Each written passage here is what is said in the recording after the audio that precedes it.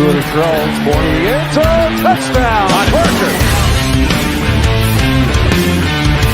Lift off, flying Xavier out. Tagovailoa trying to make up for it, fires to the end zone, touchdown.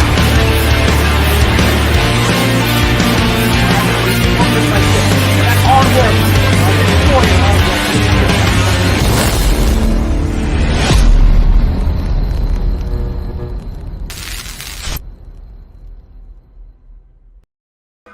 What's good, Fin Nation? What's good?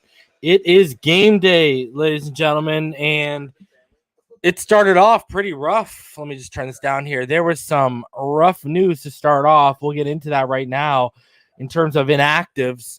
All those reinforcements we thought we were about to get, no bueno at all. So just to keep everyone updated, to keep everyone on point of where we are exactly at right now, here are your inactives for today, guys, and there are some familiar names. Devontae Parker is inactive. Jakeem Grant is inactive. Chandler Cox is inactive. Jason Strobridge is inactive. Eric Flowers is inactive. And Mike Gesicki, the guy we all thought was going to be able to go, is inactive. Appreciate you, Martina. Thank you for the love from the UK. So that is that. There are some significant names on that list in the receiving core. I mean, we've been able to cope without Eric Flowers, so it is what it is. Jason Strobridge and Chandler Cox, whatever. But Parker, Grant, and Gesicki, those are three of the main targets. So I know Josh Valencia is saying no excuses to the problem you have with this, though, is this is playing even further into Bill Belichick's hands. So Ben's pretty much right. You know, Salvin Ahmed, you are going to have to establish the run. And offensively, we're going to have to lean on the run for a little bit. So, but just to compound, to give you guys, no, Ahmed isn't on the IR, Josh. Not anymore. He was practicing this week. Breda and Ahmed are back this week. So here we go. So basically, when you look at what the receiving options are for today, it's not pretty. Lynn Bowden, Malcolm Perry, Matt Collins, Antonio Callaway, and the returning Isaiah Ford are your five main wide receiver options. And then from a tight end options, you got Durham Smythe, Adam Shaheen, and Chris Myrick. So, oh boy, when you actually sit here and look, it's not good. No, Javon, DVP is not active. So, I mean, this is your receiving core today. Like, I gotta say this, Josh Valencia, I know you said no excuses, buddy. If this man goes out and beats the New England Patriots with this, bro, Patriot fans will never hear the end of it, and Herbert fans will never hear the end of it from me. I'm telling you right now. What's good, Pyro? What's good, Reason? Like, if this man can pull off a win against the New England Patriots, and more specifically Bill Belichick, who I've already said in the pregame show, he's going to throw stuff he hasn't seen yet on tape. The good thing is Flores is someone who might be keen to that stuff that hasn't been shown on tape yet. But, I mean, this is worse than Patchwork, Mike. Like, Lynn Bowden went from getting traded by the Oakland Raiders to us. Now he's our number one option. Yeah, man. I think that, especially with players that he barely has chemistry with, it's going to be tough. And you know Bill Belichick's going to take advantage of that, man. He's definitely going to take advantage of that. Yeah, man. I don't. This is you know what I mean. Like, Reason. Look at those names, Pyro. Yeah. Only us Dolphin fans know who those people are. Yep. No one around the league, other than Eagle fans, might have remembered Matt Collins. Brown fans might have remembered Antonio Callaway. No one around Oakland Raider fans might remember Bowden because it was that fresh. But outside of those niche markets, no one in the league knows who any one of these guys are, bro. I would say the Patriots fan may know Isaiah Ford from the trade, but that's Yeah. about it. There you go, man. Yeah, man. It's and this is a reason. This is another reason why we should have a established running game, because you can have something to rely on when your receivers are out. You know what I'm saying? When you have to rely on Parker and Gesicki just to get something going on offense. That's one of the reasons why I'm so animate when it comes to having a good running game, because you can have something to And fall how'd our back boy on. Najee do yesterday, bro? Oh man, bro. Bro, you need to follow me on Twitter, my friend, because I wrote a letter to Santa for Najee, My God. that blew up a little bit. I was wilding out yesterday over Najee and then adding Devontae or Waddle to that package because it's must and happen. you know I'm a Gators fan, right? And just to see him I was like, dang you, Najee, you better be glad I love you, man. Yeah, I'm a Gators fan too. Yo, man, Bro. and I gotta say this, I gotta put him on the radar for everyone. Because I know a lot of people are talking about that wide receiver Terry from Florida State right now. Yeah. I'm taking Kadarius Toney over Terry. Oh, definitely. Every day of the week. People are, I think, since because he's only spotlight in the Florida State receiving corps, that they're so adamant about him. But I'm like, no, dude. Yeah, Kadarius Toney is way better than Tamarian Terry, bro.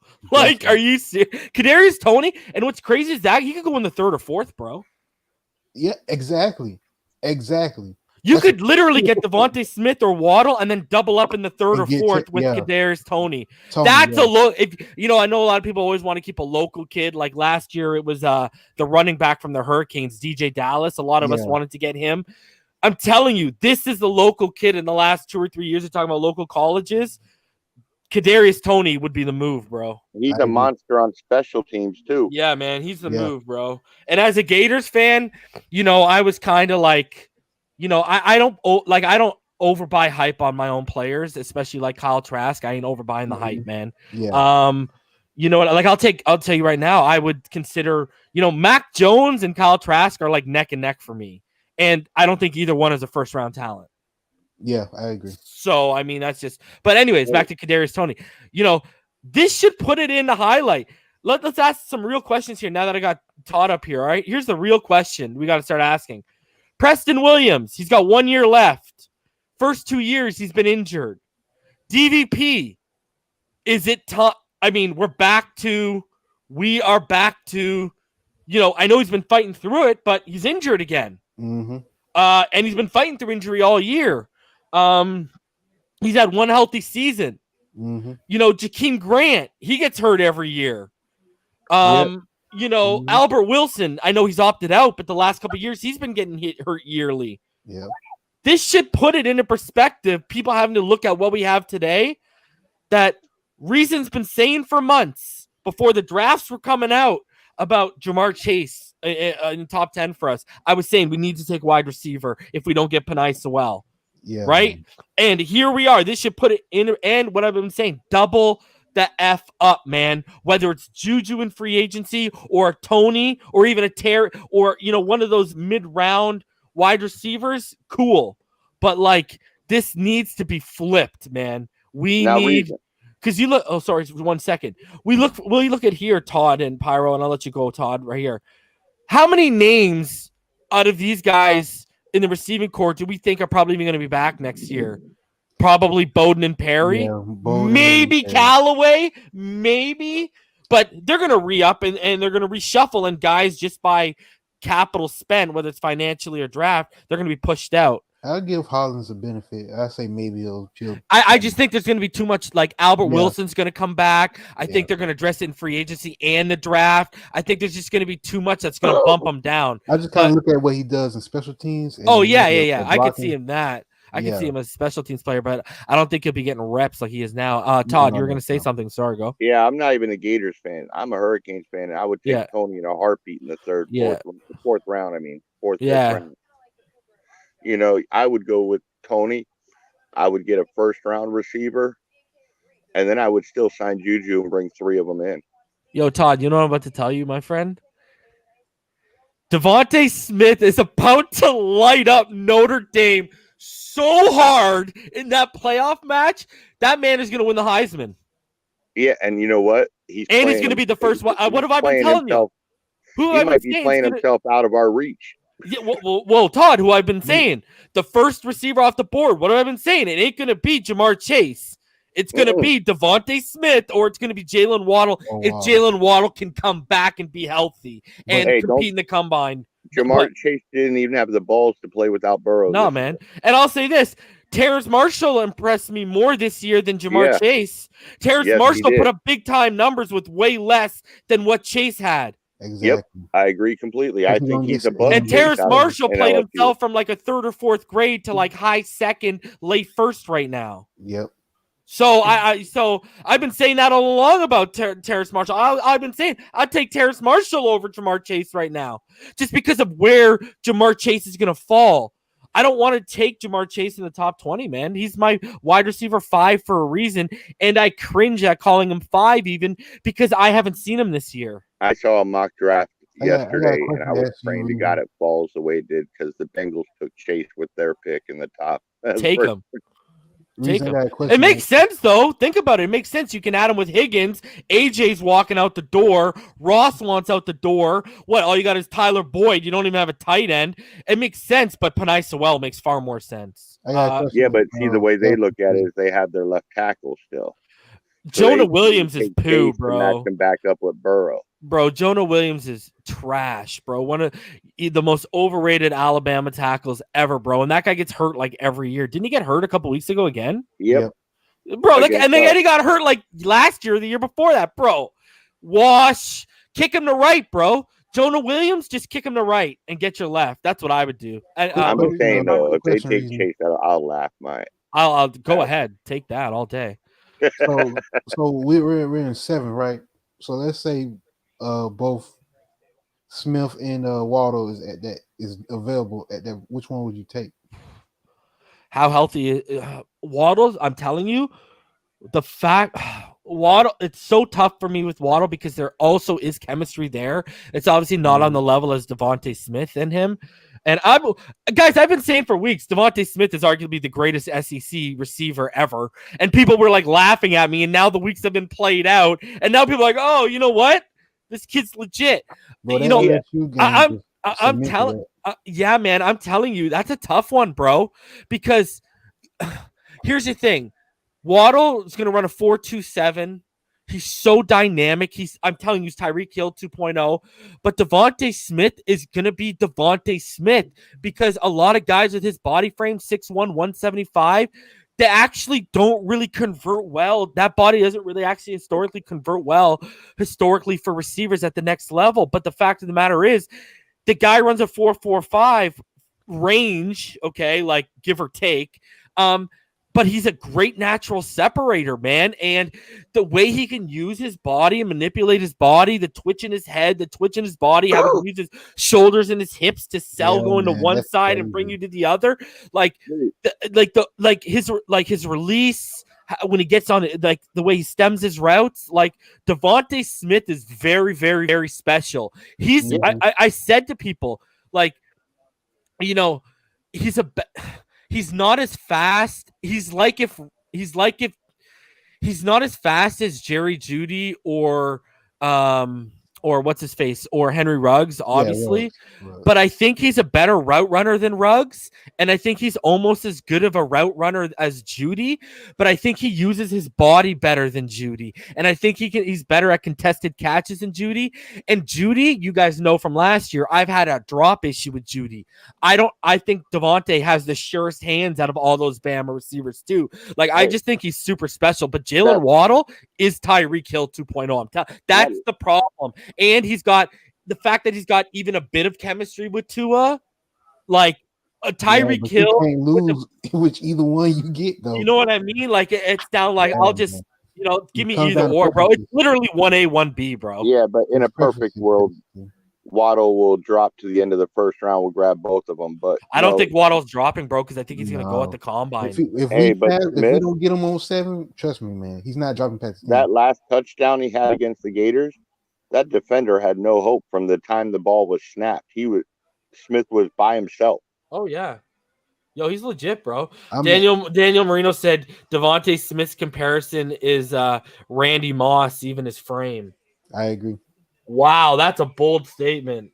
It's similar, but I ain't gonna say he's gonna be like that. Randy Moss was 6'4" though and ran a 4. Yeah, he ran a 4.2. That's your problem. Yeah, exactly. Yeah, when I remember, yo, Todd, I was recently just looking. I forget when it was. It was like 2 weeks ago, and I totally forgot. You bring that up. I was looking at like combine stats, like literally a week ago. It was me and Ball Game, and we were backstage and we were just chopping it up. It was a couple weeks ago. It was before or after one of those Tua shows. And my word, Todd, we were talking about receivers. We were talking about like Terrell Owens with like the Eagles and stuff. And then Randy Moss came up. Bro, I totally forgot Randy Moss is 40. And then I was like looking it up while I was talking to I was like, holy Jesus. It was illegal for somebody his size to have that my speed. God. Like unbelievable, bro. Like a 4.25 when you're 6'4", bro. Like my God, bro, that's faster than Waddle. I'm salivating over Waddle running a 4.27, bro. That's crazy, man. That's just a freak. Jesus. A freak, and not just that, he had the jumping ability, he had the hands. He had it all. He had it all, man. Yo, let me ask you guys. Did you guys see Randy Moss? The game's about to start, but before we go, Randy Moss was saying he thinks Jerry Rice is actually the third or fourth best receiver. He thinks he's number one, and then he thinks Terrell Owens is number two, and Moss is number one. Though. Oh, Moss thinks Terrell Owens is number two. I'd say he's three. Yeah, it's a good conversation, though, eh? Yeah, but Moss, I think, is number one because he never. Can you imagine if he had a quarterback like Jerry Rice had for his whole career? Yeah, but I mean, Dante Culpepper used to bomb him out for him, bro. Before we got the Dante Culpepper. No, when Dante was healthy, right? He had Brady. Look at the 1 year he had Brady. Oh yeah, for sure. He was more of a high ball thrower, right? Strong arm, high ball. Yeah. You know what I mean? And he also had to battle for snaps with Chris Carter. Dude, but when he had Brady, he had video game numbers. They both broke the record, right? Brady broke the passing, and then he broke the receiving touchdown in the season record. You're right too, and that I think that once Randy Moss is just a freak, bro. That dude, when you seen him, it's like, man, how is this possible? All right, he boys. Is the wide receiver version of Lawrence Taylor. Yeah, okay? I'm about to do this game, guys. So I'll have you guys. I'll open it up at halftime. Okay, guys. All right, man. Take care, Reason. All right, buddy. Let me get this switched over. Good conversations. Appreciate you, Todd and Pyro. That was a good conversation before we get rolling here. All right. I believe that my guy can make it work with scrubs. And there you go. Just like that, it's 3rd and 12, baby. Just like that, with 14:30 left in the first, the Miami Dolphins have the New England Patriots backed up, and beautiful stuff, baby. This is a good start. That was a huge play on the 1-yard loss by Christian Wilkins. So here we go. Out of the shotgun, they're going empty. Wow, they're taking it underneath. What do you think they're going to do against us on that, baby? Nada. Demario Bird playing like a bird, thinking he's going to beat us with that nonsense. Are you for real? Y'all run a bubble screen on 3rd and 12? Ah! Yo, do you know what defense you're playing, Billy boy? Playing the Miami Dolphins, huh? You're not playing some scrubs, brother. What does this guy think it is? 3 and out, baby. Music to my ears. And we get the ball back to start the second half. And we looking fresh in the throwbacks. Let's go. Look at that, guys. No cringe. No cringe, no worry whatsoever. Callaway lets it roll. We don't got to worry about Grant getting lit up or not making the fair catch. And just in time, I got to turn it up for my boy Tua to hit that. Feel, baby. Let's go. Let's go. This D is about getting us to the playoffs. Let's go. Now the offense needs to do their part. Look at that touchdown to interception ratio, 9-1. My God. 62 completion percentage. Here we go. Tua Tagovailoa, baby. 1st and 10, 13:23 left in the first. Nothing but Krispy Kreme donuts on the board for both teams. 0-0. Oh, here we go. 11-man personnel. Sorry, my bad. 12-man personnel. And they're going to fake the handoff. And no, they're going to give the handoff. And Ahmed's going to take it. He delayed it to the left, cut it back inside. And he's going to get about 1.5 yards, 2 yards on the carry. Got to keep him honest, man. They give him a yard, a very, very, very long yard. So it's got to be about like inches to the 2 yards. So here we go. Pistol formation. They're going to motion Bowden to the left side from the right, and they're going to hand it off again. And it's Salvon Ahmed. He's going to fall forward, and he's going to gain a decent chunk of yardage. And that's going to bring up 3rd down for your Miami Dolphins with about 12:40 left. Good start. Sticking to that run. Good gains on both runs. And that's going to bring up about a 3rd and 4. So 3rd and short. It's what you want to see on the first down. 3rd and 5. So a long 4. Appreciate you, Carrie. All right, we got trips bunched to the right. 1 out wide to the left. 2 in the shotgun with Laird to his right. Motions him. And then he's going to take Laird out of the backfield. And Laird's going to get to the sticks. He got there, baby. Don't tell me that they're going to mark him short. They're going to mark him inches short. Go for it. They're going to mark him short. Not a good spot at all. What are you... the knee. I don't know. I got to see a better angle. Let me see with the knee. Yeah, it is just short. Good call on the knee. That was a good spot. And now we're punting. Come on. Show some aggression, man. There's a challenge flag. You're not going to get it, Flo.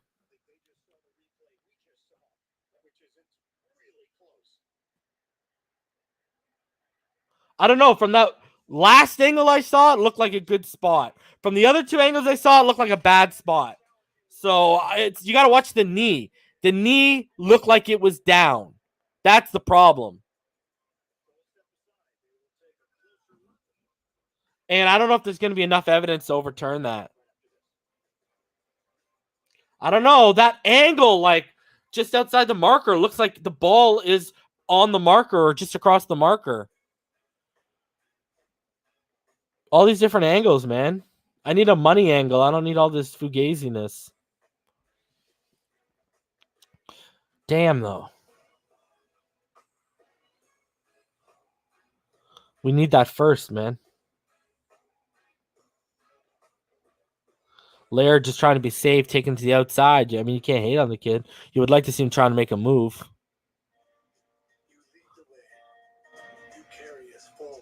We're going to see. You know, I would have just, honestly, man, QB sneak it. Do what you did to score the touchdown last week.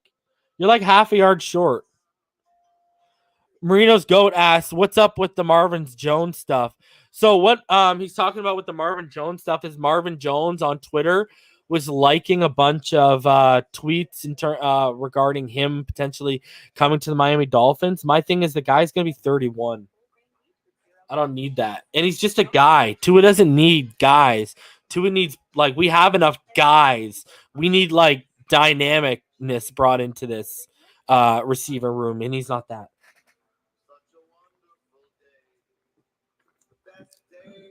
Just a 31-year-old, just a guy receiver does not intrigue me.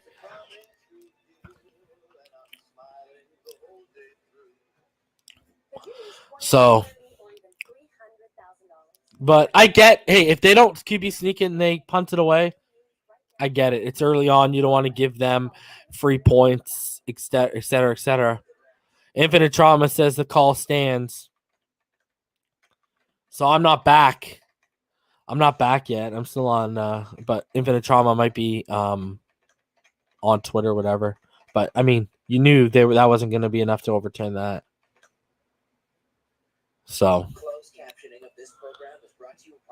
if you're ahead of me, are they punting it? That's what you need to tell me.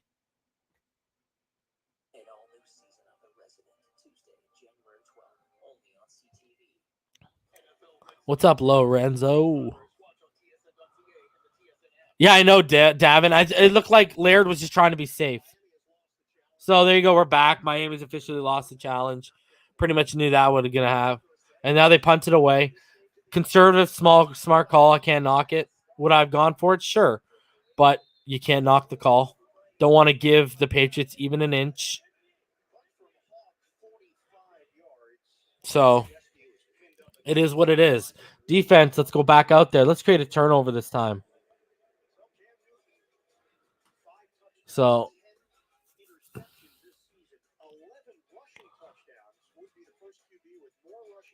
this man only has 5 passing touchdowns this season.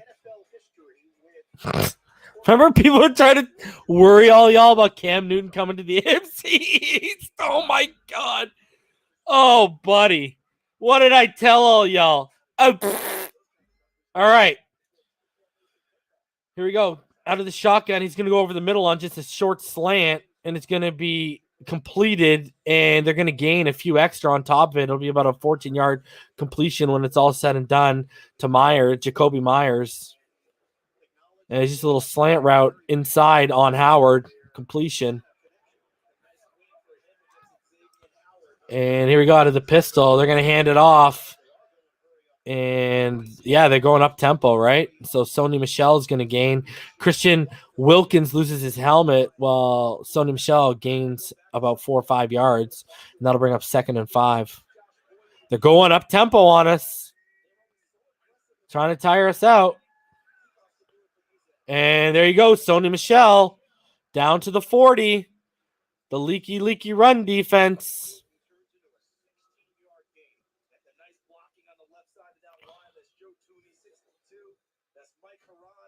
Wow.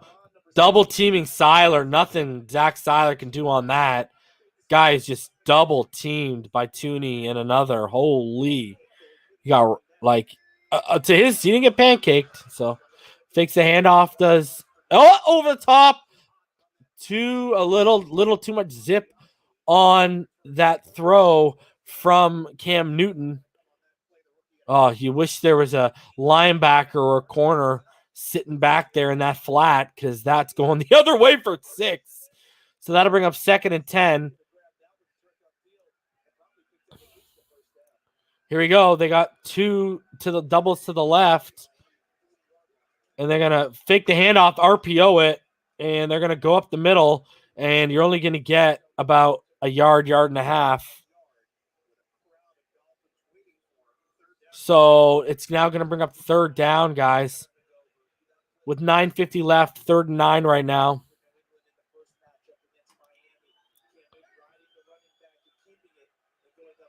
And now we got doubles to the right, doubles to the left. Sorry, trips. It's an empty set. My bad. What am I saying? 3 to the right, 2 to the left. Empty set. This man is in the shotgun. They motion Sony Michel into the backfield, and the fullback is actually passing, and he just throws it away, throws it down into the shoelaces. And they're talking about whether there was someone in the vicinity, and I think there was, so he might not get a flag for that, but that's going to be a 4th and 9. The defense is stifling.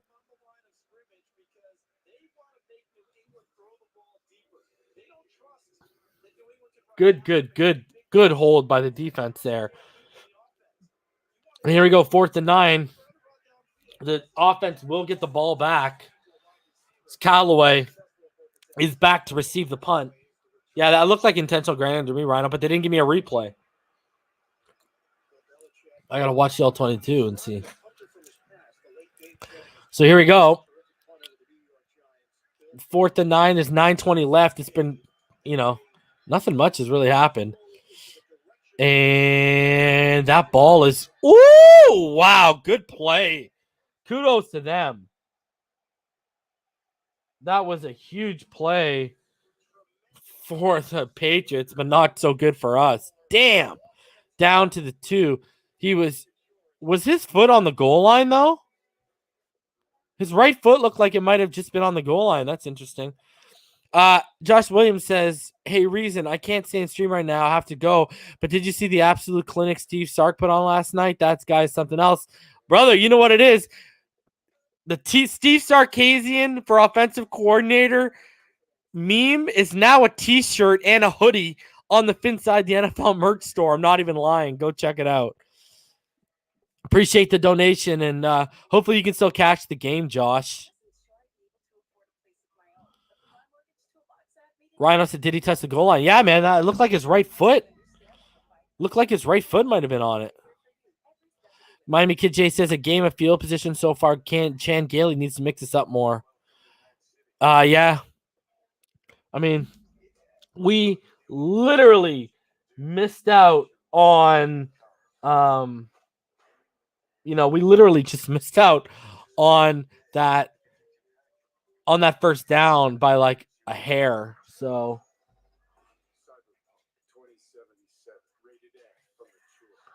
that dude, Jonathan Taylor, guys, he just scored another touchdown. That guy is going like, man. The campaign is starting, Jason. Yeah, I'm thinking of getting those straw hats, maybe some buttons, maybe some pins. Chalk Vanilla Straw says, no safety, please. Jesus, good golly almighty. Why you got to put that out there, Chalk? Yes, Chase, this is a must-game win. This is a playoff game. So, would have liked to see the offense come out a little bit more aggressive to open the game up, but they're trying to establish the run. Let's see what we do here. Because we need this dub. This is not a game, people.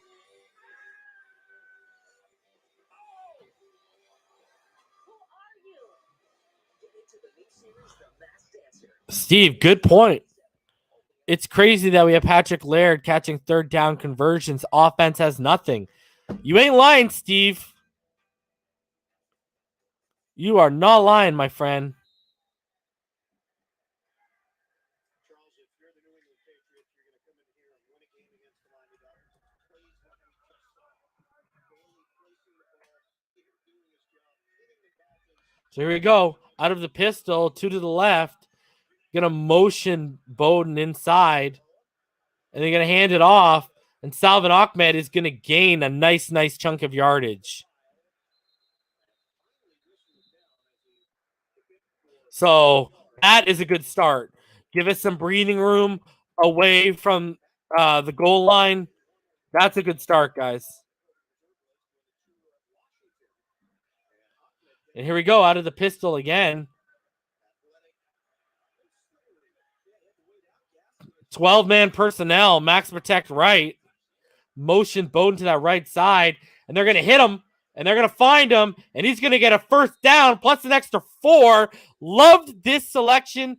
I loved this trade when we made it, and I love it more and more every day. Lynn Bowden, guys, he is legitimate. This guy, I love him, man. There's a few players I've fallen in love with this season, and Bowden is one of them. He's very, very consistent. And out of the pistol again, they're going to give it this time to Salvin Ahmed. Ahmed's just going to fight, and secure the ball, and he's going to gain some good yardage. He's going to gain another 5, it looked like almost.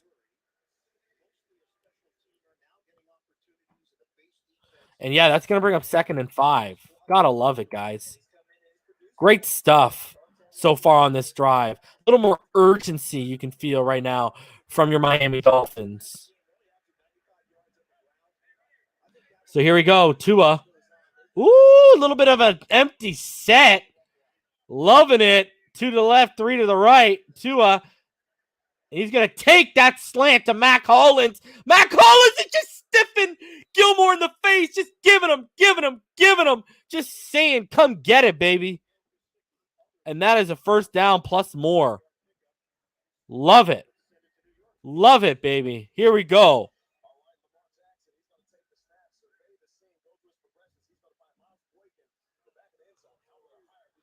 Here we go. Strong eye to right.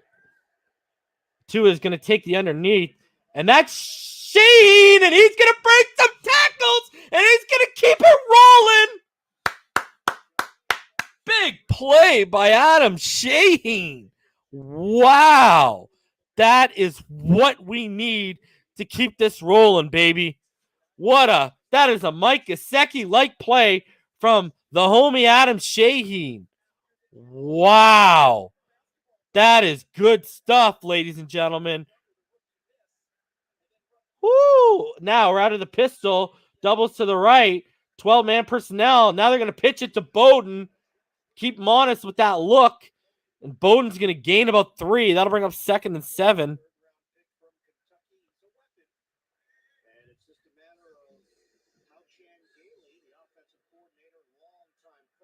Beautiful stuff right now, guys.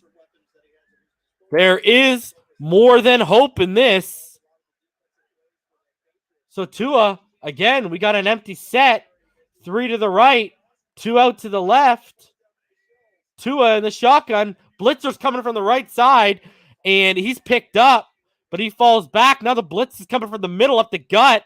Tua, woo, baby! Finds Smythe, just sits back in the pocket, waits for his man, and delivers a dart. First down, Miami Dolphins. Loving it. Loving it.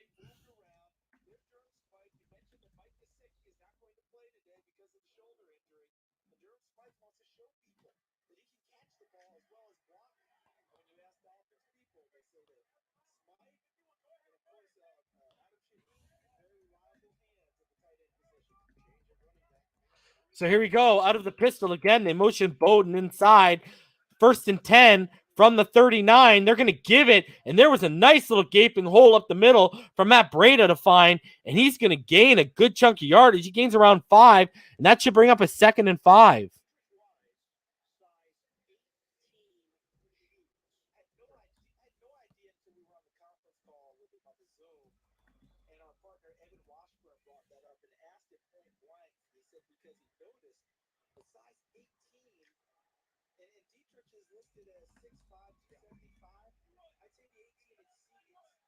Here we go.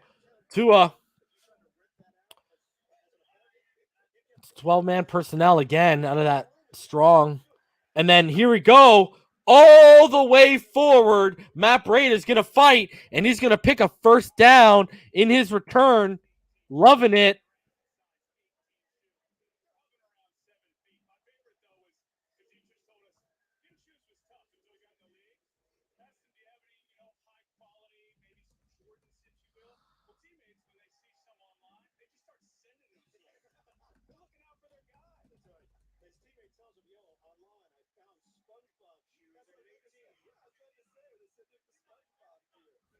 So here we go. Tua. That strong pistol to the left. And Breida's going to delay it. And he's going to head out on the edge. And he's going to finally get pushed out after about a 7 or 8 yard gain by Stephon Gilmore. Wow. The Dolphins are driving, ladies and gentlemen. It is no problem right now.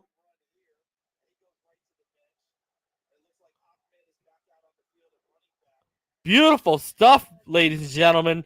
The Miami Dolphins have showed up after that slow start on that 3 and out earlier that they just missed converting on. Wow. Here we go. Doubles to the right. They're going to motion in the pistol. Bowden towards again. And they're going to get Wow. Was that Breida? No, that was Salvin Ahmed. Broke that tackle as there was a Patriots defender in the backfield right off the snap. And Salvin Ahmed, now it's a 3rd and 1 instead of potentially being a 3rd and 4, 3rd and 5.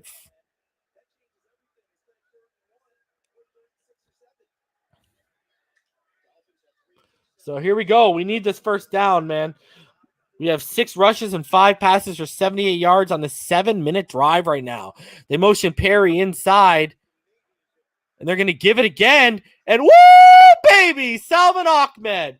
All the way up the middle, baby. And there you go. Just like that. The Miami Dolphins came to play, guys. First down. I want a bootleg here to the end zone. Give me that bootleg, baby. Or run it again because we're moving it right now.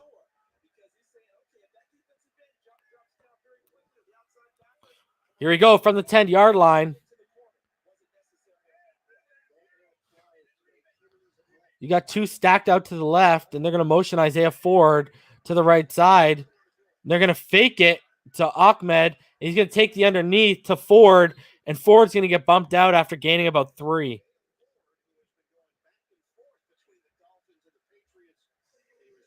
So that is going to bring up 2nd and goal. There's about 1:10 left. It's 0-0 right now in the first quarter. Great drive by the Miami Dolphins. Tua right now is 7 of 7 for 54 yards. Tua don't look shaken at all.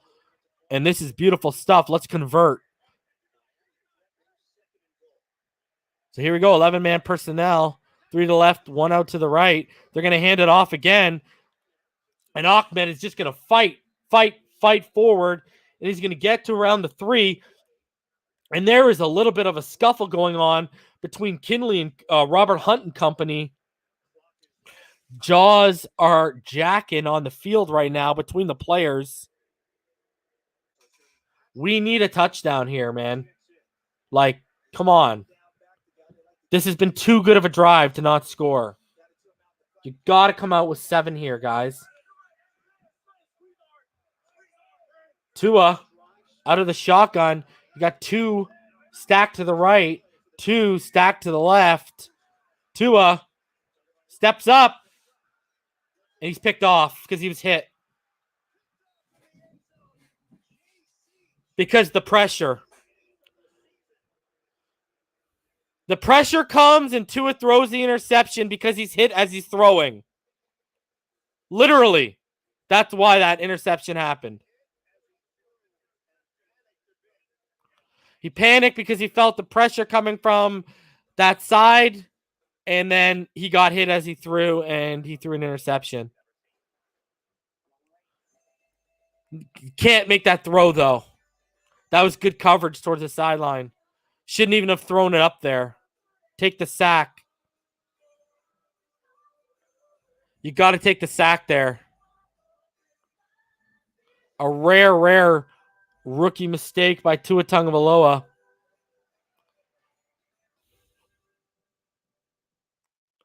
Yeah, just got it. The pressure was coming off the rip. You got hit as you throw. The read wasn't there, okay? He wasn't open. The read wasn't there. You got to take the sack there just because everything was working against you on that play. Nothing, there wasn't separation from the receiver. And if you're going to make that throw, you need to have your feet set and planted because you got to throw it you got to put touch on it over the defender towards the sideline. So there's got to be touch on that. You can't just heave that there. So, yeah, Pyro's right, man. I'm not going to deny. That was a Fitz throw and decision.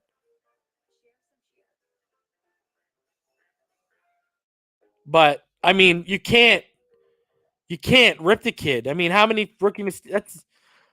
That's literally, guys, that's the first interception on Tua this year.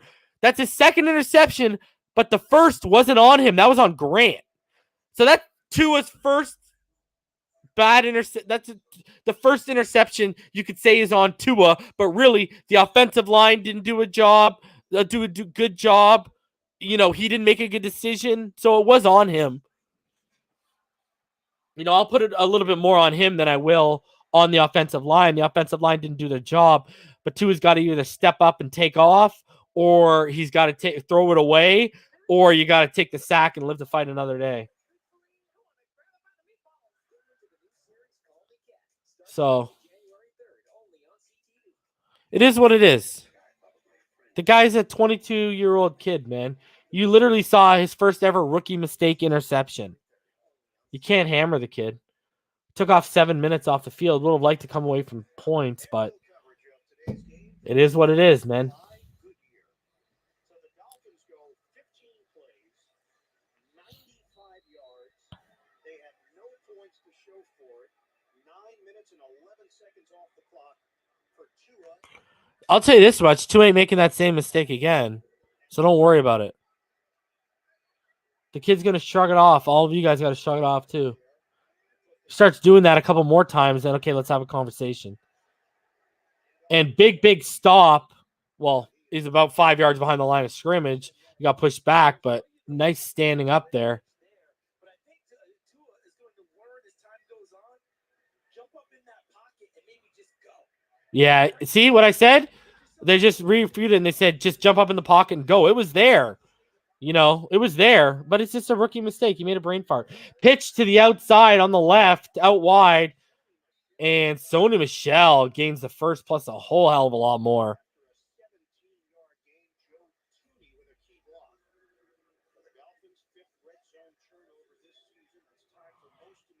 Yeah, he had to step up and step out, not step up and reset.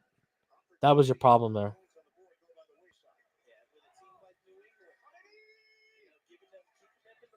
He'll be fine. Don't worry, man. And there you go. False start on the New England Patriots. Guys, he won't make that same mistake again this game. It happened. Move on with your lives. We still got so much football left to play. Almost like we got 44 minutes left. 44 minutes, 11 seconds left to play. Tua can still get it going. Wow, and they called Byron Jones on the neutral zone instead of hitting them. Wow.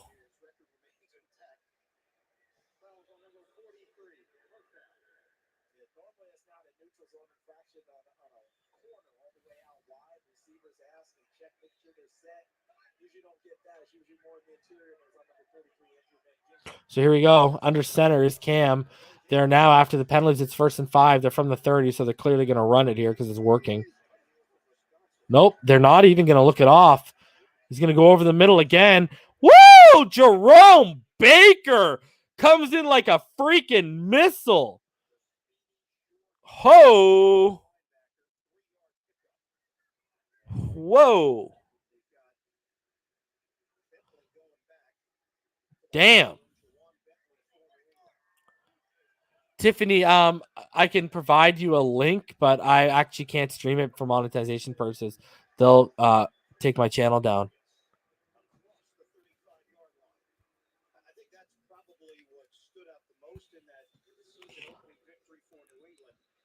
But they convert anyway, so it doesn't matter. Nice play by Baker, but in the long run, they don't matter. So here we go. 1st and 10 from their own 37.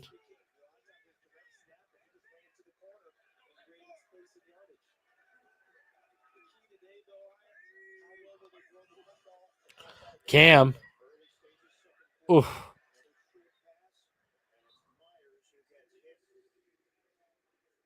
I have links. If you need a link, I can provide you a link. Rhino, drop some links for these people. Just make sure you hit that like button, guys. All right, 2nd and 2.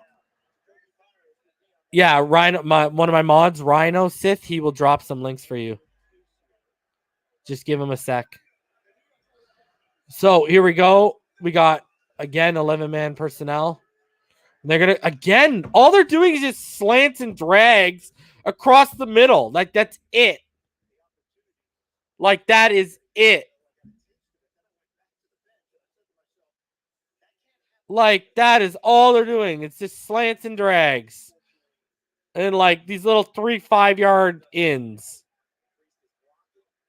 Like, what the hell? Sit underneath that, man. All right, Tiff, it's coming.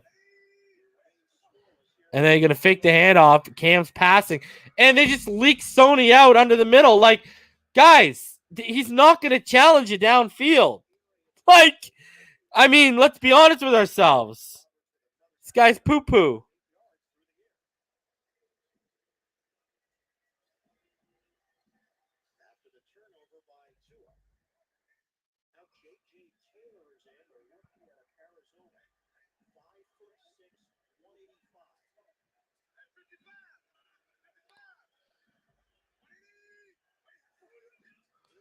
Whoop!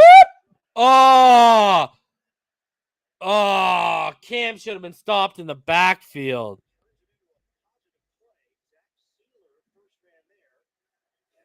There's your link. Oh, Christian got shaken.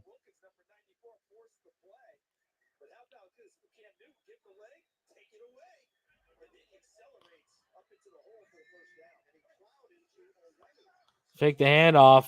Newton feeling it. Oh, did he not make that interception? Oh, come on, Kyle. Oh, man. That was your chance to turn it back, man.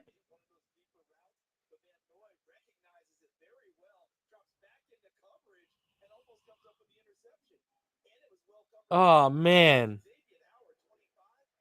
That was your shot, man. That was your shot. All right. Here we go.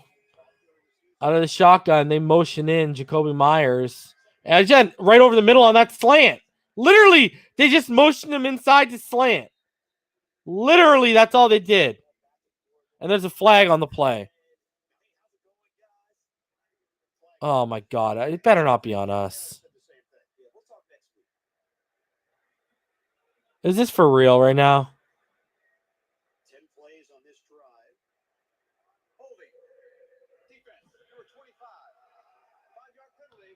Come on, X. Like, what are you doing?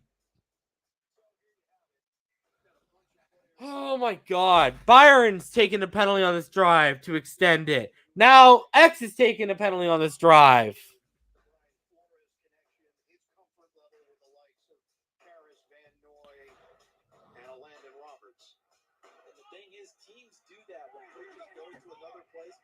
This is ridiculous, man. Here you go, 11-man personnel. They're going to give it and fake this handoff to Sony. And again, they're RPOing us up the middle like they did week 1. You needed to take the lead, man. So they couldn't play this bullshit against us.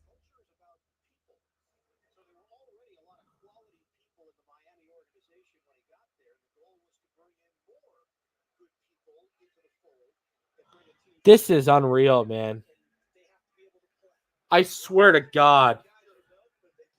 2nd and 2. Hand it off, and he stopped in the backfield. Thank you.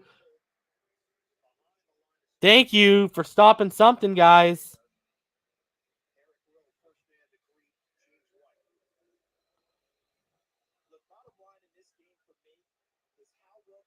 So 3rd and 3.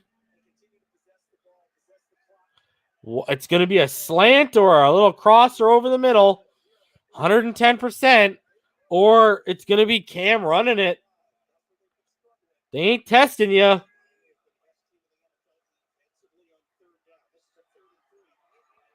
And they did test him towards the sideline. Incompletion. All day I'll take that, baby. You guys were dumb enough to test us? You guys were dumb enough to test Byron Jones? Wow. And Byron had his back. That should have been a catch. Wow. That was a bad throw.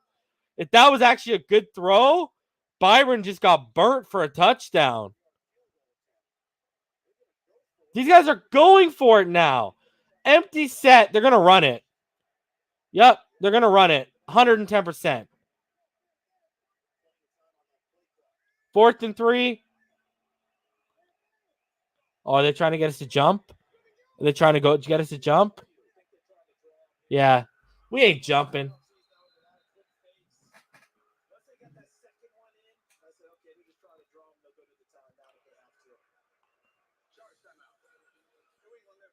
Yo, Cam is trash. I'm sorry. Cam is so trash. Like, so trash.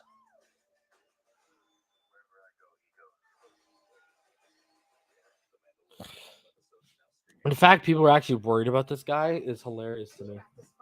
Absolutely hilarious. Unwrap the Deal is back at Kia, and the 2021 Sportage is ready to take on winter with Diamondback's all-wheel drive. Guys, we need a field goal block, baby. Let's go.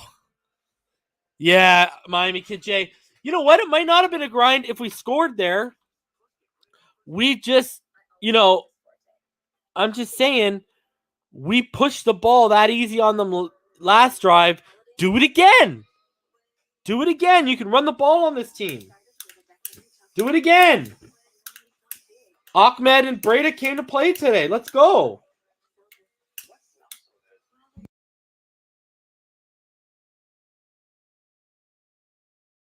So we just need to end it. You just need to convert it this time around. And I believe we can do that. Tua ain't going to make that same mistake.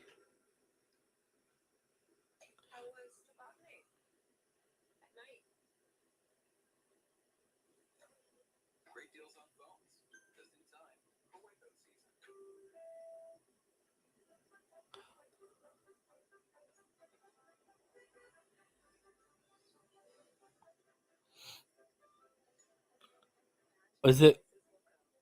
I told you, Pyro. I told you, Pyro. We're going to get exposed if we get to the playoffs. It is what it is. Let's just get there, though. What are you asking, Pat? Would you rather see Cam style play from Tua or just one rookie mistake? Check yourself. Bro, I don't want Cam style play from Tua. Brother, that would be that's not using Tua's ability to its fullest potential. I don't want Cam doesn't have an arm, bro. Cam doesn't throw with anticipation and accuracy. Sorry, he just doesn't at this stage of his career right now. His mechanics are not even that great. You just literally saw that interception happen because it's year 1. Year 2, year 3, Tua ain't making that mistake. And it took how many games for an interception to actually be on Tua? Because the first interception was on Jakeem, not him.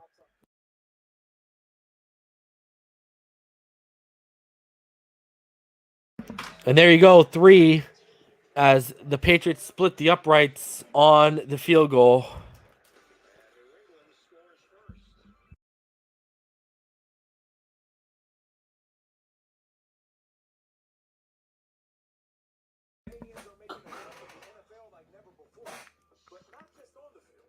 So 3-0, New England Patriots, guys.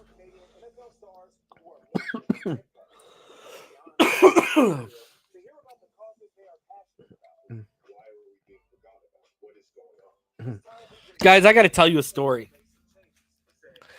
I got a $50 league I run every year. I've won it the last 2 years in a row.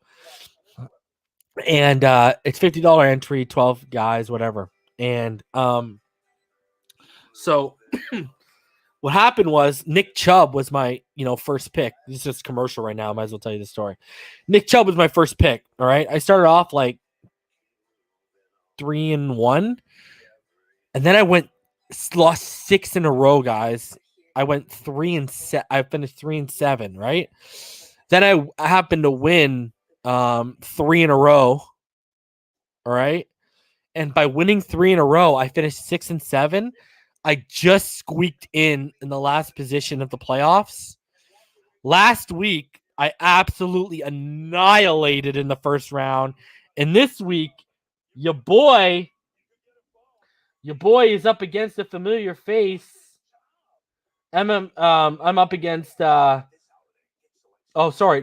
week I was up against a familiar face. Absolutely pumped. The homie Nico Kumo, one of the mods here.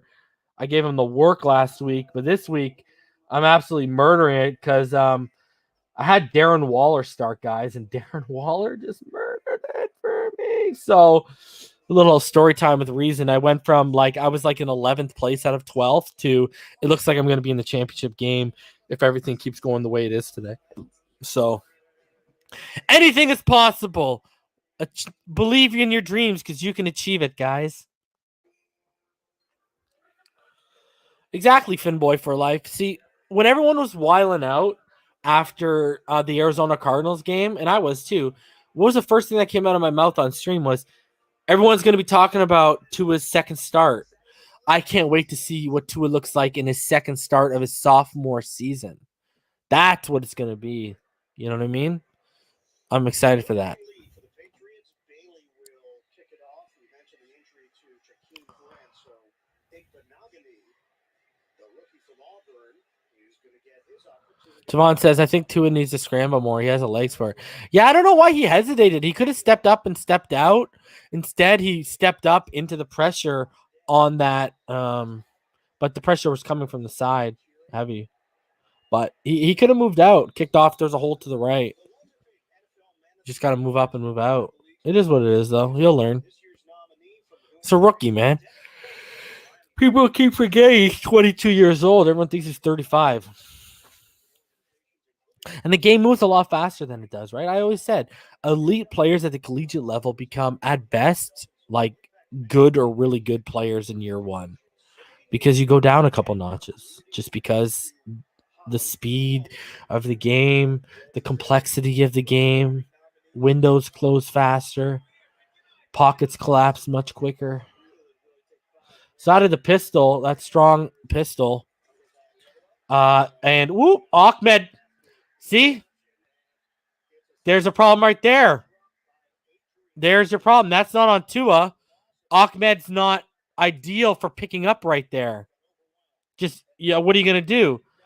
They send the safety Phillips on him, and he just pushes him out of the way. That's actually, you need like a DeAndre Washington or Laird. You guys saw last week how much they were using Laird because for pass blocking. Oz, that's not on to saying Wentz. Are you crazy with me right now? It's the dumbest thing. Ahmed didn't pick up. What are you talking about? Ahmed just got blown up, and now you got Robert Hunt with a false start.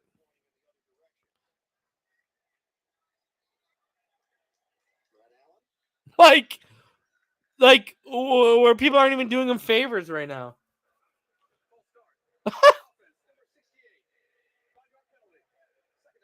That right side just cost him 14 yards. Ahmed not picking up the block, the blitzer, the safety, and then now a false start. Literally, they just cost him 14 yards. So you got trips to the right, bunched, 11-man personnel.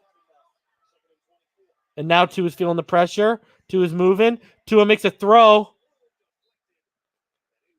It deflected and incomplete.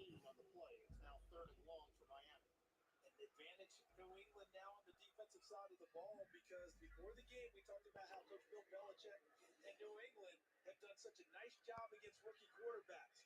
Well, the reason being, not just good players. Look at the looper on that offensive line just come through. I mean, he hit him in the hands. Ball just came out.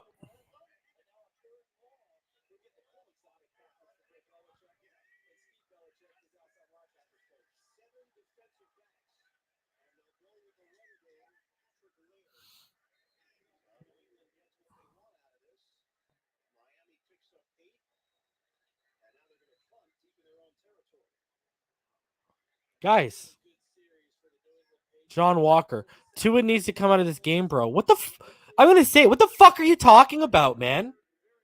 The first play was on Ahmed not picking up his block.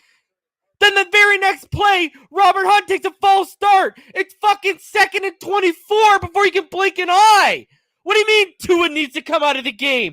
Then Tua hits the target on the run in the hands, and he doesn't make the catch. But it's Tua's fault?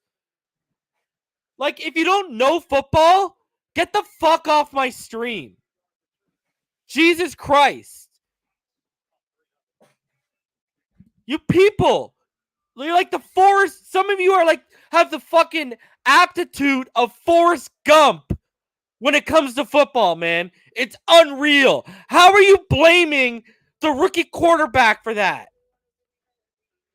He's made one bad play, the interception. Literally, that was his only bad play. And that was because the pressure was coming. Other than that, what has he done wrong? That whole drive was shot by the right side and piss poor blocking, but you want to blame Tua.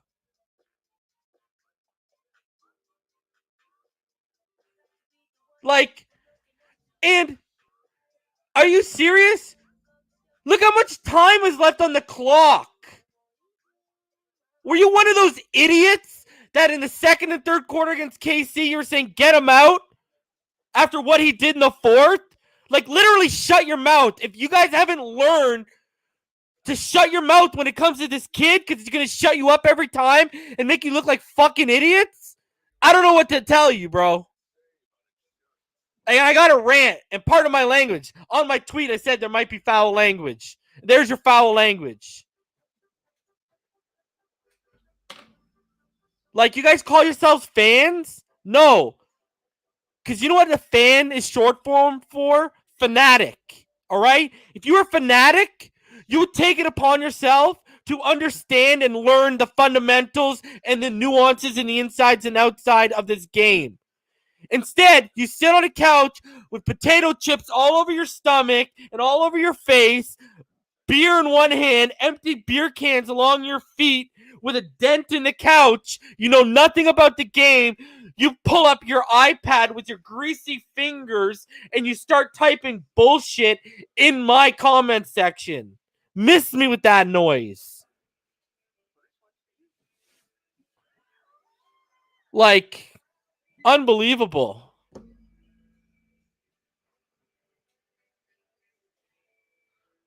It's crazy, man. It's crazy. All you damn people that listen to idiots with Dolphin outlets, whether it be an article, whether it be a podcast, or whether it be a YouTube channel, listening to these morons pushing that kind of stupid narrative, and you even buy into it. Like, keep telling y'all Robert Hunt isn't a right tackle. Keep telling y'all our offensive line isn't where it needs to be. But, yeah, it's the quarterback's fault. The quarterback needs to catch the ball, create separation also, and he needs to block. He needs to pass block. You're right. Let me know. Trevor Lawrence can't even do that. So let me know when a guy comes around that can do that. Y'all are going to be in a rude awakening for Trevor Lawrence year one if he goes to the Jets. All right, motion to the right side. They're going to give the handoff, and it's going to get stuffed on 2nd and 10, only after about a 3 or 4 yard pickup. So that is going to bring down a 3rd and long.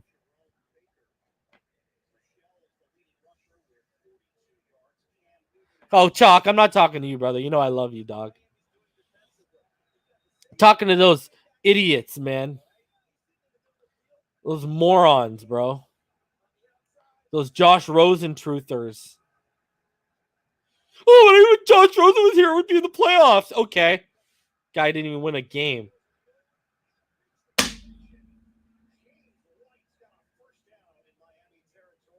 Good protection. Good protection by the New England Patriots, man. You know what? I mean, and then he just found Sony Michel over the middle, and now they're going up tempo on us.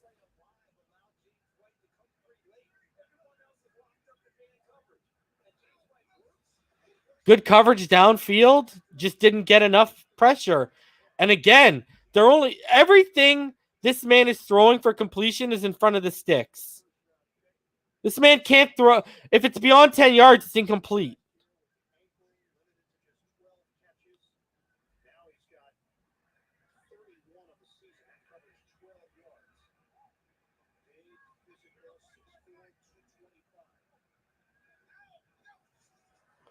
And there you go. The option. Like, yo, can I tell you guys something? And by no means do I mean hurt him. But, bro, you got to make Cam Newton pay for running the football. You got to lick that motherfucker, man. Straight up. I don't want him running the football. I want him to cringe when they call in RPO or straight up quarterback option. I want him to say, hell no. Lick him, man. Hit him. I want to hear pops, bro. And he goes deep. Like, look at this guy, bro. This guy throws me on 10 yards and he's throwing to the parking lot. No accuracy, no touch, no anticipation. And this guy's beating us.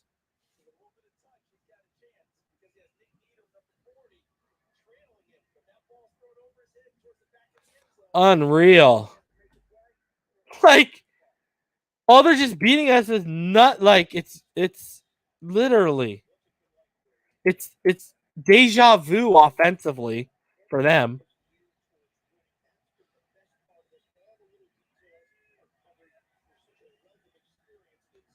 Pressure, and he's looking to the end zone. They're actually trying. Hit him! Hit him! There you go! There you go! Let's go, X, baby! Take it to the house! That's what I'm saying, Brandon Jones!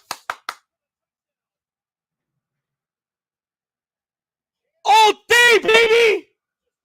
That's what I said! Hit him! Yes! Yes! Yes!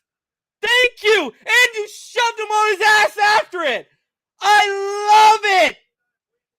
X, baby, X! Let's go! Let's go, baby!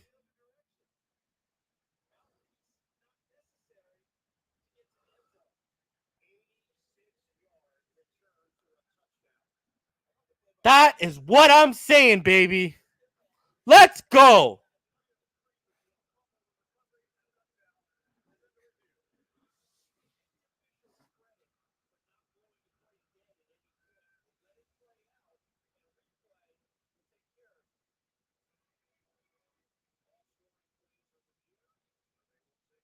Is that gonna count? Shout out to Brandon Jones.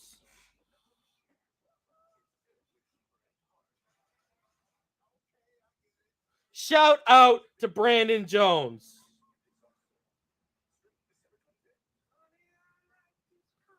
That's all I gotta say, baby.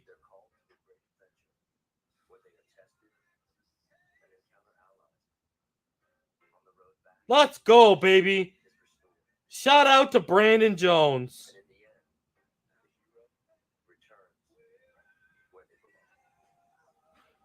Let's go.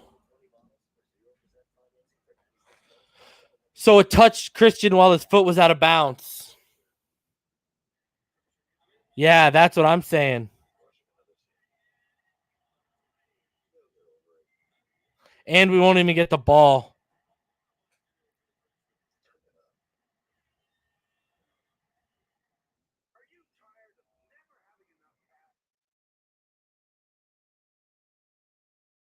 I don't know, man. Wilkins touched it and he was out.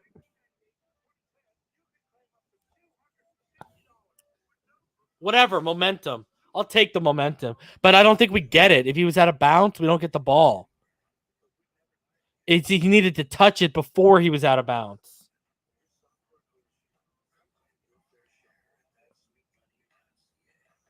This is going to be close, guys.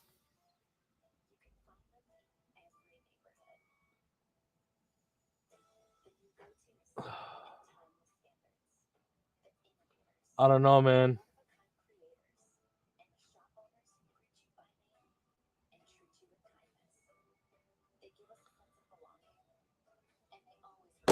Christian Wilkins, man.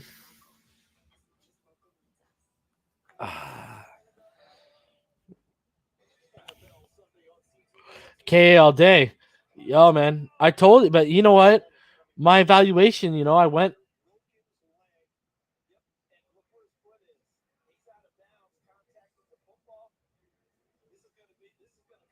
Yeah, but X had his fingers on it. Doesn't that count for anything?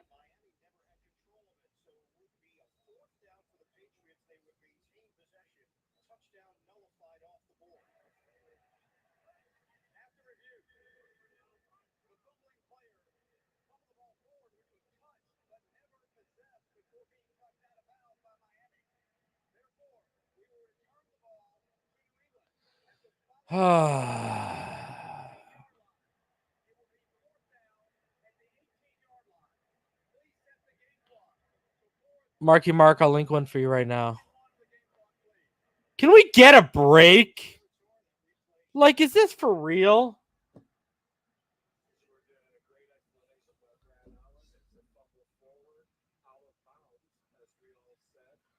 Like, come on, man.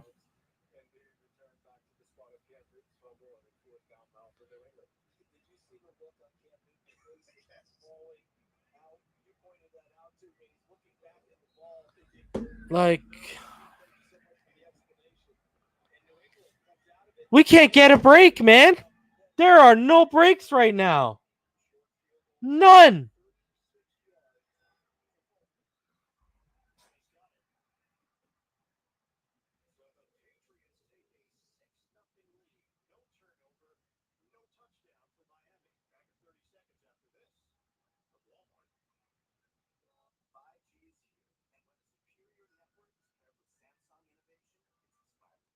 Like, we are catching 0 breaks, and they're catching all of them, man.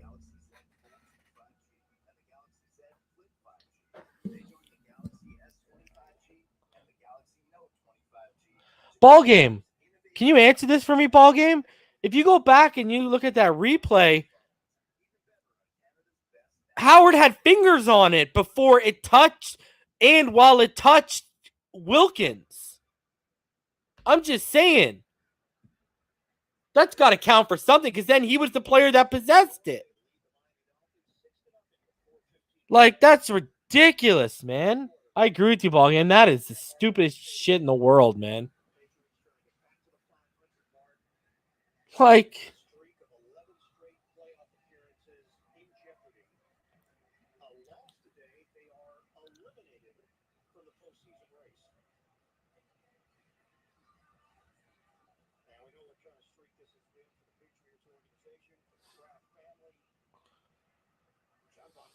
how was you getting for a halftime massage, Bob Kraft?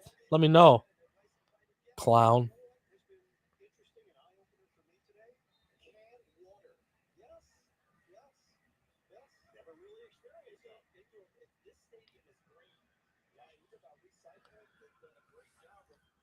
That was absolute brutal.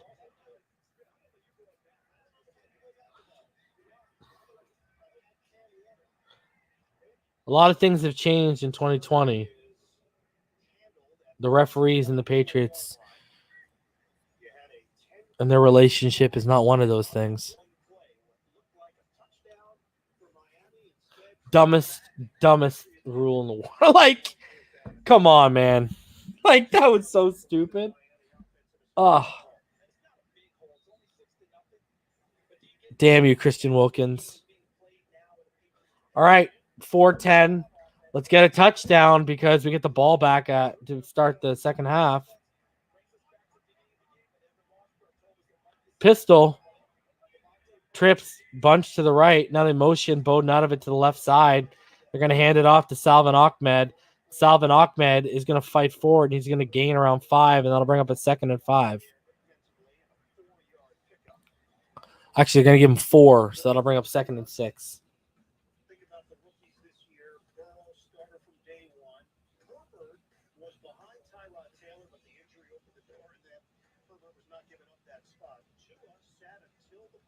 Look at Joe Burrow's picture, though. That's terrible. So here we go. 2nd and 6, 340. Empty set. 3 to the right, 2 to the left. Haven't seen this a ton yet. Tua moves out. And Salvin Ahmed, it's a little bit behind him. He drops the football.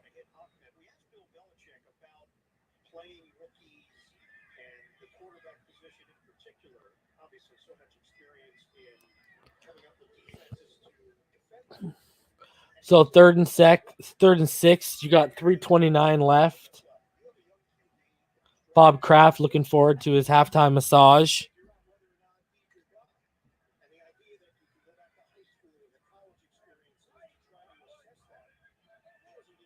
Tua, and now again in the shotgun.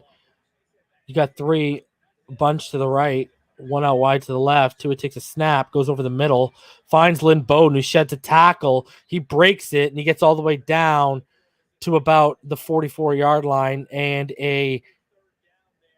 Stephon Gilmore is down and in pain. Gilmore's down. Guess Gilmore's not happy. But never want to see an elite player get hurt. So hopefully it's nothing serious.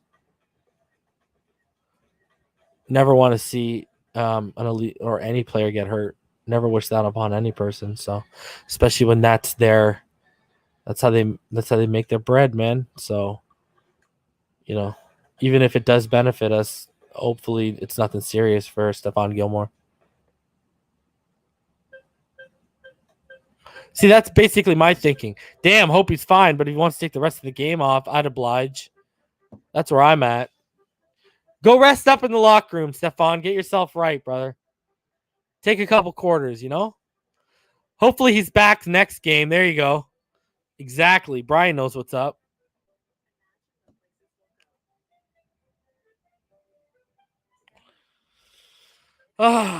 Guys, oh, man. I feel more wind taken out of the sails from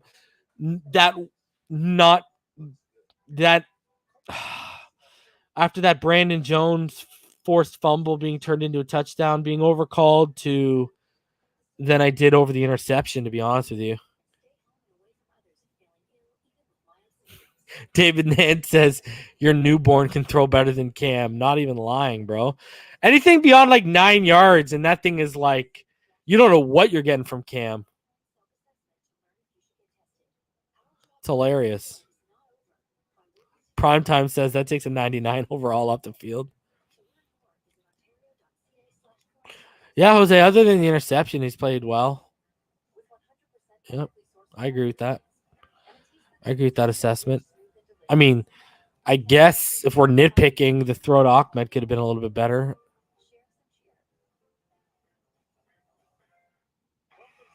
It's just we got to get ahead of them so they can't keep using this run game and just eating the clock on us. Even if we would have came away with 3, that would have meant something on that first drive. So, but we're in a position right now where if we score a a touchdown pending the extra point, we go up by 1, then we get the ball back at half. Gilmore's in the tent right now, guys. So 2 is in the pistol. They motion Bowden across. And they're going to give it off. And big run by Salvin Ahmed. Looked like it was going to be a little bit bigger, but then he got stopped up. And that'll bring up 2nd and 4 after the gain of 6. And, Mac Hollins broke his ankles. And that did not look good, guys. That did not look good for Stephon Gilmore. But, bro, whatever he hurt, Mac Hollins hurt it on the route. Damn. Mac Hollins out here, defenders tearing quads, trying to keep up with them. All right, trips bunch to the left, and they're going to motion Bowden, but they're going to hand it off this time, and Ahmed's going to fall forward, and that's going to bring up like a 3rd and 1.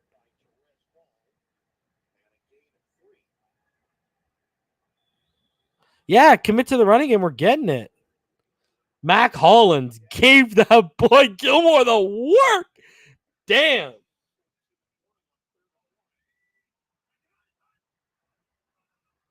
Here we go. 3 to the left, trips to the left.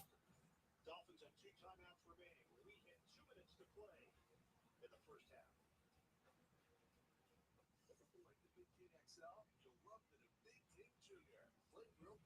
Loaded with toppings and savory stacker sauce. Get your Big King Junior sandwiches, fries, and a drink all for $4.99.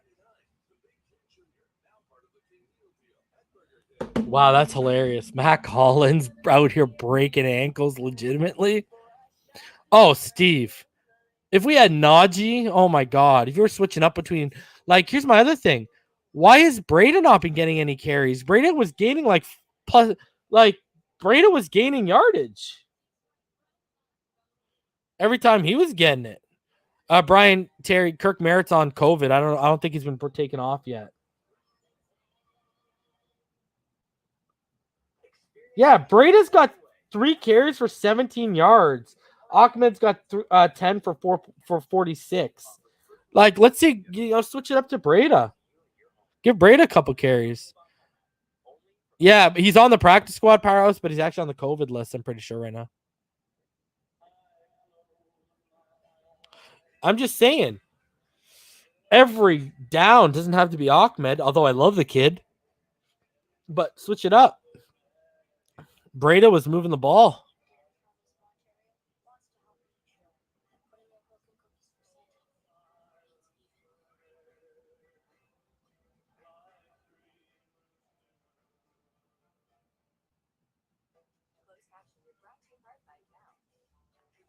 Yeah, the Ravens are giving the Jaguars that work right now, eh?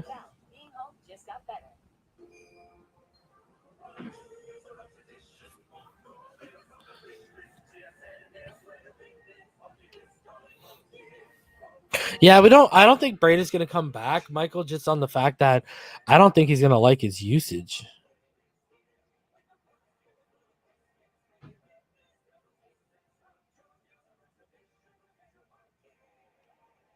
Gilmore's out. Is he done? I'm still on commercials right now. So we got 3rd and 1, 2-minute warning.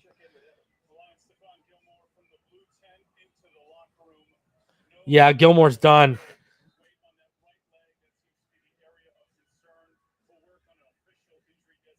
He is done.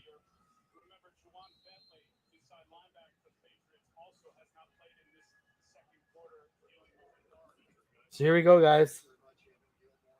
Big loss for the New England Patriots.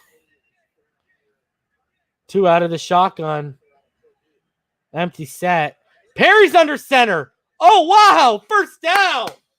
Nice little trickery gadget play. Good call. First down and a couple extra. That was pretty sweet. I like that. That was a good play.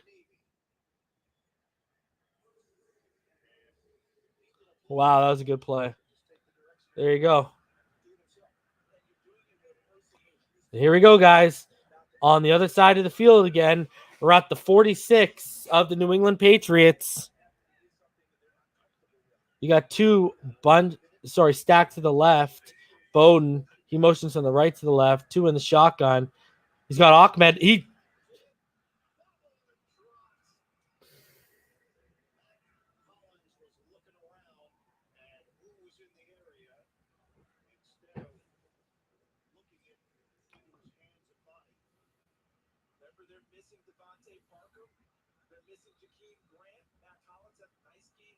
Are you for fucking real, Mac?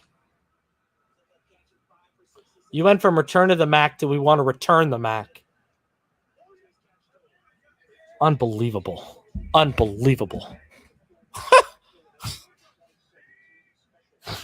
Empty set, 3 to the left, 2 to the right. Tua takes the underneath.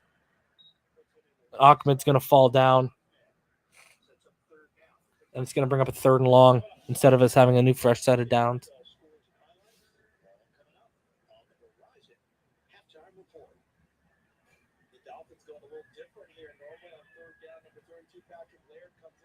Bro, Mac Hollins, are you for real, man?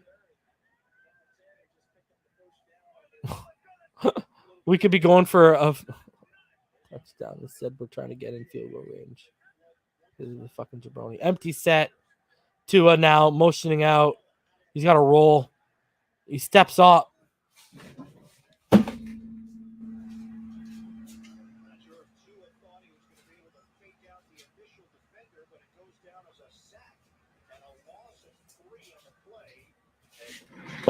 See what you did, Mac? Oh, yeah, but you're so good. You're so good. And look at Austin Jackson.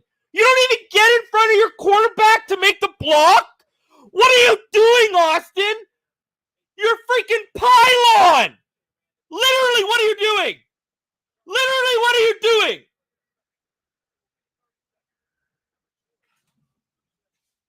Unbelievable, man. Like, what is Austin Jackson doing there? Lead him so he can scramble, bro. What are you doing? Oh, my God. Are you afraid of the second level, Austin? Does the second level scare you? Oh my God. What are you doing? Like, is this real life?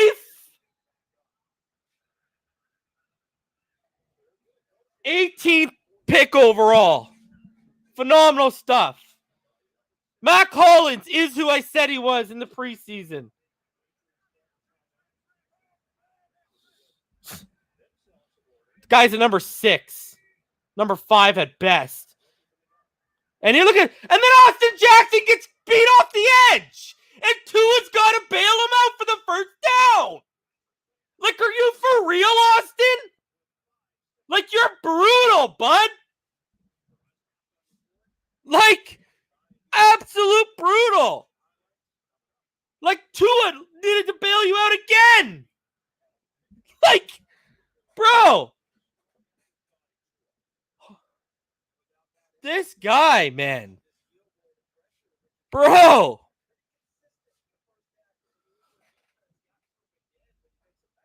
Now try and tell me you don't need a tackle. We might need even 2 at the rate this guy's playing at since he came back from injury.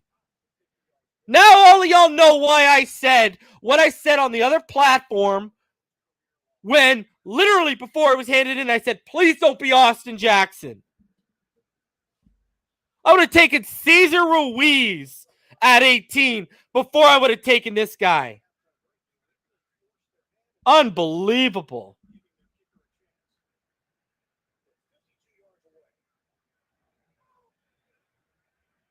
"52-yard attempt by Jason Sanders, 5 seconds left. And it's hooking left and it's wide. Again, no breaks. Literally no breaks. What a joke, man. What a joke. There's the link if anyone wants to join.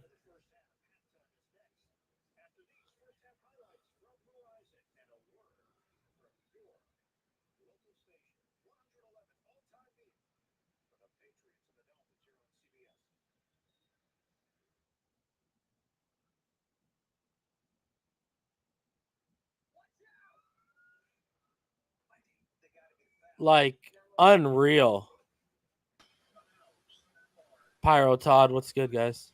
Not much right now on offense. Man, this half sucks. This is probably the worst half in our season so far. Bro, this is why I told all y'all. We make it to the playoffs. Everyone, what's crazy is we're going to get it. I've been told you. I've been telling all y'all for weeks. We're getting exposed if we make the playoffs. Prepare for it. Man. And what's crazy is people are going to crap on the kid even more.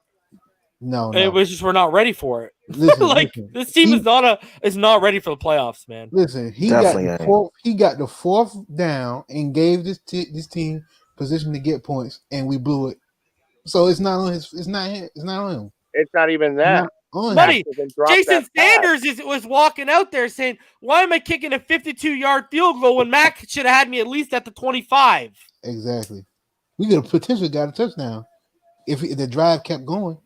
But Hollins decided, hey, I'm Jakeem Grant for the day, so let me drop this wide open pass in his hands. Bro, you can't. No defender was on his back, and oh my God, this is horrible.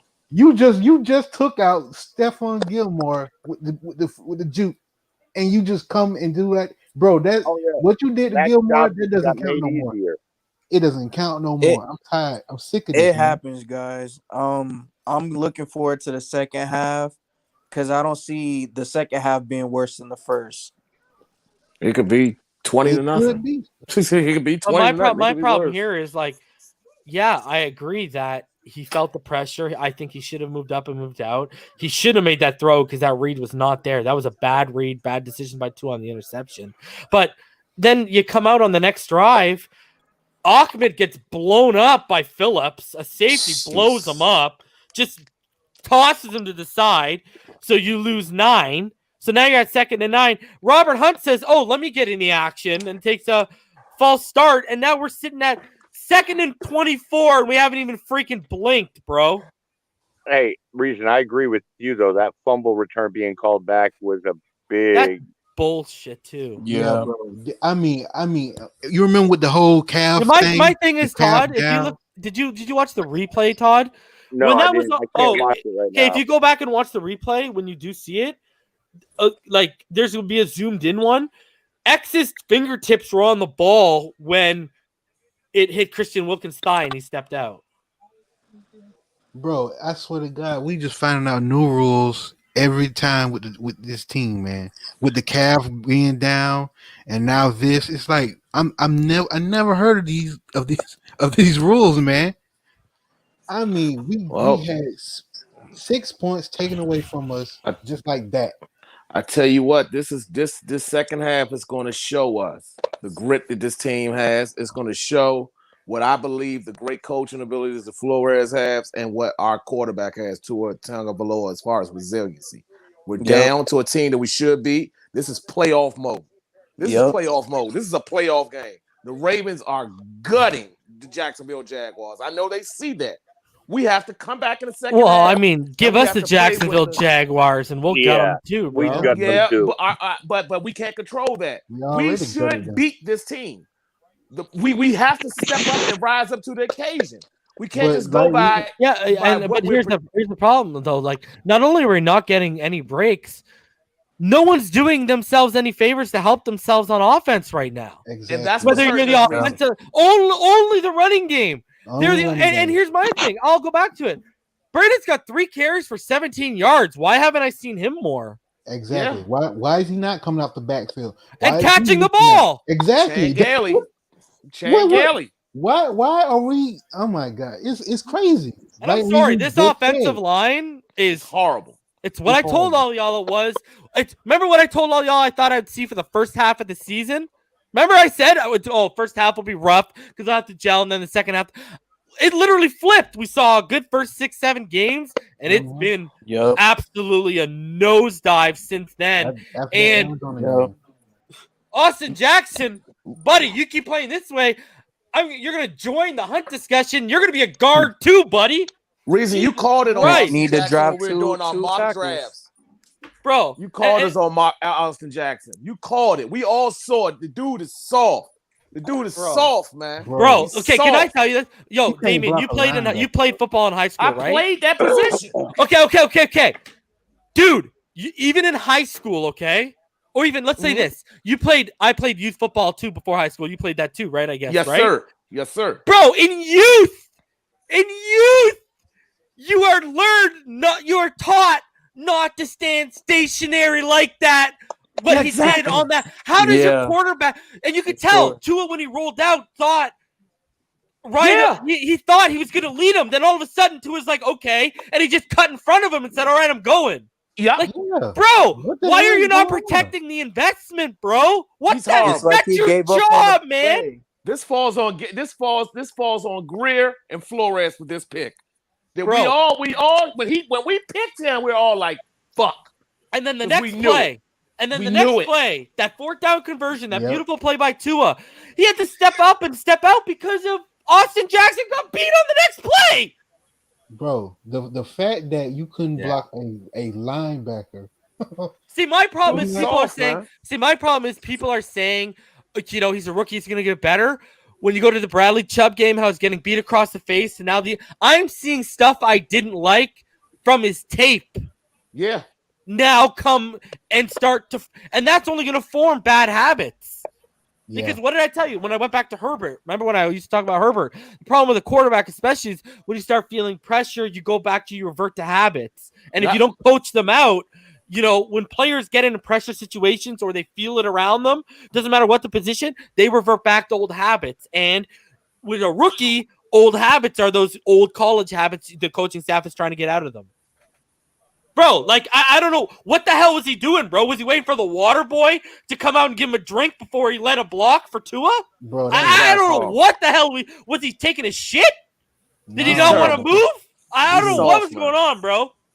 That effort, he's going to be reamed out for that. They're gonna ream him out. Reamed out, bro. I'd be trying him on a guard. I'd be saying, hey, Julian. I never thought I'd be saying this, but Davenport, you might be in. That's what I'm saying. I said Pyro called for it. I'm with. At this point, put Davenport in there. At this point, do it. We're in must-win mode. We cannot play around. If he's not cutting it, we need to move forward, man. This is must-win mode. This is a playoff game. Best player on the field. We got what we want. It's in our destiny. We control our own destiny. That's the only good thing, Damien. That's the only good thing, Damien. We're getting the ball back, and we're only down by 6. We're only down by 6. That shows how much of a struggle New England is. So let's win this game, man. Guys, that shows how good our defense is. Yeah, our defense is legit. And what's crazy is our weapons aren't ready where we can package picks and move up for a Panay Sewell. We can't afford that. We still got too many holes. We need Panay more than we need a receiver. And I desperately want a wide receiver. I don't know, man. They're pretty freaking neck and neck right now, bro. They're not going. First off, they're not going to chew his ass. That ain't going to happen. You know, tell you why it ain't going to happen. As much as he needs to have his ass chewed, it's not going to happen because that was a pass play, and those guys don't get together enough. They're not fucking practicing enough for him to be able to feel and understand that Tua is about to leave the pocket.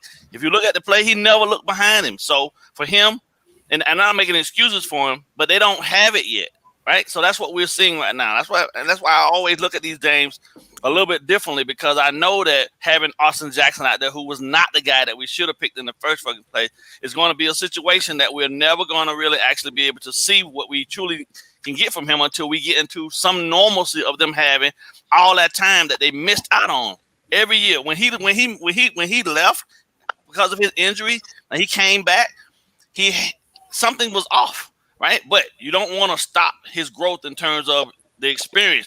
For him right now, it's just getting out there and playing. And we got to deal with understanding that this kid is exactly what he is, a kid playing left tackle, and he's going to have these brain farts. That's what I'm calling them right now. They're brain farts. And you see semblances of the same stuff that he used to do and you're right, Reason. He did the same stuff at USC. So the only way you can actually truly get this kid to get to the level in which he doesn't make these same mistakes is continuity. But with them not having these practices and being able to simulate really and truthfully what he needs to do out there at that left tackle spot, we got to deal with this. We got to go through this, right? But to be only down 6 But I'm going to say this. I'm going to go back and watch all 22 because I'm pretty sure Tua communicated when they were close to each other, and I'm pretty sure he looked over his shoulder. But I'll go back and I'll watch because that's why I was flipping out, because I'm pretty sure Austin looked to his side when Tua was coming there, and that's why I was flipping out. Well, he caught the one guy. Yeah. After he passed Tua.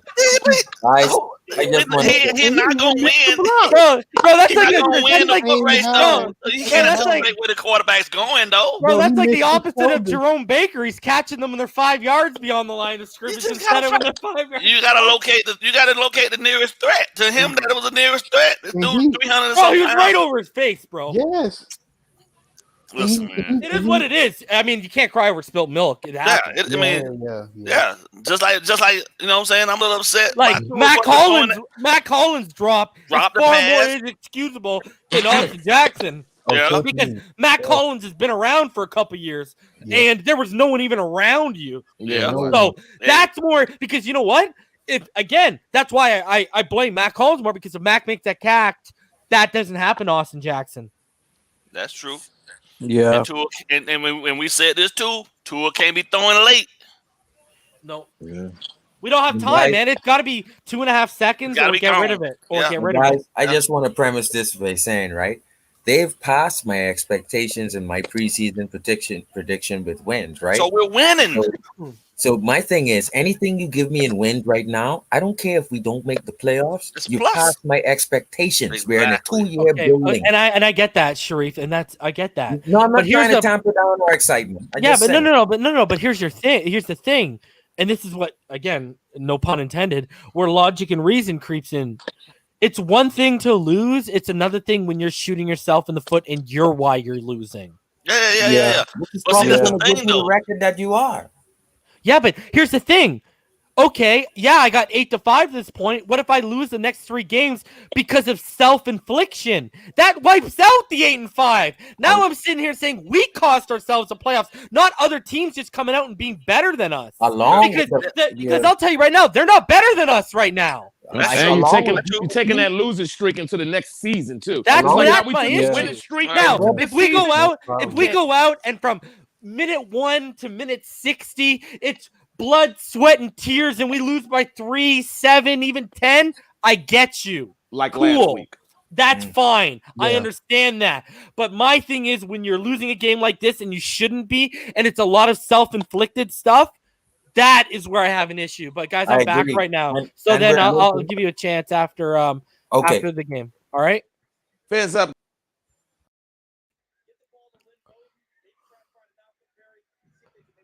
So I didn't start off the first quarter well last time, so I wanted to make sure I start off in time this time. Wow, a little short little squib kick to the middle, all the way down to about the 18. And it's going to be caught, and it's going to be returned to about the 29. Was that a Landon Roberts? A Landon Roberts! What up? I'll take that. That's a good start. Maybe breaks are going to go our way. I believe. Oh, it's a right knee, they're saying. Oh, boy. Dude. Wow. Speedy recovery. And there you go. Handball off. And it is going to be Salvin Ahmed again. They are running this kid. He has become the workhorse. I mean, at least they're keeping consistency, and we're not seeing Patrick Laird start out. But poor Matt Breida, he's earned some more snaps. But Ahmed's doing it. He's averaging over 4.5 per carry. So 2nd and 5. 11-man personnel again. And, Ahmed's going to bounce it outside. And there's a flag. Is it a face mask? Ball game says he guarantees Gilmore Torres MCL. Ouch. Ouch. All right, guys. The breaks are going our way, baby. Let's go, guys. Let's go. Let's go, baby. I believe. Here we go. Yeah, that was a huge face mask. They missed one earlier, so at least they caught it this time. So here we go. 1st and 10, 14-20 left, guys. We are now at the 48 of the Patriots again on the other side of the field. And 2 stacked to the right, 1 out wide left, 11-man personnel out of the pistol. Tua. Oh, good block by Ahmed. And Mac Hollins, look at that. He makes a catch. Good for you, Mac. Yeah, I agree, ball game. Might as well just shut him down, right? Nice throw by Tua. Nice zip. A little behind Mac. But good adjustment by Mac. He made a catch. Good catch by Mac.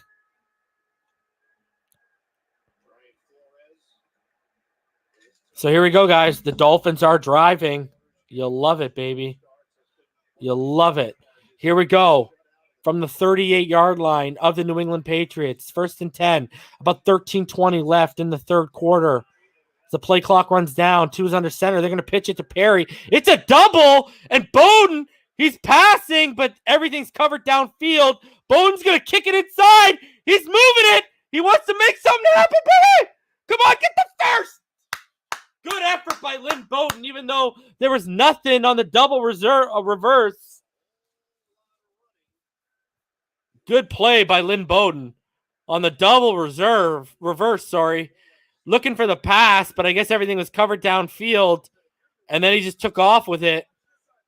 Not loving how he was making moves with the ball in one hand, but at the end of the day, positive, great play by Lynn Bowden. So here we go. Matt Breida in the pistol on 2nd and 1. 2 stacked to the left, 1 out wide right, which is Hollins. They motion Perry. They give it to Breida. He kicks it outside after seeing the pressure come at the middle. Big time gain by Matt Breida. And the Miami Dolphins are moving the ball, guys. We got to come away with 7 here. Let's go. Let's go. Let's go.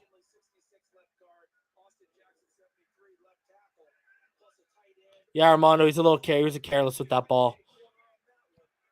That's how Cam fumbled earlier, right? 2 stacked to the left, 1 out wide right, 11-man personnel, 2 in the shotgun, motions Perry. They're going to give it to Breda. He's going to, he gets a shoelace tackle. He saw the hole. He's going to gain about 2. He was trying to kick it back to the left side, and he got shoelace tackled.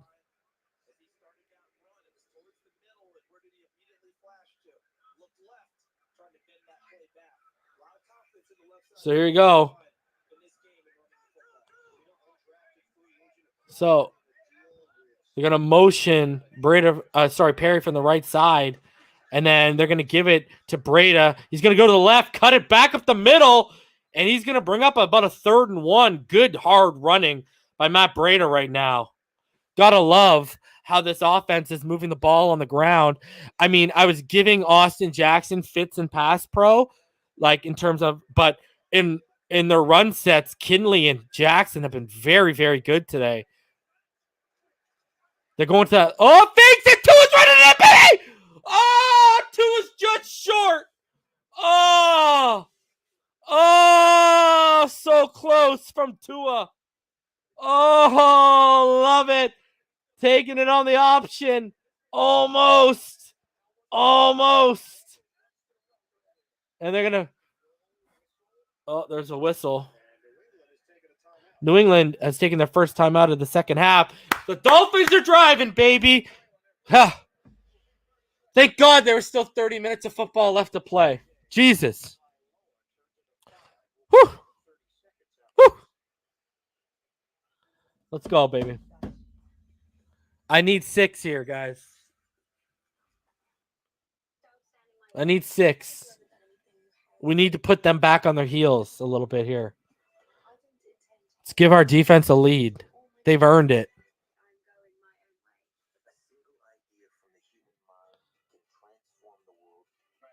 Man. We came away with even a field goal on that interception drive or that missed drive. A little bit of a cushion. So here we go. 10:36 left in the third. The Dolphins are driving. Here we go, baby. Come on. I need 6. Christian Wilkinson at fullback. Tua steps up. And Salvin Ahmed. Second effort, baby. All day. And there you go. 6 for the Dolphins. Let's go, baby. Look at the second effort. Ahmed got stood up on the initial try, and then Phillips couldn't wrap around, and then he pushes around the group of bodies and gets around. Look at, was that Davenport throwing someone to the ground? Holy. Huge. There you go, baby. There you go. Let's go.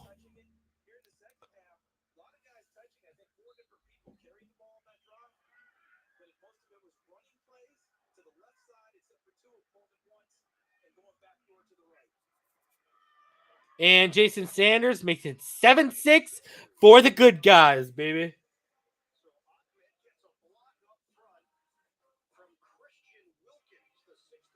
Gotta love it.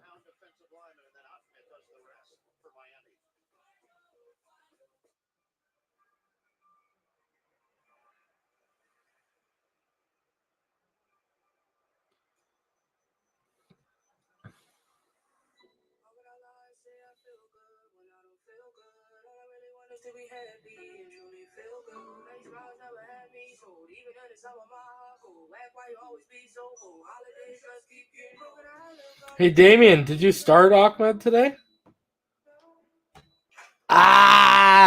Me and Damien are in the playoffs in the free league, and he didn't start him. You didn't start him, Damien? Oh, no, son. No.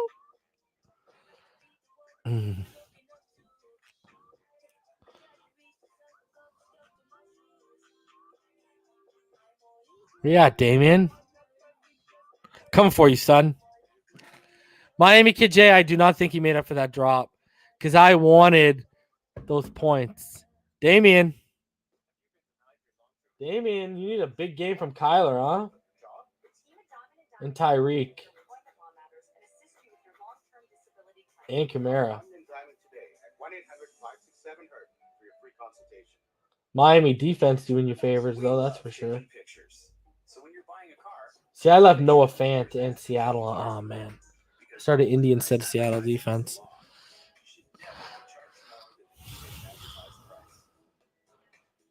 You're going to miss the award show. Oh, Brendan, I don't care about awards. I'm all about rewards now. But you won. Tell me about it. Miami Kid J. Wow. Introducing Skip Rewards. Earn points on every order with Skip the I dab, brother. I do the dab. Canadian, though, right?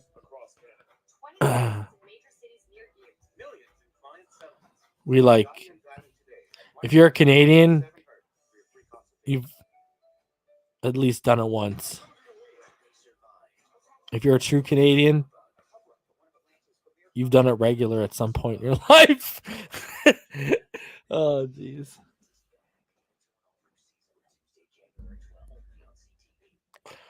Damien, you need help, huh? Now I'm glad you didn't get that fumble recovery and touchdown. I didn't know you were playing their defense, bro. I didn't know.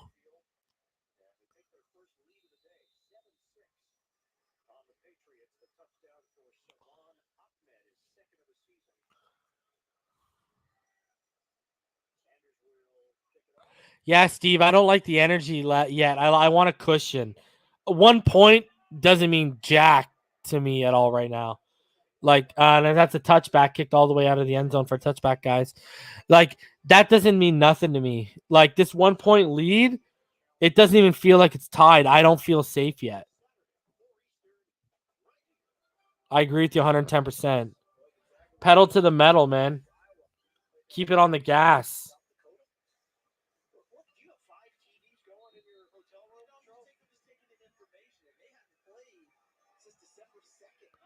Todd's right. We need an interception from X right here. We need to just establish momentum is on our side. We looked confused. And Atlanta Roberts missed a big tackle. But Sony Michel, it's handed off to Sony Michel up the right side. He's going to gain about 4. About 10-15 left in the third. 2nd and 6.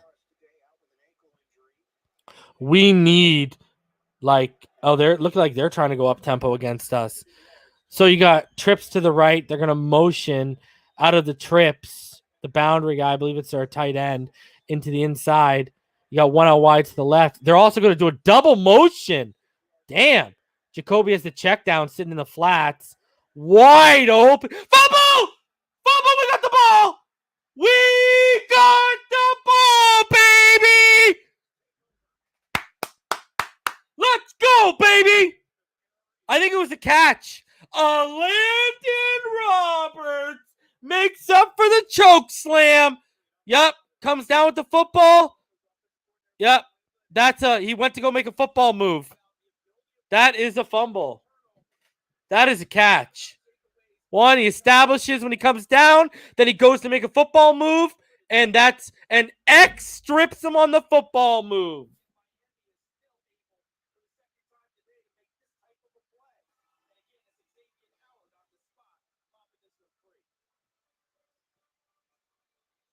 Wow, baby. Wow.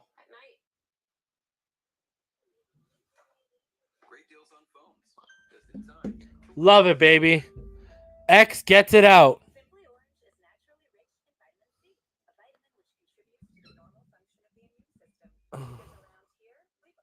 Bro, look at guys. Damn you, Damien. Damn you. At least it wasn't a touchdown. Hey, I'll give you the fumble, but I ain't going to give you the touchdown, bro. Oh, you only got 1 point off that. Oh, no, you got way more off that. You got you got 2 points off that. I'll take that. You had like 23 or 22 points before that. You can have that, bro. You can have that, bro. I want the dub. I don't give a crap about fantasy. I want that dub, but I'll take that dub in real life and in fantasy over you, brother. Don't you worry.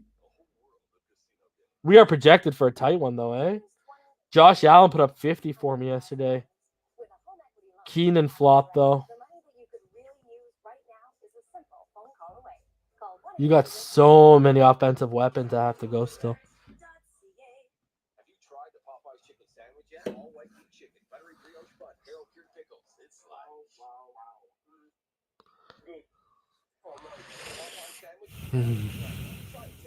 Our defense is amazing. Let's go. Momentum is back on our side, guys. Now, let's put another 7 on the board, baby. Let's put another 7.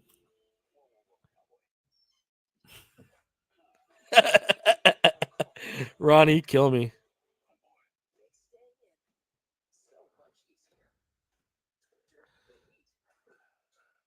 Yo, my Miami Kid J. Rhino, is Miami Kid J a mod? Because I can't see mods right now.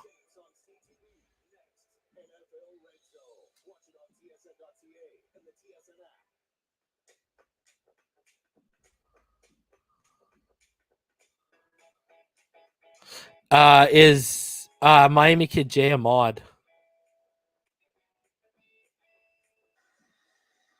All turnovers are reviewed. They took a look at it, and it has held up.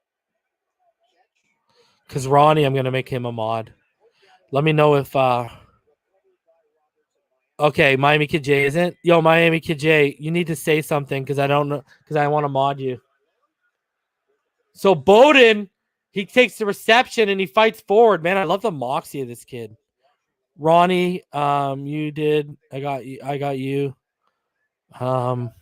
Every weekend I'm gonna bring in some guys and mod them. Some of you guys have been around a lot.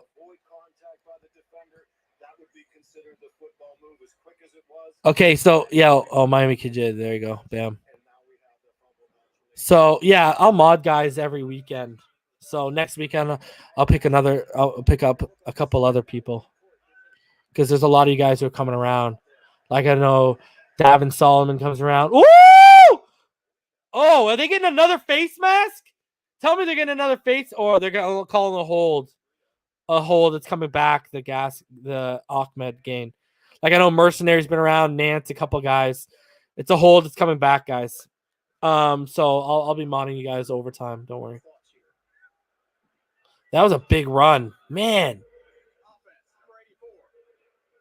Jazza, you're modded. I know that for sure.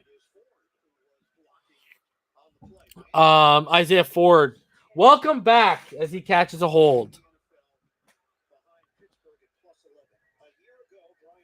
Clemente, you're modded, right? I know Clemente is modded. Don't even play with me.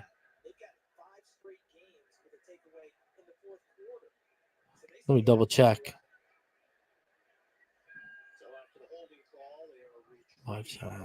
Clemente is. Oh, snap. Diggity. All right. You've been around for a minute. Sorry, Clemente. I don't know why you weren't. But there you go.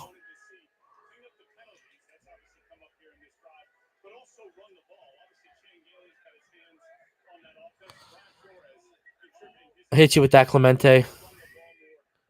I thought you were, brother. So trips to the left, bunched. And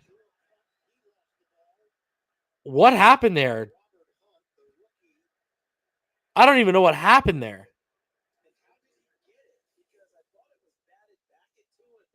Yeah, what happened? Oh, it was an incomplete pass.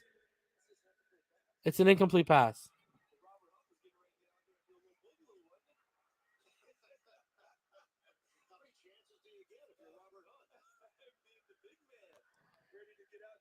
It was an incomplete pass, yeah. I thought you were Clemente. I could have swore you were. Wow. 3rd and 15. They do nothing with the turnover unless we get big here. Unless, I don't know why they're not going to more empty sets right now. But all right. 3 bunch to the left. 11-man personnel.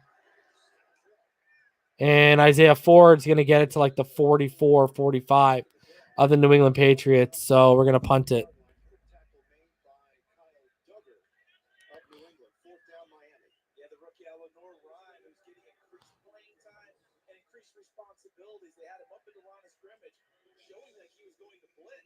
No, I don't think we're in field goal range.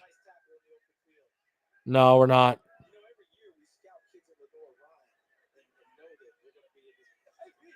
4th and 7. We're not faking it, that's for sure. What? Oh, they are faking it? What the hell? What? What the hell? Who just made, was that Kamuka Hill? Did Kamuka Hill just make a catch? Oh my God, it was. What did I just see? What the hell was that? Oh my God. Wow, egg on my face. I just said they wouldn't do it. What the hell was that? Obviously there's a flag. Why wouldn't there be?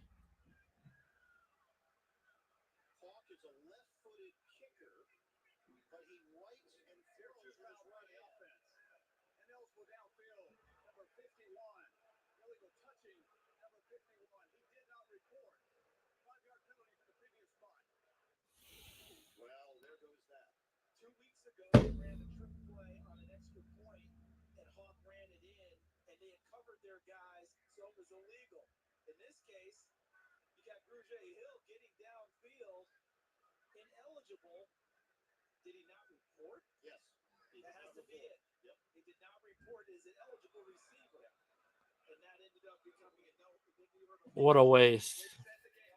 What a waste.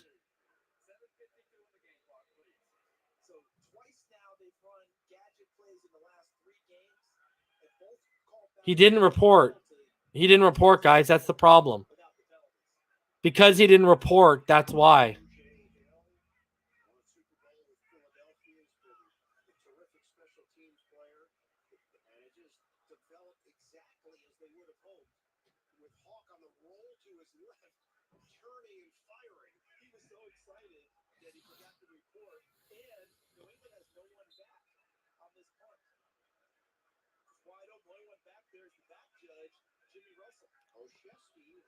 There should be a penalty there. Offsides. They look like one of their defenders looked like he was offside.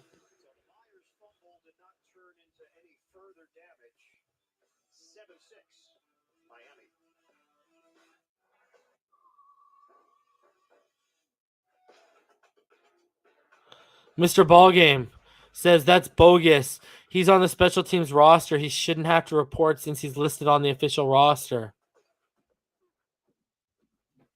Yeah, he's a linebacker. He's not even he's not even a.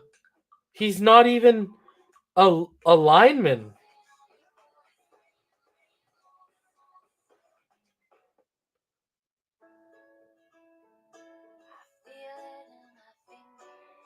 Ugh.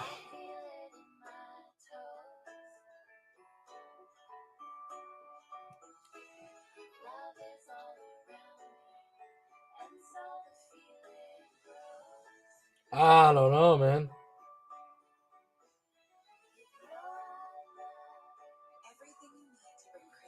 I don't know, man. Nothing.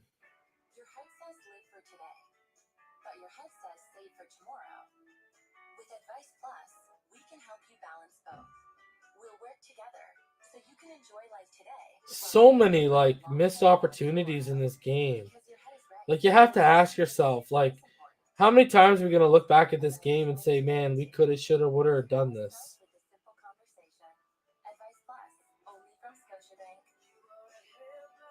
Like he's We're 3 quarters in and we already have so many regrets in this game. That's not good, man. That's usually not a recipe for success. Like, man, if we come away with this,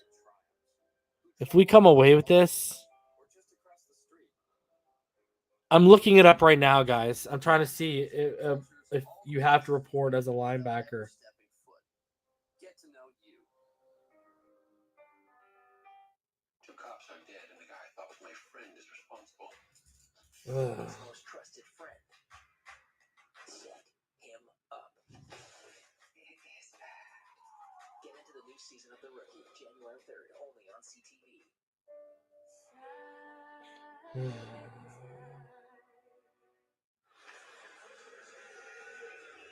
Aerial coverage of today's game is provided by Goodyear. 1-point lead for the Dolphins, 7:36 to play in the third. J.J.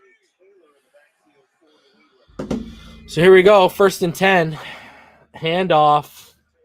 And to J.J. Taylor, the rookie, and he's only going to get about 2 yards. As he's going to get stuffed up, and that'll bring up 2nd and 8.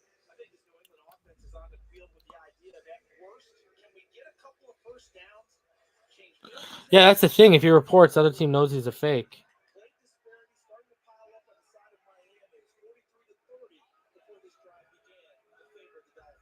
So here we go. To the left, one out wide to the right. And, oh, the loop comes around, and Cam got hit. Cam got decked. Because that looper came around. Cam got decked. I think it was Van Ginkel.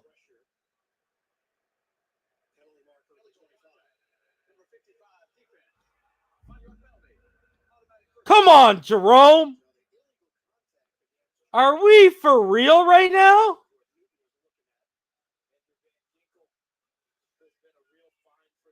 Like, come on, Jerome. Holy God, man. This is unbelievable. Like, about to be 3rd and 8 after Cam just gets lit up on an attempt. Bunches trip to the left, one out wide, one tight to the right, which is, I believe, their tight end. Cam's in the shotgun. He's going to hand it off. He's going to fake it. Hit him! Yes! Thank you, Roberts. I saw Cam's head snap back there. Hit him! Hit him! Make him feel this.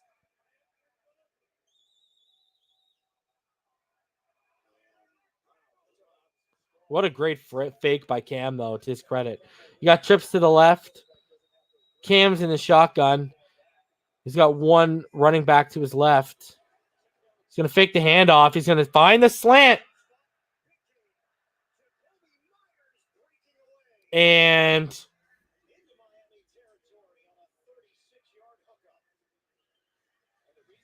6-yard throw turns into 36 yards. Awesome.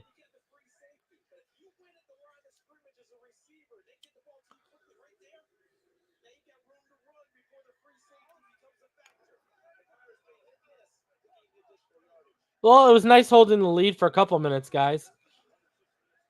3-receiver set. He fakes the pitch. Wow. Just Ogba over pursues, man. You gotta know he's gonna do something like that, bro.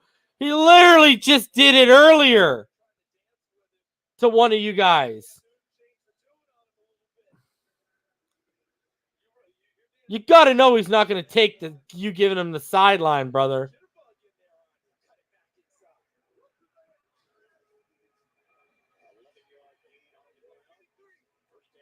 Yeah, jam him, ball game. Trips to the right bunch, fakes the pitch again. Ooh, pressure was coming up the middle. Pressure was coming up hard.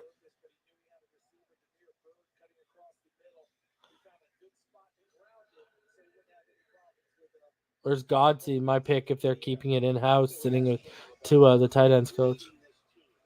So you got 5:06, 2nd and 10. We were looking at 3rd and 8, all the way back down on their side of the football field, inside their 15, and then Baker takes a 5-yard penalty. Here we are. You got 2 stacked to the right, 1 out wide to the left. Fakes the handoff. Again, a slant across the middle, and it's aiming for never mind the shoelaces. He was aiming for his toes, and it's an incomplete pass. Byron doesn't give him a free release, but he did get separation underneath. Just needed to be a better throw.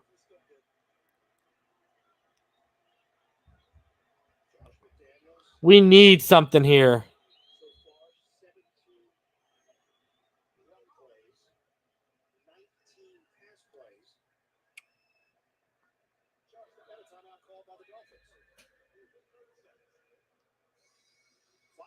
Remaining in this third quarter. Now we've got a battle between the Patriots and the Dolphins. Throwing the ball for New England, short passes. There was a little bit of efficiency there. Getting it downfield has been a struggle. And now on this third down, N'Keal Harry would be the guy that you would think would be a jump ball to the back.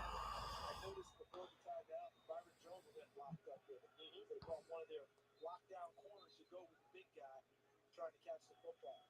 Tony Myers is their best receiver, has been so far today. You've seen so much of Cam Newton over the course of his career. This version, this iteration, what do you see?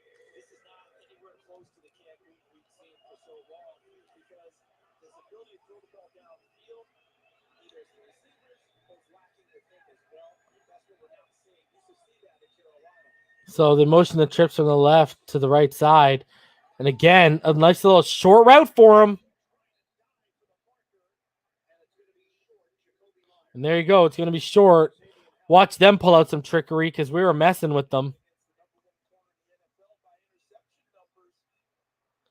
And there you go. Myers gets pushed out of bounds. What? They better not have trickery.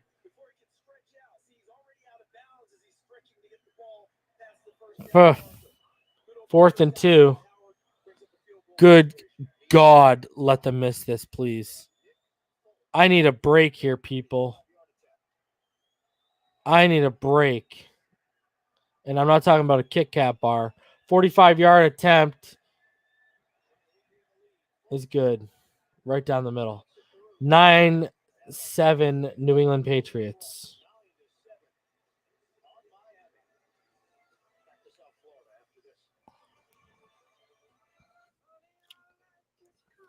Unbelievable. And guys, have the refs done us favors? No, but let's be honest with ourselves. Did we do ourselves any favors offensively in the first half? No. So, as much as people want to pin it to the refs, our team, especially the offense, Tua makes a throw he shouldn't make because the read wasn't there when pressure was coming. The offensive line has done in the first half wasn't very good in pass pro, but they were good in their run blocking sets, and the run game was efficient.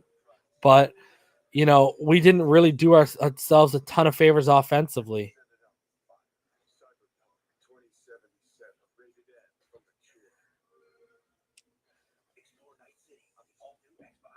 I'm just saying, you score this drive, and now you're up by 5.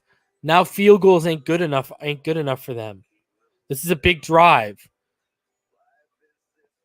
We want to force them to have to score on us, guys, not field goals. That's a position you want to put their offense in. That's why if we would have scored that touchdown off the rip, we had them where we wanted them. We need to get up by more than a field goal.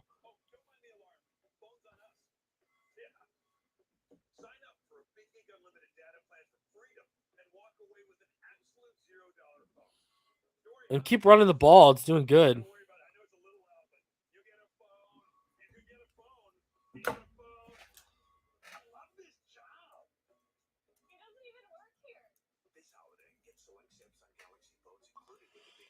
I believe.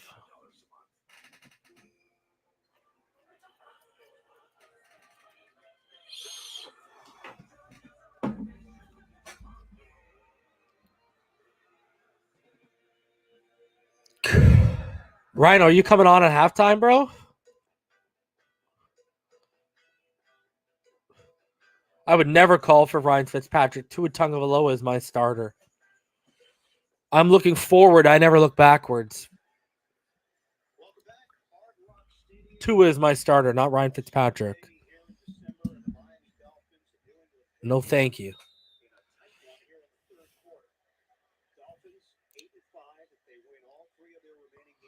I'm not putting this on Tua also, so people need to realize that. All right, here we go. Noah takes it all the way back. Don't know why he just didn't let it fall through the back of the end zone. But okay, Noah.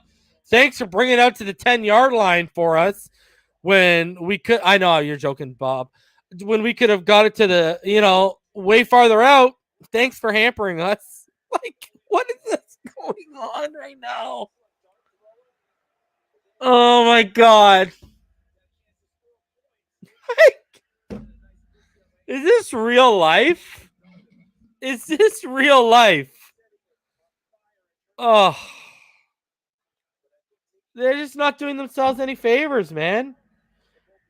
So they motion Bowden out of the shotgun. Fake the handoff. They're going to bootleg. They're going to roll him. And they're going to find Bowden. He's going to gain only about 4. So that'll bring up 2nd and 6.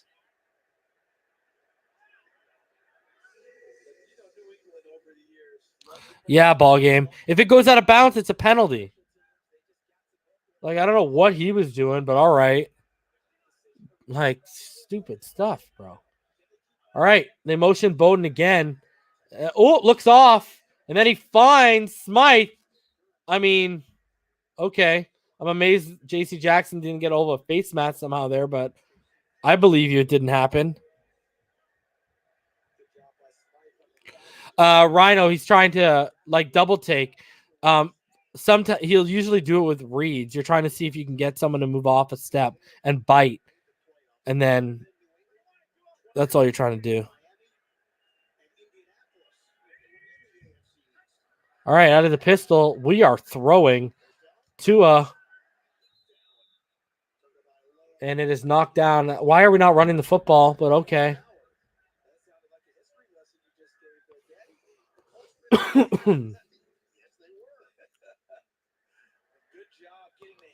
I mean, why are we not running the football at all?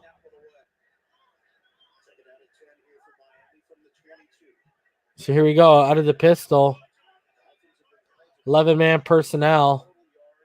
They motion Bowden inside. Over to the left. They're going to run the football now. Salvin Ahmed's going to bounce it out. Go, baby. Go, baby. Go, baby. Go. And a ref falls just from the wind coming from Salvin Ahmed. Backpedaling in the wind. The G-force coming off Salvin Ahmed puts that ref on his ass. You hate to see it, or do you? Look at him. Bounce out. Love it. Ahmed is a beast, baby. Let's go. Referee just felt the G-force. Let's go, baby. And again. Woo! Breida keeps it rolling too. And that's 8 on that first down drive. And that's going to bring up a 2nd and 2. Let's go, baby. It's actually Salvin Ahmed. It's not Salvin Ahmed. It actually is Salvin Ahmed.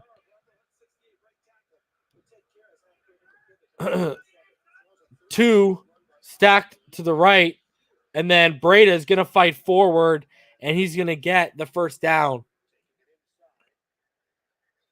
And Javon Kinley is down. Why wouldn't that happen, right? I mean, just when everything starts looking upwards. I don't think it has anything to do with the Dolphins. They're going to check on him. Take a break. Simply Orange is naturally rich in vitamin C, a vitamin which contributes to the normal function of the immune system. Because around here, we always adhere to one basic no ball game. Haven't you ever come, You don't really have any Middle Eastern or Muslim friends? Ahmed can be pronounced Ahmed, bro.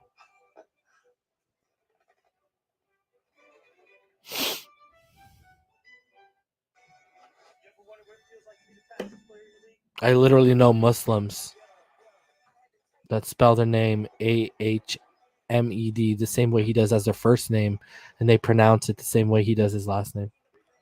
Energizer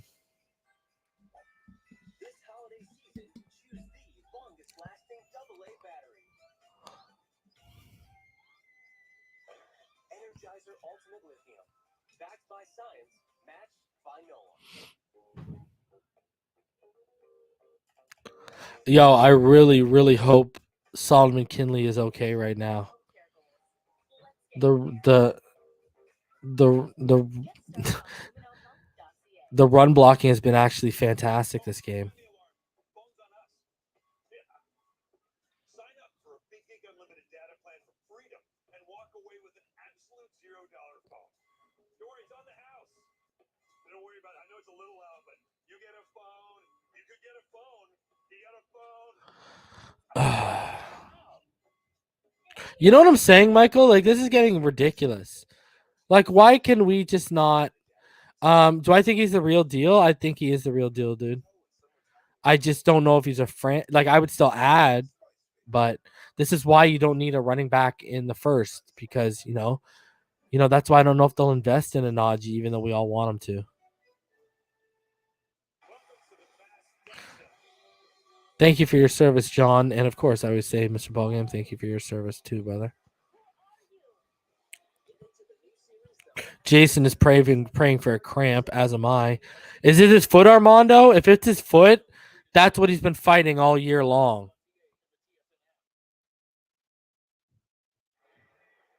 Yeah, it's his foot.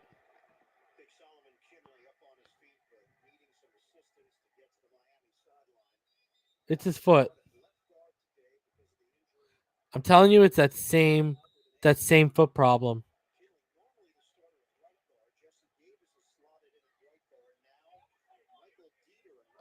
Michael Dieter. Oh boy. Oh my God. And Dieter gets blown up backwards in his first play in. Oh no. Oh.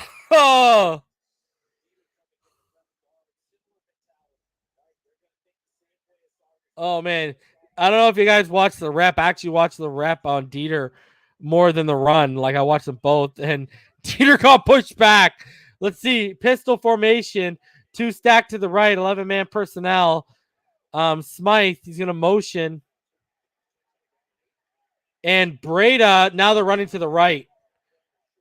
Yep. Now all of a sudden we have our first loss with Breda running the football. Well, Dieter on that run would look like he was pulling to the right. Didn't look like he was just blocking upright.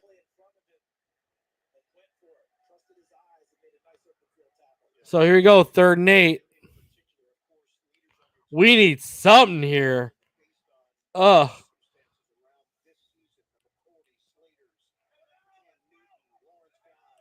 Jesus.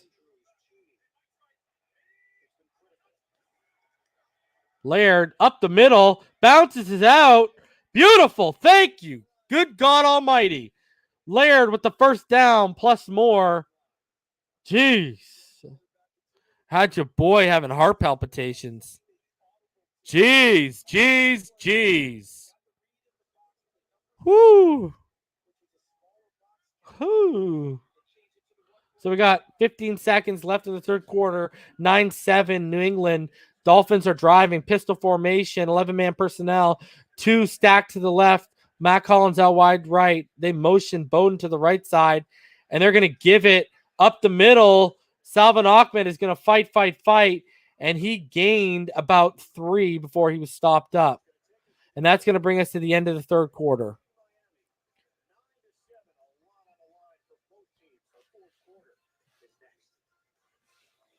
Man. And Salvin Ahmed looked like he was holding that shoulder, that left shoulder that was hurt last time. Why he was on. Oh my God. This is ridiculous.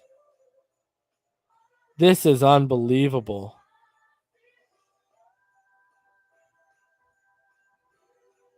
This is unbelievable. Actually, I'll see it on. Oh, you did a good job, Rhino. I didn't watch. I wasn't actually watching Dieter on that rep. So now we've lost our running back.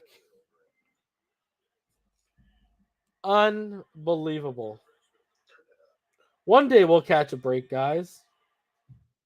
Truly special moments call for Ferrero Rocher. Smooth milk chocolate, crunchy hazelnut, lovingly layered and wrapped in gold. Because what we choose to share. Salvin Ahmed has 15 rushes for 90 yards. Matt Breida has 10 for 53. Laird has 2 for 20. Guys. With up to $13,050 in total discounts. Or 25% off MSRP on Ram 1500. That's up to $14,600 in total discounts. Or enjoy 0% financing. We have 181 rushing yards right now, guys. On 30 attempts. 2 is 15 of 21 for 117 and an interception.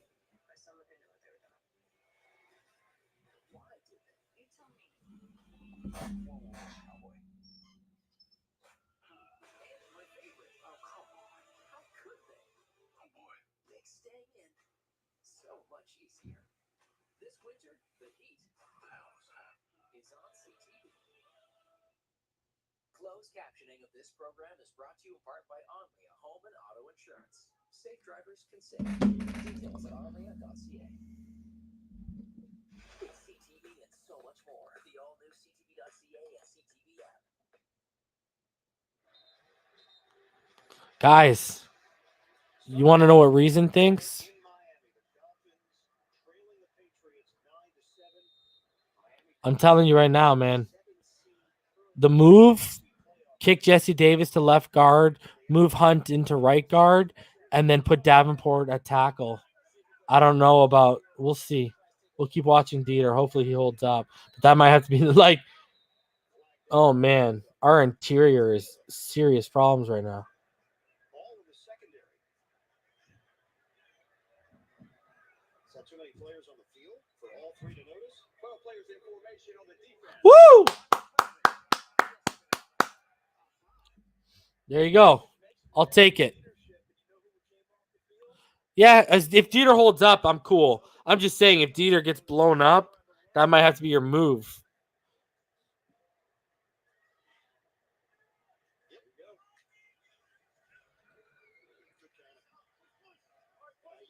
Beautiful. Second and short, baby, because of that penalty. Let's go. Come on. 2 stacks to the left, 1 out wide right. Isaiah Ford motions. They fake the handoff. And that's a go, go, go, go, go. Go, go, go, go, go. Go, go, go. Oh. How do you not get in, Smythe? Smythe takes it down to the 1. Huge, huge gain. Big play. Big, big play. That was a nice throw. Tight window. Technically, it's a tight window throw. Smythe stepped out of bounds. Wouldn't have been a touchdown anyways.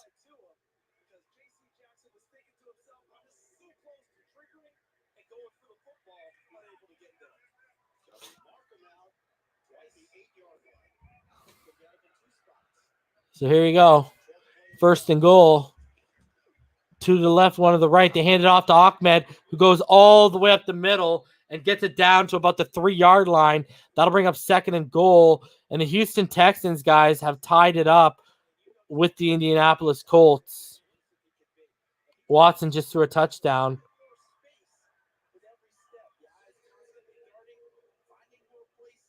Guys, we need this touchdown.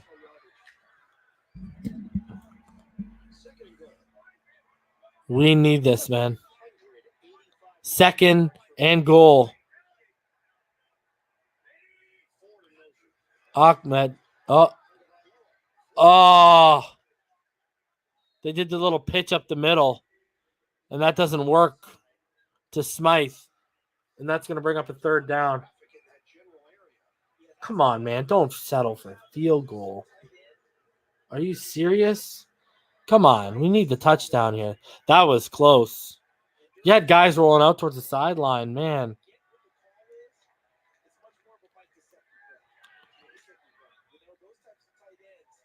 Come on. To come away from three here. Trips to the right. 1 to the left. 11-man personnel. To a step up and run in, baby! Yeah! Let's go, baby! Let's go, Tua! Let's go, baby! That's my quarterback, baby. Let's go. Whoop! Fakes it. Oh, and avoids. Oh, man. That's my quarterback, baby! Let's go. Whoop! Oh, my God. That's my guy, baby. Let's go. Let's go. Oh, they trying to put themselves up by 6? Oh, they ain't playing around. They are not playing around right now. Trips to the right. 1 out wide to the left. 10-man personnel. Motion Hollins to the left. And then it's to Isaiah Ford. And then it's a pitch back to Ahmed. Whoa, what a play! Let's go! Let's go! Jared Gibbs says, fuck the world, baby. Let's go! Let's go, baby. Let's go. Huge, huge, huge.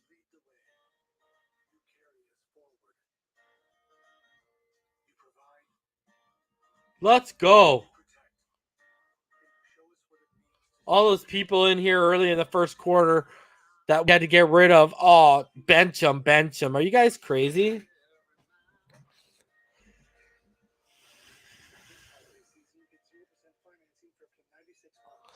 That's my quarterback, baby.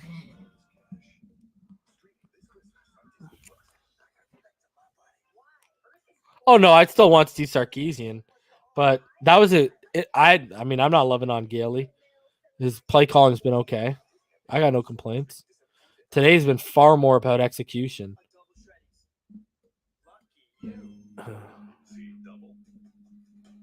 That's good. Good things happen when you find double shreddies. That was a good. You know what I'll say though, ball game? I've had gripes with you know this because I talk to you about it all the time. I have my situational play calling gripes with Gailey. That was a good situational play call by Gailey. So I tip my hat to you, sir. I will give him that. Ryan, no, DeAndre Washington's better than all of them. I don't know, Salvin Ahmed, if he can stay healthy, I think he's our I think he is our healthiest. I think he's our best bet. Ride him. And I mean pause when I say that.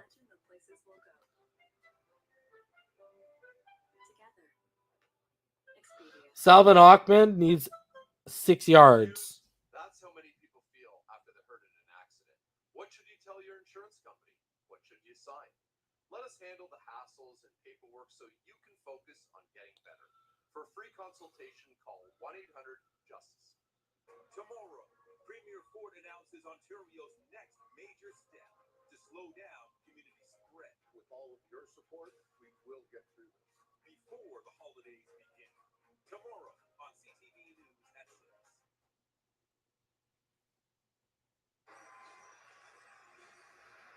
The Miami Dolphins have now run 57 plays today. New England has run just 37. And now it's 300 total yards of offense for Miami, 214 for the Pats. Sanders has to pick it off. For the lack of, if Tua wins this game with what he's been working with, my God. I'm just saying. Think about that for a sec. NFL football, including a Saturday triple header. Full slate of games Sunday, and of course, Monday night. Happy holidays, indeed. That's pretty cool. Couch, TV, go. That's it. That's your equation right there. That's the formula. Handoff. Wow. Absolutely fought forward by Sony Michel. They don't have to change a lot of their formula. 15-9, look 12-40 and counting the left. But they're going to have to hit some pass plays down the stretch.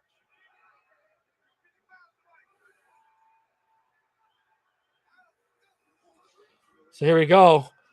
Cam Newton, he fakes the handoff on the RPO, goes up the middle, and they only give him about 2. Tackle made by Landon Roberts. Spent his first 4 years in the NFL as a member of the Patriots before signing a 1-year, $2 million deal with Miami. Won a couple of Super Bowls for the Pats. You know, it's really not been a factor for him very much. James White, normally a big factor in the passing game for New England. Cam steps back. Pressure comes off the edge. And it's at Zach Seiler. It is. He says, brother, guess what? I live in an RV, and you ain't better than me.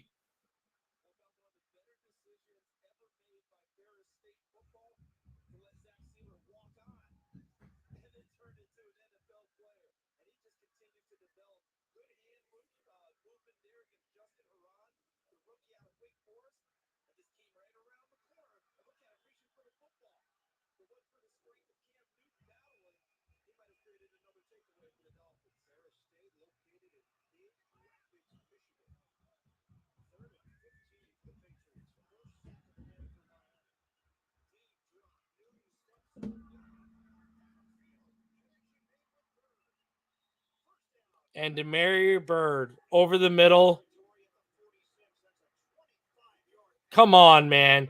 You give this guy 25 yards. He's wide open. There is no one around. Man. Oh. You had them right where you wanted them.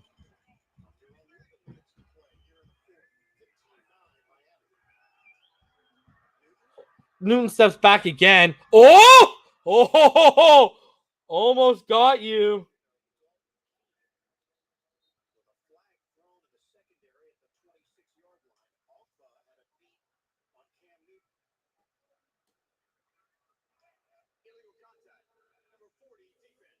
And Needham decides he wants to get in on the penalty action.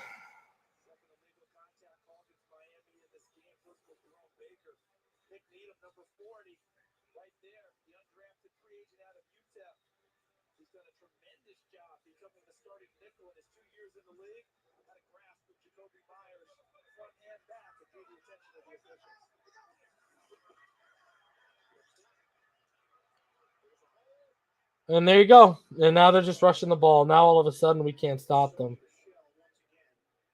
Takes the lane and turns it upfield.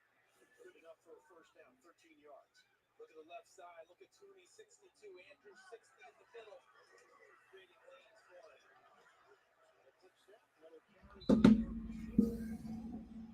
And this time Miami limits him to 2. Jerome Baker. Unreal. Excellent run defender and very good against the pass. You get the sense that Sony Michel is letting everyone know.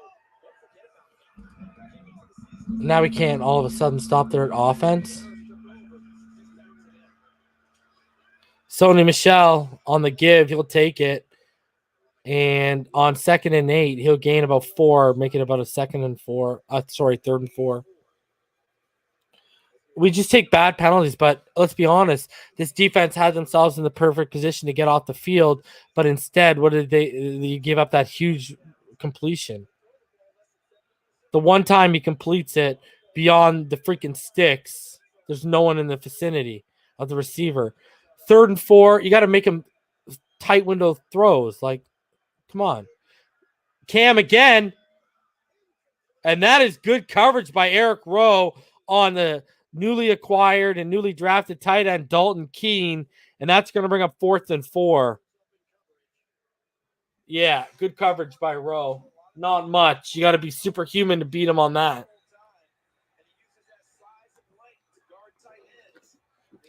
Good play by Eric Rowe. So, 4th and 4. Nick Folk out here to kick again. If anyone had him in fantasy, they're loving life today. And the kick is good. 15-12 with 9 minutes left.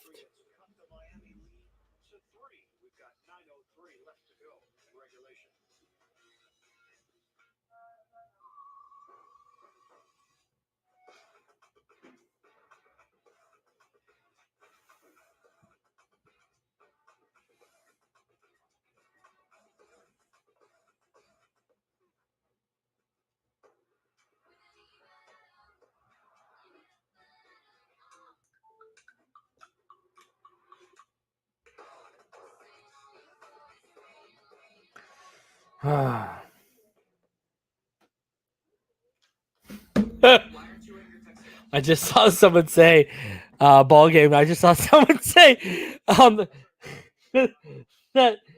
on the hook and ladder, Chan Gailey has to be coaching with his shirt off in a cigar. Oh my God. Oh my Lord. Yeah, ball game. I agree. They can't get over it. And oh man, the fact they even got 3 off that drive when we had them on like 3rd and 24. Come on, man. That's like a Madden type of thing, ball game, where they get that completion. That's painful. And guys, the Colts, they look like they're about to score. 1st and goal, they're on the Houston 3. There's only 2 minutes left. So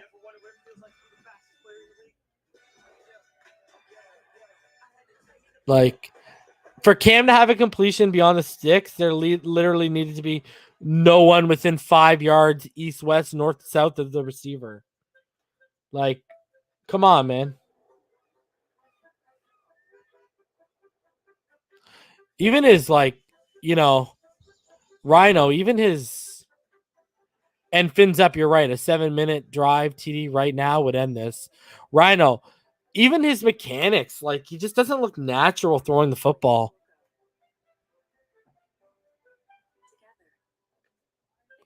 He just doesn't look natural throwing the football.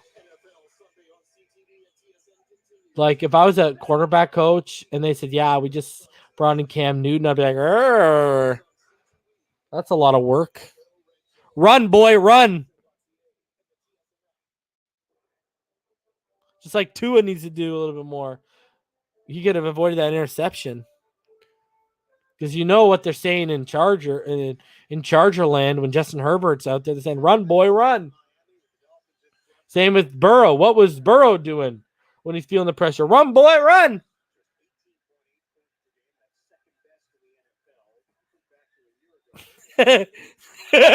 Rhino says, if I was a QB coach, I'd be like, I think you should play tight end. That's hilarious.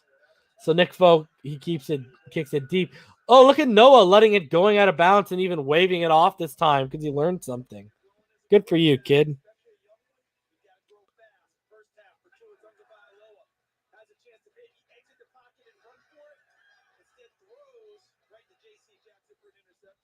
Yeah, that was bad. Man, Tua's, I love the. Oh, man, that's my quarterback, baby. Come on, Tua, put this together. Come on, Tua, put this together. I believe, baby.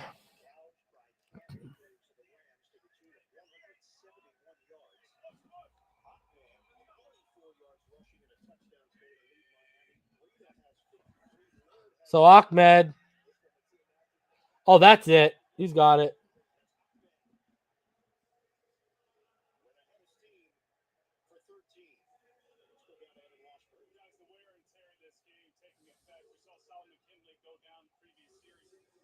doubtful with the knee injury. John Simon for the Patriots is managing a hamstring injury. Now, keeping an eye on David Andrews. He left the field hobbling on that right leg, currently getting it worked on by the athletic training staff.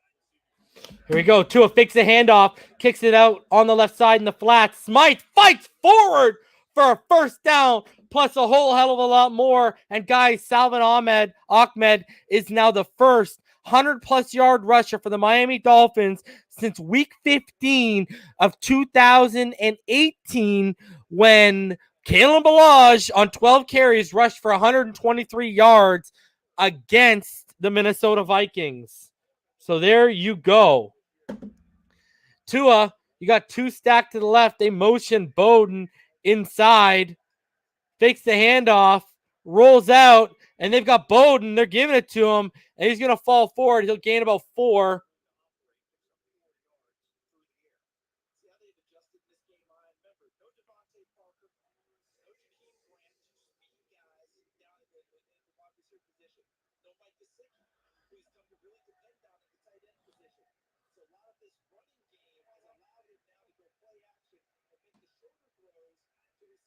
So here we go. Tua in the pistol out of the shotgun. They motion, and he takes a hit, and he goes. Salvin Ahmed is rolling. Oh, that was Matt Breida. Beautiful. We might have 2 100-yard rushers. Oh, boy. Matt Breida. Great stuff.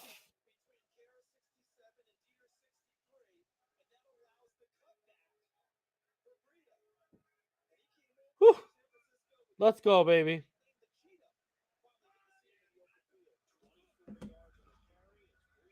Ooh, Breida kicking it out. Oh, my Lord, guys. Matt Breida says, yo, don't forget about me. Don't forget about me.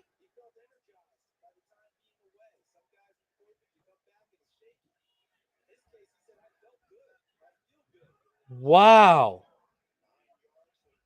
So out of the pistol, Salvin Ahmed's back in there. They motion forward to the left side, hand it off, and Ahmed, he hits the middle, and he takes it to about the 11. So the beautiful thing about getting it to the 11 right now, guys, I mean, the thing I like about it, and guys, Matt Breida is only 14 yards away from 100. Salvin Ahmed has 111 right now. The beautiful thing, though, is, guys, we have over 200 yards as a team. If here's my thing, guys, you only got to get 10 yards and you can reset the downs by getting to the 11. It's not a first and goal. So it's a first and 10 from the 11. I like that. So here we go. Tua, hand the ball off to Salvin Ahmed, and he's going to gain about 2 yards.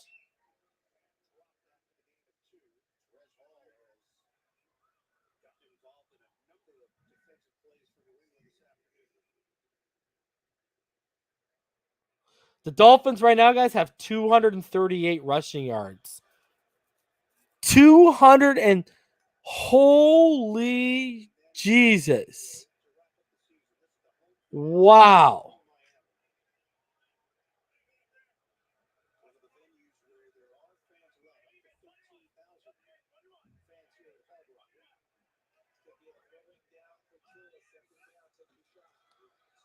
Tua Tagovailoa rolls out to his left, finds Ford, but Ford's going to be about 2 yards short. He's only going to get about 6. So he'll take it down to the 3, and it's going to be 3rd and about 2 from the 3-yard line. Was that? No, it's 3rd and 1, sorry.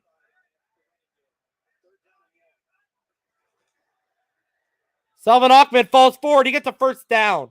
First and goal. See what I said, guys? Look at about that play stopping at the 11. Look at how much time we're killing right now, too. This is a beautiful thing, guys. I've actually never tried K all day. I should try one time. That is beautiful. Just run it again. Run it. Just let it go. If it doesn't work out, and take your time getting to the line. No rush.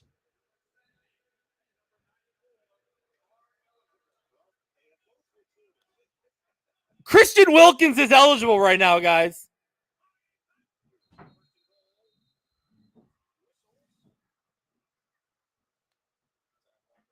And a timeout on Miami side.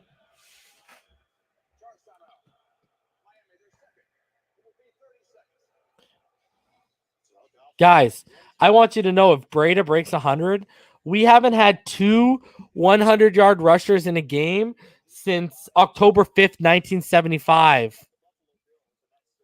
Mercury Morris and Don Nottingham against Green Bay. Morris had 125 and Nottingham had 102. Right now as a team, we're over 240. The run game is killing it.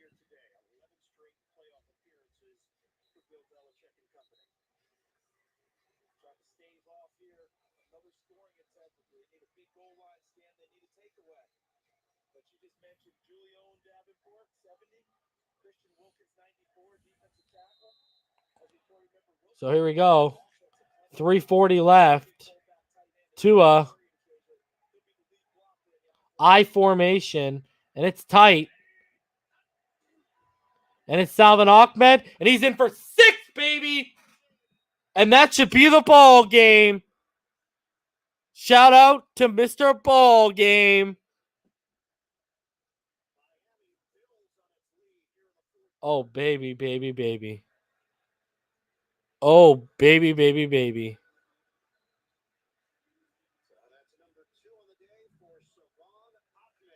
Huge. Huge.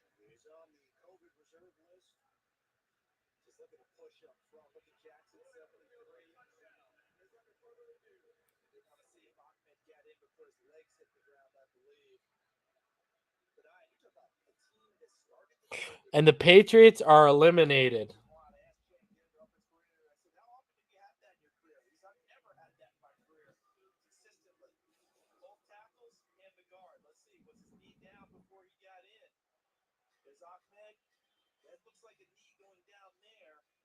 Oh, he might not have been in.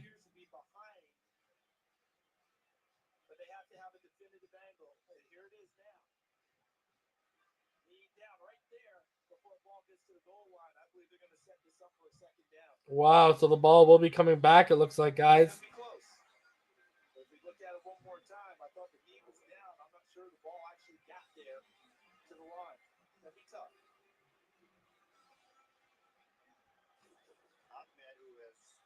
Terrific getting down low for extra yards today, but getting down low there might cost him the touchdown.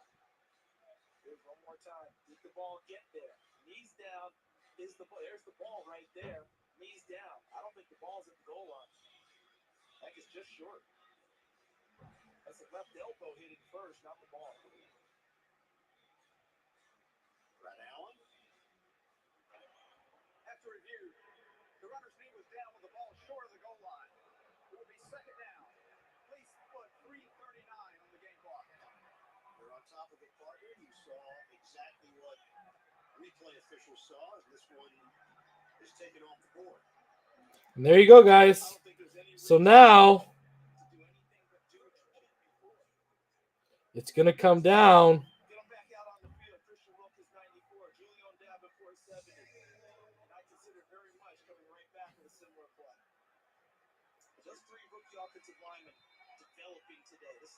Sorry, guys, I'm just taking care of something here.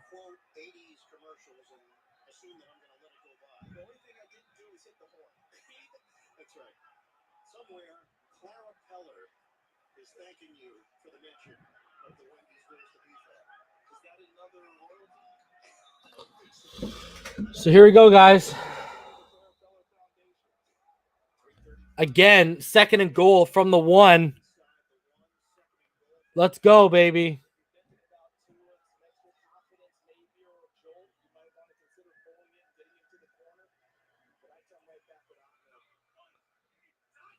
I formation 2 is in there, baby. And that's it. Let's go. That's 6, baby.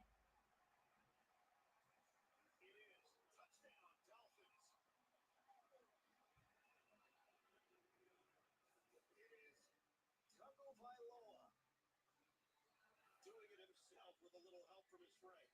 And how about Christian Wilkins coming in behind him? The biggest hit to it took care. Watch Wilkins 94 pile in right behind him to help push him across the line of scrimmage.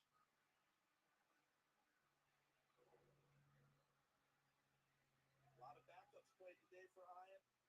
Brian Flores said he tells everyone on the team, you wouldn't be here if you didn't belong. So if you're out there, we're counting on you. Thank you. Second rushing touchdown for Tua. And the extra point coming from Jason. Everyone, someone needs to let Ben Volen know that, because he was talking smack about Tua, that Tua just ended the Patriots season and their playoff hopes. Thank you very much. And that's it, baby. Let's go. Knock it through. They ain't coming back down by 10. And there you go, baby. Just like that.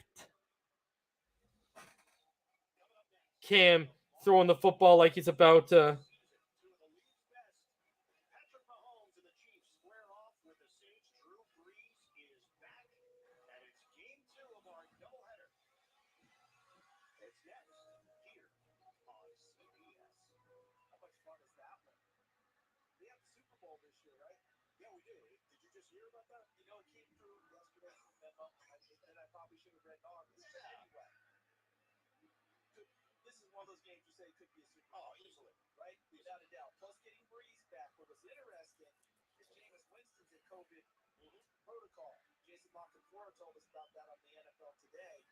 So that means all I gotta say, Cam, there's only room for one number one in the AFC East, and sorry, but it ain't you. It's Tua Tagovailoa. So maybe some of their offense goes away, trying to keep up with Kansas City. This is going to be a fun one. Remember week 1? Oh yeah, tranquilize. Week 21-11. Here in week 15, it's 20. Yo, we gave them a dose of the running game.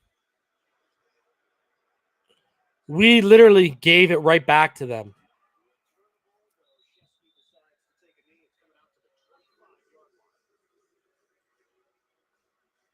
Let's go, baby. I love having a legit coach, Rami. I love it.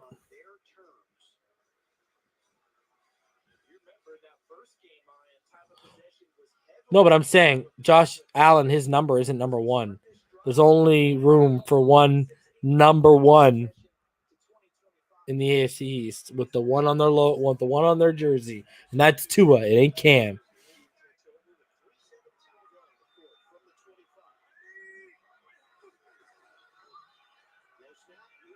Ooh, even with the low snap, he gets all the time in the world. All the time in the world, even with that low snap.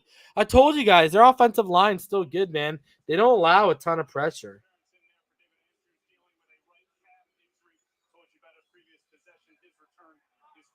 Yeah, you were on top of that. James Ferentz now in his 6th year, replacing David Andrews. Ball is up to 49 on Miami's end of the field. Brad Flores put a red flag out. Is he questioning the catch? That's got to be the. No, it's like Ahmed, like Ahmed. Like I'm just hard pronouncing, but it's like Ahmed. There's that K in there. It's like a K. But they didn't even pronounce Salvin. They called him like Salvon or something like that. Like, what are they talking about?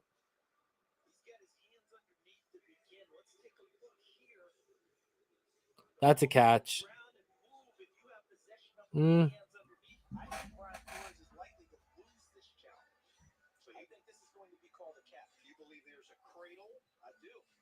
What about when he was spinning over onto his back? I felt like he still had the ball with possession as he was making that move on his back. Let's take a look again. Yeah. I see right there, but you see the hands? You have the football. Yep. They have the football. So, as I understand it, you can have it.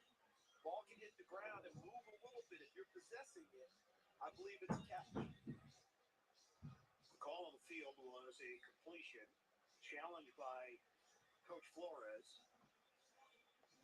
Brian Flores. And he threw. Wow.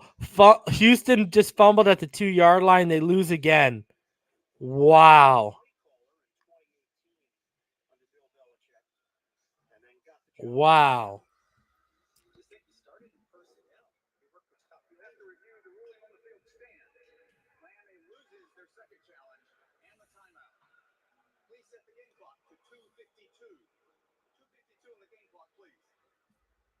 Colts win. Colts win. Fumble at the 2-yard line.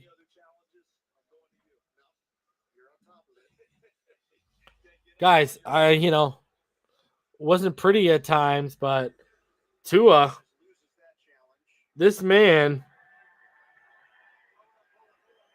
I'm just saying, he's about to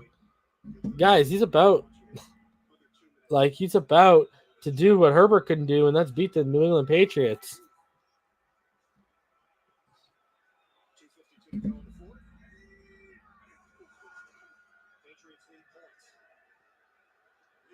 Newton underneath on the out route gets the completion from James White, and I think it was an out route. It looked like he was. I caught it last second.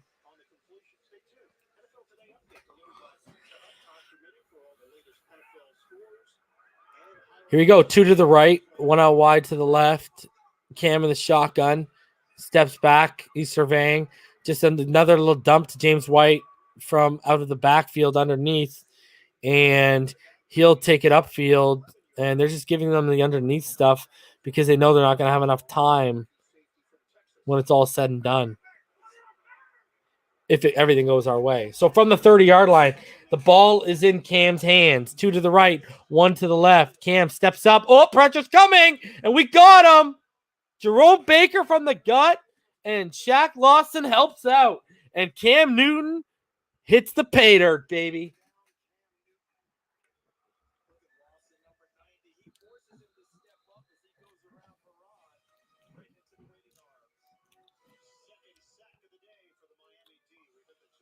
Huge. Huge.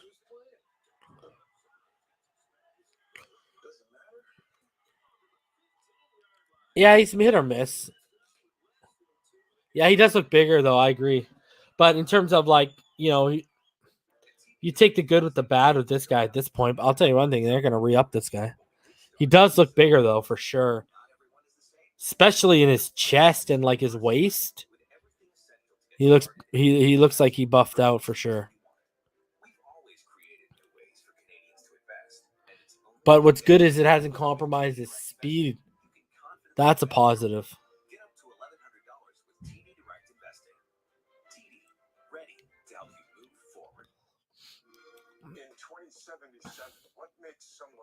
Guy, everyone, let me know. Y'all out there, anyone out there playing Cyberpunk, and for what system? Because I've been rocking on the PS5, and it's crashed like 3 or 4 times. But I haven't had these crazy bugs or bad visual problems like last gen.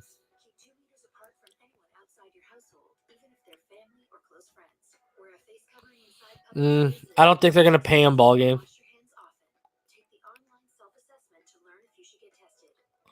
Rhino on the PC version got like 10 out of 10. It's the other it's the PS4 and the Xbox One versions are trash. My PS5 version, it looks beauty. I haven't had a problem. Yeah, but ball game, I mean, you're not even my thing is you're not even gonna invest. I don't see them investing 4, 5, even 6 million in him. And I think that's what he's gonna want. Because he's put up good numbers in a 4-3 wide 9, so he can go to a scheme like that.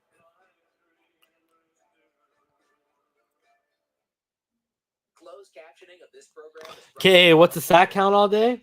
Oh, sorry, today for us? The current sack count is only at 2. Baker has a sack, and Zach Seiler has a sack.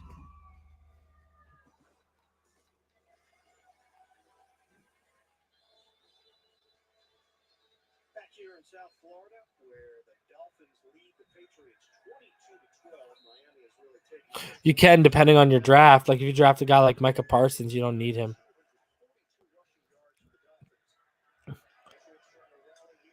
Oh!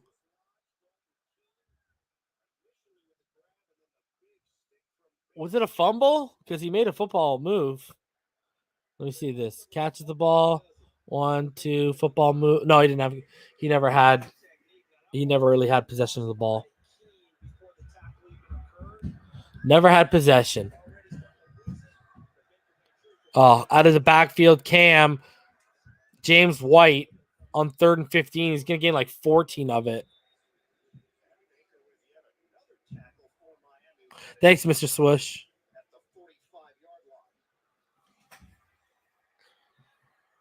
Is that Shaq Lawson down right now? God, no.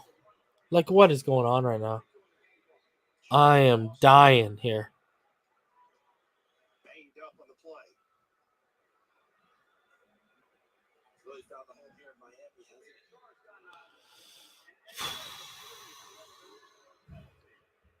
Please be good, Shacky boy. Need that Shaq attack.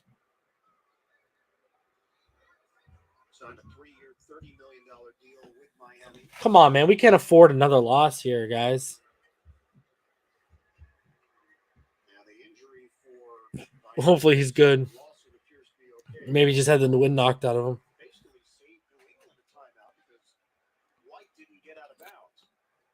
Oh, that sucks. So 4th and 3.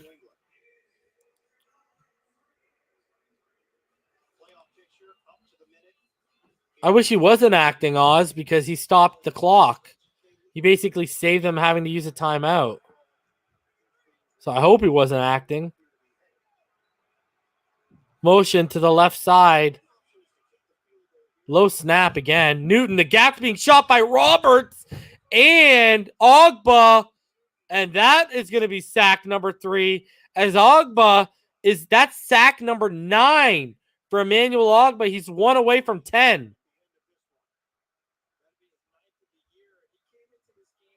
Woo! My preseason prediction of Ogba getting double-digit sacks is getting close. Good push. Orlando Roberts just blew up Sony Michel back into the pocket. Beautiful, baby. Let's go. That's it. What a second half put together by the Miami Dolphins. Holy jeez. Just like that, baby.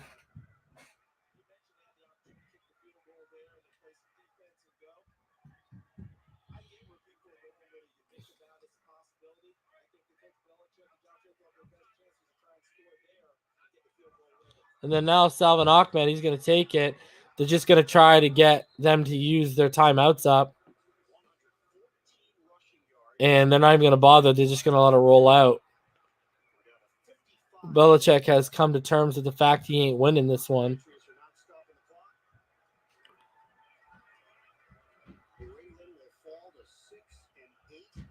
Love it, baby. The Miami Dolphins are about to be 9-5 with 2 games left. The destiny in their hands in terms of the playoffs. Cam is who we thought he was. And Tua Tagovailoa. Woo! And Salvin Ahmed pads the stats a little bit at the end there. And you got to love it, baby. As time is about to run out, the Miami Dolphins are winning games in December now, baby. Let's go. How did it feel? Feels like deja vu, huh? Feels like deja vu. This is how we felt last time. Rhino, ball game. Pyro, what's good, guys? 22 second half points. Imagine if they could put together 60. It would be crazy. It would be crazy. First of all I got to say is the Texans lost. I'm feeling good. That fumble was destiny right there, man. I feel good about that win and now the Houston pick, guys. Yeah. An update: the Houston pick is 5th. Yes. We're actually ahead of the Chargers. Right. Yes. And they come out something they would rather go. Man, come on. I would rather that draft pick that go up. Freak the playoffs. No, I want the playoffs. I want both. Why can't we have both? Yeah, we can have both. But Why can't we have good things, Pyro? If you would have put a gun to my head and say, "Hey, you the choose." No one's doing that, Pyro. It's okay. I'd rather finish the process of what we're doing, getting all this good game experience, and if we get in the playoffs, then that's even more experience for the team. Yep. But it's out of our control. And confidence and growth and development. Like that would do so much for such a young roster in this early of the rebuild to have this kind of season. And I still think we're going to get a draft pick like that. Like, Cincinnati's still there at 3, right? That's your problem. Like, we're not going to get Panaya. No, so unless they go to Marte. You see my boy Dita? Yeah, he actually did pretty well. That first snap was rough. But they were running away from him. So then they started going to the right with the and then they ran behind him and they got a big run. They got a big, huge run. Mm-hmm. Finally, the Wisconsin that we seen from Wisconsin is showing up, man. And I'll say this.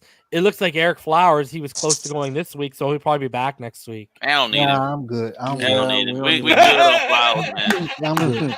I've seen enough of Eric Flowers, man. I'd rather go with the young guys, man. Yeah, I'm good. Oh, you explain that to the guy who got to pay him $10.5 million.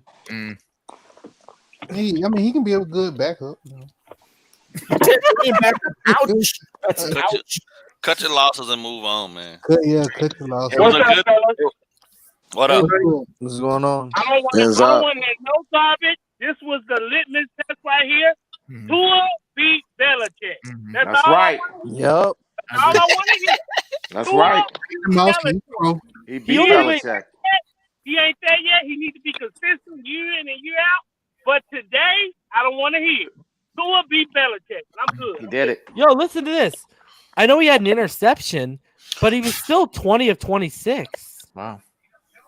You know what I mean? Only 145 yards because our run game, like if you look at our run game, guys, we finished in total in terms of rushing yards. We had 250 rushing yards. What the hell? You didn't need to throw the ball for like 400. Payback from week 1. We did to them what they did to us. You don't have to do that when you got a defense to rely on too. Exactly. So you don't have to go out there and throw ridiculous numbers. Fact of the matter is, I want to give a kudos to Shane Gailey for sticking with the run game finally. Yeah. Finally, yes. But time out though. He was getting a lot of success early in the rush game though. They were really executing. Yeah, but we had success in some games earlier before, and he got away from it. That's so this time, he That's consistently stuck with it. We had 42 attempts today. Hey, Reason, I came so close. I said 24-10. I'm off by 2 on each. But at the same time, we're back in the Penei Sewell thing because the Texans pick just moved up to number 5. Yeah, but since he's at 3. Cincinnati. Yeah, we Cincinnati's. Yeah. And I'm going to ask you, we're at 5. Do you make a move for your boy? For Penei Sewell? Ooh.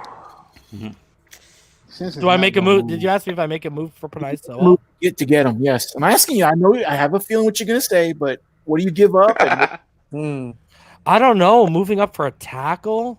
Like, it's one thing to move up from 5 for a quarterback, but for a tackle. And here's the thing. Like, if you got to either move up to 3, so you got to get the team that needs the tackle off the tackle, which will be expensive. Or if you move up to 2, you're going to be paying, like, quarterback value because that's where teams are going to be trying to move up for QB2. Exactly. I wouldn't do it. That's expensive, man. I wouldn't do it unless we couldn't address what we need to address in the free agency. Then, if we can get the wide receiver, we can get another wide receiver. Say sign Juju, bring him in. Mm-hmm. Then that changes some of what we need to do wide receiver wise in the draft, or we can go with maybe the second pick wide receiver. But then use the leverage to get up to go get the kid at tackle. Then, but that would be the only way I'd do it because at that point, like you said, Reason, you'd be paying quarterback money to a tackle for and I just don't. That don't work. That don't work for me. Yeah, you're gonna have to mortgage like another first next year. And also, don't forget the draft capital you can get by trading down. So, Josh, it all depends because here's my problem. Like, I don't have a problem with where we're going to be drafting. My problem with 5 is now you're starting to get into that gray area in terms of, do I think Parsons is worth 5th overall? He's not. We need a true middle linebacker. He's not a true. He's an inside guy. The guy's a defensive end converted to an outside linebacker, right? Like, he's not that yet.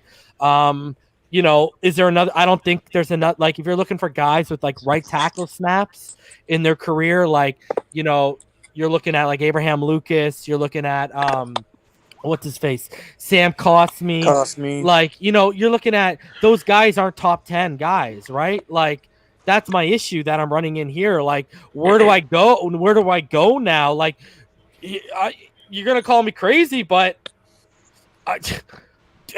if it's not Panay, is Devontae Smith or Jalen Waddle still the move? Yeah. In the position we are, we can overdraft a player any way we look at. I'm gonna get that position we're at. Yeah. And I'm gonna get Costamai at the in the 20s. Yeah. Because we would dominate this game if we had an elite player on offense. Yeah. There's also that kid from Minnesota, Daniel Falhel. He's a right tackle, but he's not a first round grade, right? That's my problem. There's no. You'd have to take like a left tackle and kick him, and I only want Panay, and I don't even think there's another left tackle worth that top 5 spot. Like, it's such a gray area that, like, man, you're either gonna trade back or overdraft based on need. Yeah. Wow. Yeah, we're gonna. Because Marvin Wilson isn't. I'm not taking Marvin Wilson at 5 as much as we need, and he's not a true zero tech. Ball game should know more than anyone because he watches Florida State. Yeah, he's not a zero tech right now. Exactly. Yeah, this past draft was the draft to really, if you're gonna, although we did make significant investment in the O line, this past draft would have been the one to double down on the tackles, because it turns out you seen Robert Hunt get kicked inside more, which is probably his trajectory in the NFL. So, looking at going back in the draft, and look, man, I think in general don't move up for a tackle, but if Panay Sewell's there, I'm making the move. Especially if everyone's making the move at 5. That's a steal. Shit, yeah. That's definitely steal. Josh says, reason would you $1.99 donation? Would you take Najee at 22? Yes. It all depends. Yes. I would. Like, my issue with that is Creed Humphrey staring me in the face. Oh, if he's there, then yeah, I get you. But that's what I have. But if if Humphrey's gone, then I mean, what he did to my Gators, it hurted me. But dang, I love him so much. I want him now, man. Give it to me. I just cringe at taking like first round, like high first round running back. Man, but dang, he's on everybody's radar now. If they think he's special at 22, I mean, because look at it, us drafting at 5. I mean, we don't need a quarterback, and Panay's not going to be there. So any player that we draft at 5, technically we done overdrafted at that position. Whether we take Devontae, who I want, or Waddle, or whoever. So, I mean, we're in a beautiful position that we have our quarterback. We have an almost elite defense. We just need to work at the skill positions and the tackles. So, and we're probably going to be a playoff team. God knows, I hope so. So we draft the best player available. And or to the move guy, back and accumulate players. Man, I just want to address this before I get off of here. The dude that was in the chat talking about Needham's getting cooked all day. Bruh, when you got Jones and X out there locking up your number 1 and number 2 options, who else going to get picked on? Exactly. Who else is the quarterback going to target? And the fact that the dude ain't giving up no TDs, and the guys that are actually catching the ball, most of those catches were in zone coverage, not in man-to-man coverage. So Needham is doing amazingly well, considering, because he's the dude with the biggest target on his back every week, because those other 2 options at 1 and 2 are pretty much erased off the screen. So leave Needham alone. Needham doing way better than those anybody. Those are fighting words with Mr. Ball Game, brother. No, I'm just saying, man. People always looking to find something to nitpick about, but he ain't. He's the last person they should be nitpicking on. The fact that he's actually to hold up under that type of pressure, when you know without a shadow of a doubt that a quarterback doesn't have his 1 and 2 options, so that's the next guy up. Yep. And he's performing admirably. Leave that dude alone, man. And you also have Rowe taking away the tight end too. So I'm pretty sure you got to have somebody. You gotta have exactly somebody gonna get picked on every now and then. Yeah. And Needham's had a really good season, so I don't know why people are. Other than the flags throughout the season, he's really settled in. Mm-hmm. Yeah. Didn't Brandon Jones cause a fumble today too? Yeah, he stripped the ball, but we didn't get the call. Yeah, the referees. Oh yeah, they turned that back. Yeah. He caused that fumble. The refs. Yummy. Oh, these refs. That was a big one. Yeah. It's just a great to see, especially looking at the whole playoff picture. Number one, you have a rookie quarterback that took out Belichick. That's enough said on the resume for me for the season. Flores right now. And Tua sitting around on whenever they're doing it together is helping this kid on Tuesday immensely. You can't even imagine how invaluable that is to have a defensive-minded coach like Flores sitting in there giving this kid defensive tutorials. And ball game, he would look like unshakable before that pick. He was 7 for 7, just rifling them in there, just rolling. And then the pick happened. Then offensive line got questionable for a stretch, and Mac Hollins decided he didn't have hands anymore. Oh my gosh, Mac Hollins. Yeah. He became Grant. Everybody became Grant today. Yeah, everyone had a chance to be Grant. Man, leave Grant alone, man. His catch was more difficult, man. Come on, man. Look at Pyro. What are you saying with that? Come on, man. The catch was way more difficult. Man. The officials. Pyro. Always got to give them credit. Shout out to the officials. Look, man. They just want to throw the flags, baby. They know when to throw the flags. The officials will do them more favors than Cam Newton. I'll tell him that much. Justine Lim says, go to a Texans channel, man. We don't want to hear your loyalty. Yeah, there's someone here, I mean, hey, I don't know why that first round pick y'all gave us. I don't know why y'all so people just want to draft pick people like y'all need to calm down. Yeah, man. Was anyone else stressing the game at halftime? Because I wasn't. Not at all. You saw my post, right? Patience. I said it over and over again. Be patient. Mm-hmm. We still got a defense out there that can eliminate and take away what the Patriots needed to do to be successful. So I said it. Be patient. I watched the second drive of the game. Gailey call aces. And one play, 37. And everyone forgot the aces he's throwing on the table, dude. What are you talking about? What play? The 2 interception. Before that play, Gailey was just throwing aces on the table like he had 10 of them in his deck. And then, I don't know, something happened after that point. I mean, Ryan, I wasn't grilling Chan Gailey this game, so Yeah, but my point is always this: the guy calls the plays, and you guys rack him over the coals because the players do not execute. Now, you can say the guy doesn't have his offense ready for the plays he's calling. I have no issue with that because that's a fair assessment to me. Sometimes he calls these plays, and the players do look a little confused. But there are times he calls some plays 8, 10 in a row, and it's beautiful. And it's 5 rushing plays in a row. 3 weeks ago, I heard he was about to go into old age home because he called 3 rushing plays in a row. I give Gailey credit. How y'all doing, he takes his NyQuil, man. Hey, Sharif. Yeah, whatever. You need to leave that man alone. I want to mention. There's also, I will say this though, to everyone's defense, there's a one thing of calling 3 rushing plays in a row when your offensive line is getting pushed, as opposed to calling 3 rushing plays in a row when you ain't getting jack bo diddly in terms of push from your offensive line. But then you call a pass. That was the best drive of the whole season. Like then you call a pass and then Tua gets sacked. Basically until Kinley went down, almost every run was to the left side because Kinley and Jackson. I look at Gailey the way he is right now. He's playing basketball with one hand tied behind his back. He can only dribble one way. That's the way I view it. I would say he's playing basketball with a cane. and let's look at this now. 3 weeks ago, Austin Jackson and Christian Wilkins was on the COVID Austin Jackson foot. Now, look at the return. Ahmed. Look at the return. Damon Williams. And look at the return with Christian Wilkins and Austin Jackson. We stopped the run 3 weeks ago. We started to stop the run, and we're actually running the ball. as of 3 weeks ago. Yeah, now if only could Austin Jackson. Now if Austin Jackson can learn how to pass protect, we might be all right eventually. Right, but like we weren't doing this on week 5. We weren't even near this level. We're stopping the run now. You can't run on us anymore. It was impressive. I'm gonna flat out say it. You can't run on us.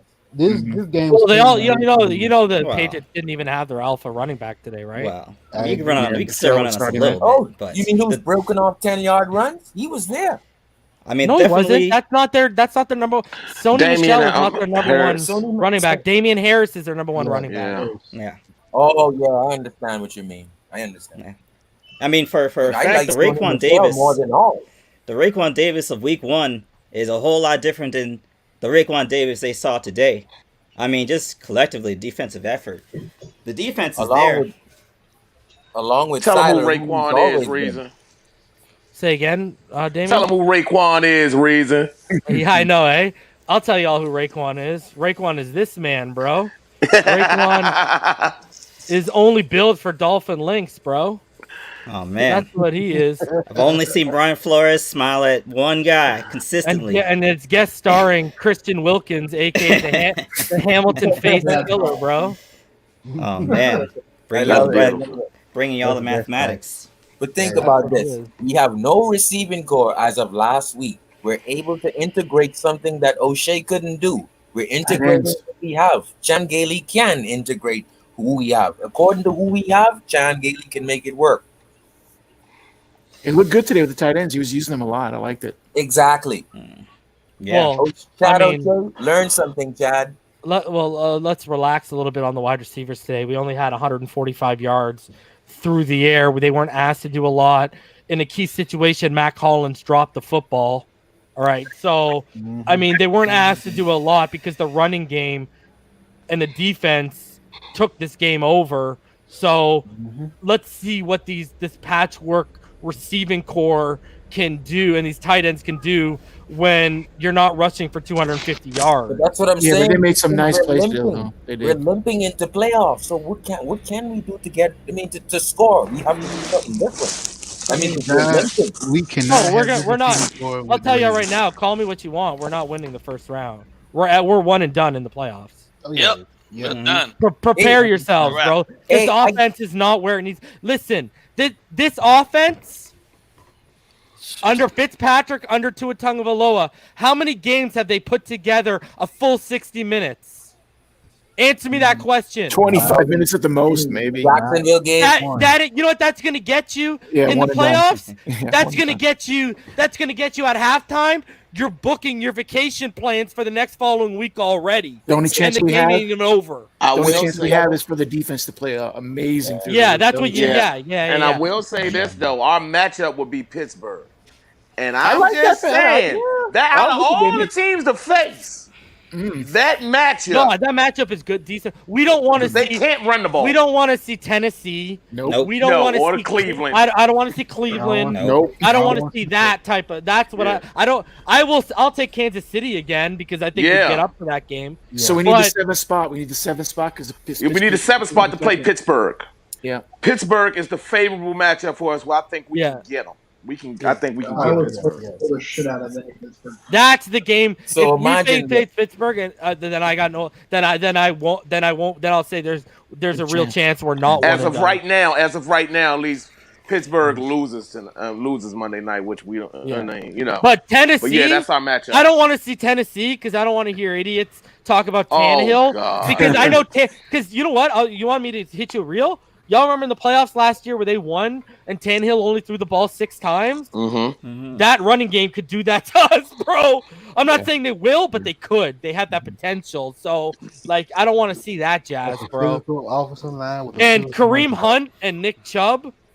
I mean, if we thought what Lindsey and Melvin Gordon could do, that's like Lindsey and Gordon on crack and steroids. Yeah, that wouldn't be. You know what I mean? I'm not trying to see that at all. Yeah, so we want Pittsburgh. If we get back Grant and Devontae Parker, and we enter the first round, not with a full health of Bill, but we got them healthy for the game, I'm saying we can score 20 points.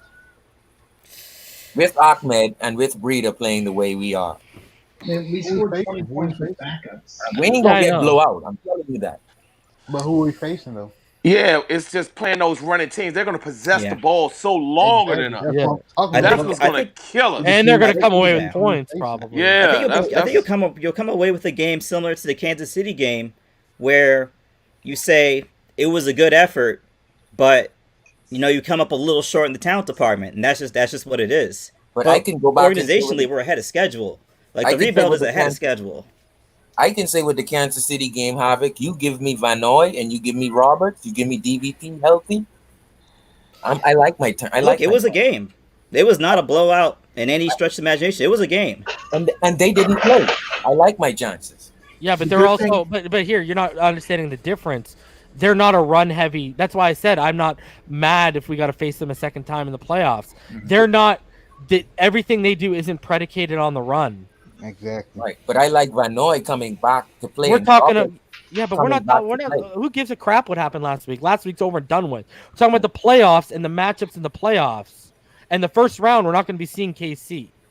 We're talking about. We'll get them in the second round. Going to be seeing in the playoffs, man. And you don't want to see one of these. You don't want to see a Nick Chubb, Kareem Hunt, Cleveland Browns, and you do not want to see Derrick Henry. But how about this defense? And this was a whole rebuttal to you saying that you think we figured out the run game. I'm trying to tell you that we haven't. We faced a committee today that didn't even have their alpha. So let's relax until this team can prove. Because last time they faced two legit number ones that were paired together, they got 180 yards on us, and that was only a couple weeks ago. And if we didn't lose that game, we could still be in the division hunt. Which brings me back to they won game over my expectations. So this is the cherry on top. The thing is, though, going into the playoffs, saying is 100%, but there's going to be no pressure on the Dolphins. That's the good thing about that. It's no pressure. Good point, Rhino. That is a good point. So we'll see how that goes. No matter who we play, I think that may play a major role in how we play. No pressure can be a good thing. It can be a bad thing too, but. Dude, we're going to the playoffs. Well, we should. We should. Not yet, bro. You better knock on wood, bro. This guy. I'm knocking on my head. We got a big primetime game day after Christmas. Usually Dolphins don't come prepared for those type of games. We have to come prepared for that game. Rhino, man. Derek Carr is done, man. Derek Carr is thrown out the window because they just stretched Coach Floyd to have people prepared. What's out the window? Sorry, not having a team prepared. What about Denver? Do we not forget what happened in Denver? We were not prepared. Yeah, but we almost won. We almost won. Listen, that Denver game to me was a culmination of a lot of different things, but personally, having to go and coach and see my kids play in Denver, man, that altitude is something different. And no matter how well you feel prepared and preparation, it's tough to go up there and play the style of defense that we play, especially press coverage, man-to-man running. We still should have done a better job in the run game, because that's what hurt us up there more than anything. But it's different. It's different up there. And ball game, they ran the ball 38 times. They did, and we had no answers for that. And a lot of that is attributed to the fact, one, Christian Wilkins was gone too, but next guy needs to be able to step up. And I think what hurt us more than anything in that game was just the process of not preparing ourselves mentally for that. Because I don't know, man, that high altitude, it rips it out of you, bro. Just from I remember just walking along the sideline with my headset on, coaching that high school game. I was winded, bruh. Yeah, winded just walking. So I had to. Man, it's tough. Can I ask you a question, ball game? So we have the second youngest team in the league. Would that correlate with what you're saying, that a team like the second youngest team would necessarily have that level of conditioning of going to a place like Denver every season as a more veteran team would have? Right. Well, I don't know what is factored in more than anything, bro. What's factored in more than anything is the fact that we have, with the second youngest team, been robbed of what veterans year in and year out know what they got to do to essentially get themselves ready, right? As young as we are right now, without having our guys actually be in our building to actually be able to take part in our actual strength and conditioning in the off season to get themselves in a regimen or understanding what they got to do, that is different, right? A guy can go and physically do what he thinks is good to get himself right, but that might not actually meet the standards of the teams in terms of what the team's strength and conditioning coach regimen would be. And, you know, and really and truthfully, the only reason these guys get really called in to work together is so that can be monitored, because the guys walk around with the, you know what I'm saying, they walk around with the iPads and with the, you know what I'm saying, with the papers, writing down the reps that the guys doing their progress. You know, they're checking the progress. Guys don't allow that type of stuff at home. You feel what I'm saying? But it just seems like if it was a different team from a different location. I understand what you're saying. Yeah. But they're from South Florida. They're highly conditioned. I think the biggest role in that game, this is just my view, is when Tua accidentally gave Denver defense a lot to fight for, when he said the defense playing in the NFL was easier than he thought. Okay, I mean, that's the way I view it, and I might be 100% wrong. Yeah, that plays in. That plays in. But when we're talking conditioning, right? When you're talking high mountain altitude conditioning. I hear it takes 48 hours to get ready. That's what my understanding. It does. Okay. We got there full Friday 48, morning. and that's a full 48 hours of you actually being out in the midst of it, running routes, doing your exact same type of level of practice intensity that you do at home. Ain't nobody traveling all the way to Denver to do the same level of practice that you're doing in South Florida. But they had a walk. They got there Friday night and they had a walkthrough on Saturday. That's it. So you're not ready. You're not ready. Well, Denver loses games in Denver. Yeah, but no. Denver losing games in Denver due to the fact that they're just not prepared to take on whoever it is that's coming in. The team just listen. I'm not making excuses. All I'm saying is it factors in. Mm-hmm. Like I've seen it, I've witnessed it, I've experienced it firsthand. Just walking up the stairs to get into the stadium to play that game that we played, bro. I was winded. But you know, we coming from SoCal, right? Yeah. And we conditioned. Our team conditioned better than anybody did at St. Bonaventure. And the fact of the matter was, my guys were gassed, bro. At the end of that first quarter, we were gassed, sucking wind, and I thought we. You know, and them kids was over there. The kids that we were playing against, shit, it was like, oh, we already got them, because the monkey had already jumped on our back. Is that part of that altitude was something serious, man? Is that part of Denver's secret sauce over the years?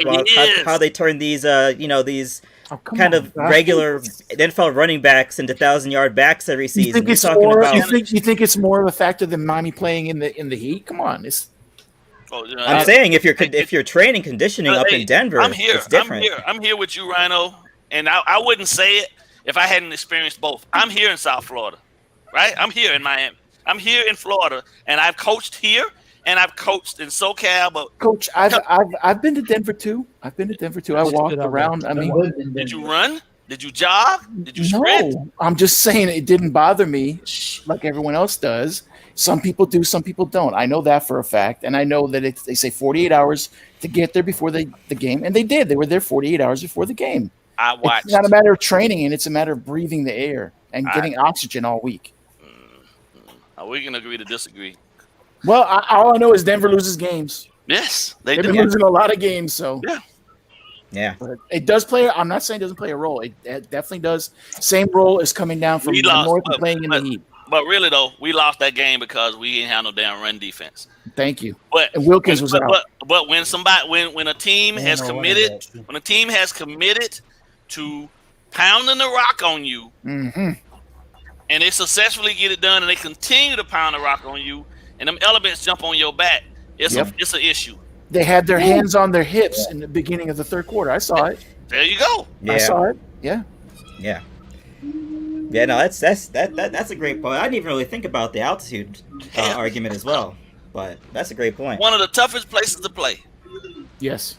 Bar none. And then I think about how what's his name, Gary, C.J. Anderson, and you're wondering, it's like, and these are like decent, pretty good, Denver teams too, and you're just like, how do they do it every single year? But you remember seeing how most teams play Denver up there, when they had those backs.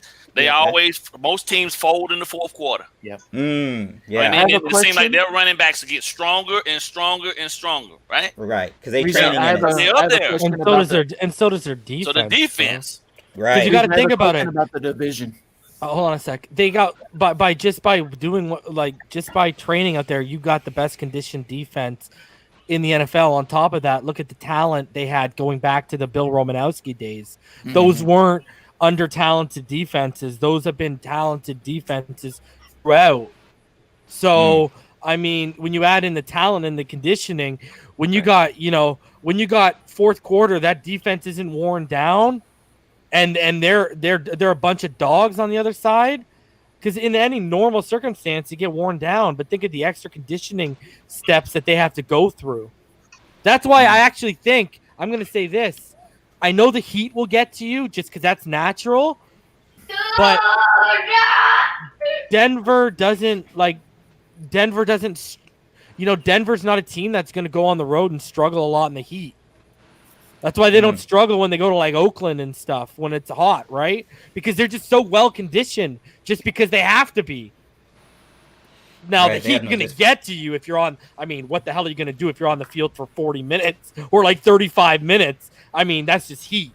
Yeah. You know what I mean? But like 28, 30 minutes, it ain't going to wear them down like it probably would a normal team. So I have a question about the division. We're assuming I assume we're assuming Bills are going to win next week against the Patriots. They're legit. Oh my God! You know what's crazy? But sorry to stop you, Rhino. Before you make your point, because I know you've been here since the time. How much flack did I get preseason for saying how real the Buffalo Bills were? Me. Not even from you. And me. Bro, I used to have Rain, people in man. my comments saying you're not a Dolphins fan. Yeah. You should be a Bills fan, bro. And I'm like, what? Because I'm looking at it objectively? Like, stop looking at it subjectively. And people are out here saying that they think that's the only team that could beat the Kansas City Chiefs. I'm not saying I agree with that, but I'm just saying, like, that's a bunch of people are buying into these guys now. People are they're legit. But anyways, that's Josh Allen has gotten better every season. People are chanting MVP. But I mean, he went from getting incrementally better to like, bam! Like, what's going on, bro? You get him. You get him. Arguably the widest catch radius receiver in the league. Well, which is what I was saying. And remember, I kept. Even I would get pushback from people who came up on here, bro. When I talked about how much I love that Stephon Diggs edition, people push back on me, bro. And it actually worked out for both teams because look at Justin Jefferson as the alpha right there. He's balling out, and then you got Stephon Diggs balling out. Anyways, Rhino, ask your question. Sorry, bro. Well, no problem, dude. And you and Ball Game, as far as I remember, were calling it. Everyone was giving you flack. I remember that. But my assumption is that if we win this week against Las Vegas, they're going to already win the division. When we win, the Bills have wrapped up the division. The last week, why would I play anyone? Is that a safe assumption? For a half, they're going to put them on. No, you're right, 110%. Okay, so I'm feeling pretty good about our chances. Yeah, they'll shut it down. I love you, Rhino. That's a good point. Oh, yeah, because you know what, Rhino? You know what, Rhino? I didn't even actually think about that, and I'm sitting here agreeing with you like I actually thought about that. But I'm agreeing with you because it's such a fucking good point that, bro, like... my fingers, bro. I mean, Jake Fromm, let's go. What do you got, bro? Yeah, I don't care how we get in. I just want to get in, either. You know what's crazy, too? I know Devin Singletary had a kind of a good game yesterday, but Zach Moss has been coming on recently, too. I don't know if people have been watching. Okay, the Bills look crazy. They look good. But here's the thing, Rhino. Guess why else I'm not playing them against us? What if I got to play you in the playoffs? I don't want to show you. Pittsburgh to win the next 2 games. We need Pittsburgh to win this week and next week in order for them to lay down that last game. But I don't want to show you hands, bro. I don't. Yeah, because they might be playing for field position, right? Yeah, they might be playing for the 2 seed. So we need Pittsburgh to win tonight, tomorrow night, and next week, so the Bills can lay down. Like I'm with Rhino. However we get in, however we get in, we need the Bills to lay down. Even though I think we can beat them, we're not in full strength. We have Rome Gray, I think Jake Fromm is a racist, so bring him down to Miami so we can kill him right on the Dolphin logo, brother. What did he say? Right? What did Fromm say? I have no idea. Remember his text messages from his buddies leaked out. When he was in college. Yeah. Wonderful. Yeah. When he was in college, not in high school, in college. Guys, last year. What's up, bro? What's up, Kevin? How you doing, bro? I'm a Steelers fan for 2 weeks. 9-5, bro. 9-5, man. Got to be excited for that. And congratulations, by the way, Reason, on little bundle of joy you got there. Congratulations, bro. Thank you. Congratulations. She's beautiful. Thank you, man. Oh, man, I saw the pictures, man. That looked awesome, man. I got my little bundles of joy running around like maniacs Reason right was now. a bad man in high school. That's all I gotta say. Yeah, bro. Like he always says. Bro, I forgot how tiny they were, man. You know what I Oh, mean? Because my man. daughter's almost 3, right? So I'm like, oh my, bro, it's like Crazy, the most valuable vase in the world. You said 5 pounds something, right? She was born 8'7". 8 pounds, 7 ounces. Oh, big girl. Good I was size. I was 8'2" when I was born. I was like, wow, she did me. I was 9'6". My daughter was 7'2". I was 8'10". You were what? Sorry, Rob. You 9'6", 9 pounds 6 ounces. Holy That's a big baby, right there. That's not big. That's not big. No, you're right. That's You're a man. you're That's from a Boston. man. Rhino. You should your my automatically put it on your pass and your helmet. Yes, sir. Extra large, yes, but What you said, 9'6"? 9 pounds 6 ounces. My great, Yeah, I was 9'3". So my great nephew, Juan McMillan coming out right there. My great nephew is 11 pounds 6 ounces. Okay, What? Listen. He's not even 10. He's not even 10 yet, and he's 5'1.5". Okay, weighing almost 150 pounds. So yeah, damn, the messed up family. Big kid. He doesn't sit on the bench. He sit on the bench and get a college education. I say it all the time. My youngest son Isaiah, he was 9'11". Wow, almost 10 pounds. Yeah, bro. How do these women not take practice celibacy after that kind of I'd be like, yo, that ain't worth it, yo. That ain't worth it. All right, moving on. Sorry about that. We want to be healthy in the playoffs. Hey, how about we're gonna have our offensive line finally healthy and in tune with the Parker and Grant back. We've seen it healthy, my friend. We've seen it healthy. It's still not that great. You've seen it healthy. No, but running game now. We actually saw Dieter today too. Dieter came in for Kinley. Kinley's going to be done for the year. It looks like. Who? And, Dieter. You think it's Kinley done for the year, right? Yeah, Kinley had a knee injury, man. It looked bad. Oh, I thought it was his foot again. No, it was his knee. Crap. Oh, that ain't good. So we lost him. So we had a Dieter sighting today. Dieter slid in at left guard. And, Davis went over to right over there. So all game got all giddy when Dieter came in. Hey, that's my guy, man. I know, bro. Ain't no different than Wisconsin guy, good on the run. He's a run first type guy. He actually looked pretty decent today. He was opening up some holes when he got Who's Dieter? Yeah, the first snap was but then after that he was all right. Yeah, for sure. I gotta hit Van Ginkel up, man. He missed that key. He missed a tackle earlier against Sony Michel when on that read option that they did. So I gotta give him some slack about that on Instagram and hit him in his DM. So yeah, look at this ball game sliding into Van Ginkel's DMs. Sliding into the Van brothers DMs. I already know ball game been sliding into EA's DMs about the rating system. You better know it. That's a 6 slide into the DM. Darth Vader $2 says Smith and Najee in the first. I mean, I ain't hating, bro. I'll take it all day, man. I like it. Beautiful. I ain't hating, bro. Yeah, I'll take Najee. And people are just exposing Fromm as a racist in the comments right now. Yeah. Also, Fromm's hockey friend that yelled the N-word towards Justin Field. That's why Fields left Georgia and went to OSU when Fromm came there. Wow. So he's throwing around the N-word, huh? Bro, I can't even believe who was stupid enough at Georgia to say, yeah, I think Jake Fromm's more talented than Justin Fields. Jesus. Yeah. How do you have a jaw? I wouldn't let you coach Pee Wee, let alone ridiculous. At the college level after that call. But thank God he left because now his stock is up. So thank God he did left. I love me some Justin Tua beat him once already in that That's Trevor Lawrence pretty impressive yesterday, though. Mm-hmm. Good God Almighty. But here's what I want to hit you with this ball game. Okay. Yeah, man. Because you weren't here when it was going down, but a few guys here were. So after the second drive, okay. Mm-hmm. Now remember, the second drive started off with what? Salvin Ahmed got blown up in the back. Okay, right. We lost 9. Then what was the next play? Hunt takes a flag for 5. Okay, so you blink and it's 2nd and 24.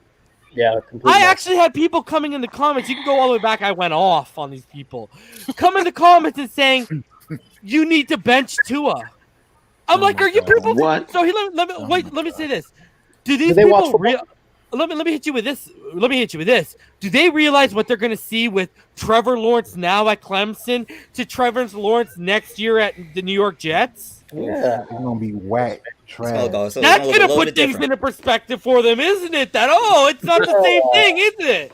Yeah, look who Tua was playing with today, man. Speaking of the Jets, starting receivers, man, Durham Smythe was the leading receiver today, dude. but speaking of the Jets, they just blocked the punt. Good for them. I hope they win. I don't want Trevor Lawrence to go there. No. Let him go to Carolina. Let him go to Carolina.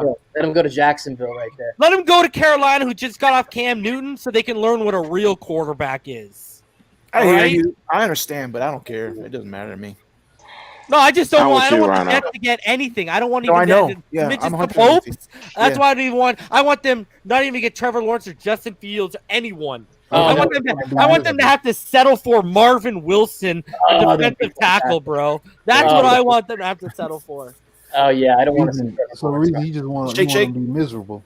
I want them to be miserable. Yes, I do. I like that. For decades and decades. Why not? That sounds good. Why not? That does sound good. Listen, reason I can't atone to that.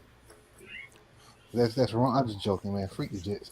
Plus, let's be honest with ourselves. Most of us up here watch football outside of the Dolphins, right? We're all football fans. Don't you want to see Trevor Lawrence play well? Yeah, because then it's fun. But here's the thing: I don't want to see him play well if he's on the New York Jets, so that cancels each other out. You know what I mean? So I'm just saying. I mean, it's still better than the Patriots. Like, if the Patriots wound up with them somehow, I would just fucking roll over. The Patriots are going to end up with Matt Stafford. Watch, man. There's going to be some type of trade right there. I keep hearing that. I've been hearing that for the past couple of weeks, actually. So where Shake Money, Stafford to New England. Shake Money donated $5. He said, last week I was Dolphins highlights everywhere. Now I have a better chance of finding Waldo shaking my effing head off. Attaboy.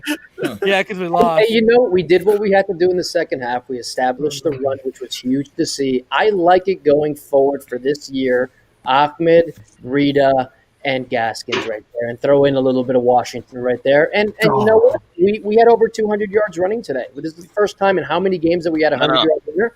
We got 122 on the ground. We're missing the most significant piece of that. Hold on a sec. I got people trying to come in, so it's full right now. So Esteban, you haven't said. I don't know if you're talking, but I got to rotate someone out. So who's going to volunteer themselves before I pick? I gotta go. I've got to go. I got it, dude. We're missing the most important piece, though.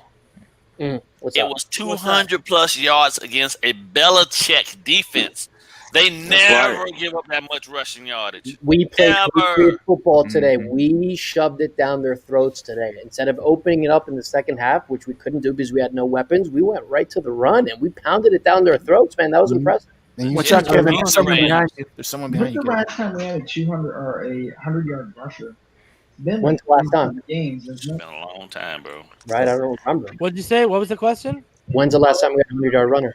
Week 15, 2018, Kalen Ballage rushed for 123 against yards. Minnesota. Yeah. Because he had a 75-yard run against Minnesota. The only time over 2 years. More than 1 point. Yeah, it's been a long time, bro. Well, I guess it would have been 2. Yeah, so what's today? Week 15? It was 2 years today, technically. Well, not today, but like you get what I'm saying. In football days, in football weeks, it was 2 years ago. This week had a 100-yard rusher, and it wasn't a fluke. It wasn't like one big 70-yard run. Yeah, no, we earned those. It was 4 yards here, 4 yards there, 8 yards here, and they rotated him out. And Breda came in and got you 4 yards. Breda almost had Breda had just over 90. 86 he finished with. Yeah, 12 carries for 86. Yeah, man. So you were getting yardage. And bro, when you see when he's in the second level. When Brady gets to the second level, you can see that speed. Dangerous. You see that speed. How about Ahmed pumping to the outside? How about Ahmed constantly, bro? Outside, man, all day. And you see, Breda started doing it too. Breda's like, let me try that. But Breda's first 3 carries, 3 yards. He only had 3 carries in the first half for 17 yards. So he gained, almost 70 yards of that in the second half. But that burst of speed when he went in second in that Yeah, it second seemed like everyone wanted to cut back. Oh man, I was enjoying it. This game was just made for me. But they don't train our running backs to cut back like that, and I need to see more of it. And I like that cut back. You don't train that. That's instinctual running by the. Some guys have it, some guys don't.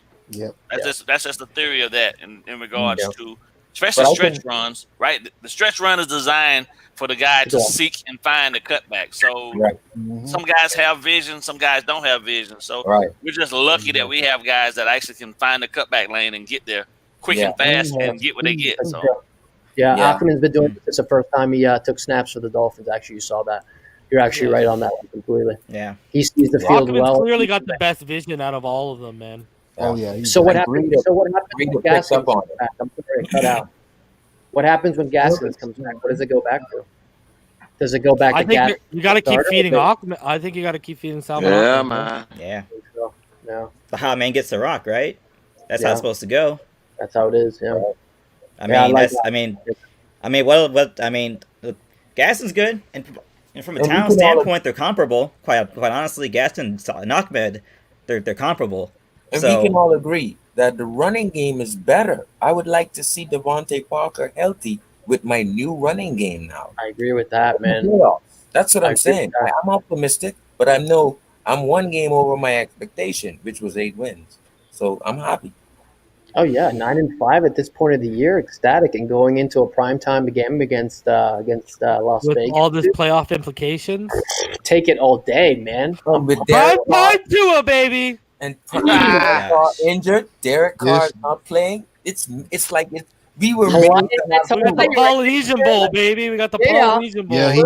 First of all, Carr out, bro. We were designed to have this entire season for us, dude. Mariota is going to get absolutely destroyed by this defense. All right, see you, ball game. All right, ball game. Yo, Xavier Howard is like definitely hitting double digits at interceptions. And reason it's prime time, so they're gonna show out. What people are gonna show up? But let's hope we have our weapons back, guys. Let's hope we have some weapons back, man. Yeah. We need Parker back there. What's up with Preston, man? Preston's been like MIA for how long now? They don't even talk about him anymore. But it'd be nice to have another. Time to move on with our life, brother. Okay. I got a 3-year contract, and I'm about to head into the 3rd year, thinking he's probably gonna get hurt again. Yeah. I love the guy. Don't get me wrong when he's healthy, but my thing is too. What's his ceiling? He's in the same play style as Devontae. I need speed. I need dynamic playmakers. I don't need that right now. So what are we now? We're the 6th pick? 5. No, they say 6 because Falcons lost. Let me go check on the updated. We are 5th.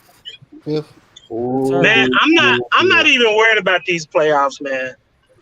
I'm just glad Tua gave us a winning season. Oh, Atlanta lost. It's done. They lost. Yeah. Hold on a sec. So they're now 4-10 officially. Yeah. Okay. Yeah. Now we're 6. Yeah. So we're 6. So we go wide receiver right there. They're 5.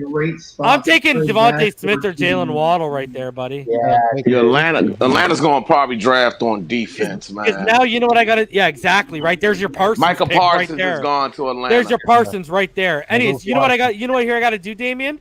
Now, guess what? And now I'm at 6. Guess what? I don't have to sell to any of you as a franchise that I wasted a top 5 pick on a wide receiver. Now I can say, guess what? Now I use a 6, not a top 5. We draft Devontae Smith, man. We got it. Oh, I think Devontae Smith is about to win the freaking Heisman, bro. I'm ordering Watch what he does in Notre Dame. Watch what he does in Notre Dame. This guy's going to put up 200-plus yards against Notre Dame. He's going to have 3 or 4 touchdowns, and that'll lock him in for the Heisman, bro. Notre Dame made the playoff because I didn't watch the playoff. Yeah, they made the playoff, bro. They made the 4th seed, bro. Yeah, over bro. Texas A&M? Yeah, bro. Oh, I know Jimbo is pissed. Oh, Richmond Webb. What Richmond Webb? Because their offensive line. Oh is yeah, that's the Texas A&M guy. Yeah, that's terrible. You should That's horrible. Because I think Texas A&M would beat Notre Dame on a neutral site. You should. You know what Alabama is going to do That's to crazy. Notre Dame, bro? Oh God, I gotta go back and watch that because I was in church, man. Oh man, I just knew Texas. Reason and Damien, bro. You should have seen the Texan fans. Cause I got some yeah. Texan fans around here. Oh my God. Oh yeah. Oh God, I'm about to go back and watch that, man. I just knew it was a foregone conclusion. A&M was in there. Busto said it best, bro. Yo, Devontae Smith is unguardable, bro. Does this game translate to the NFL as good as Waddles does?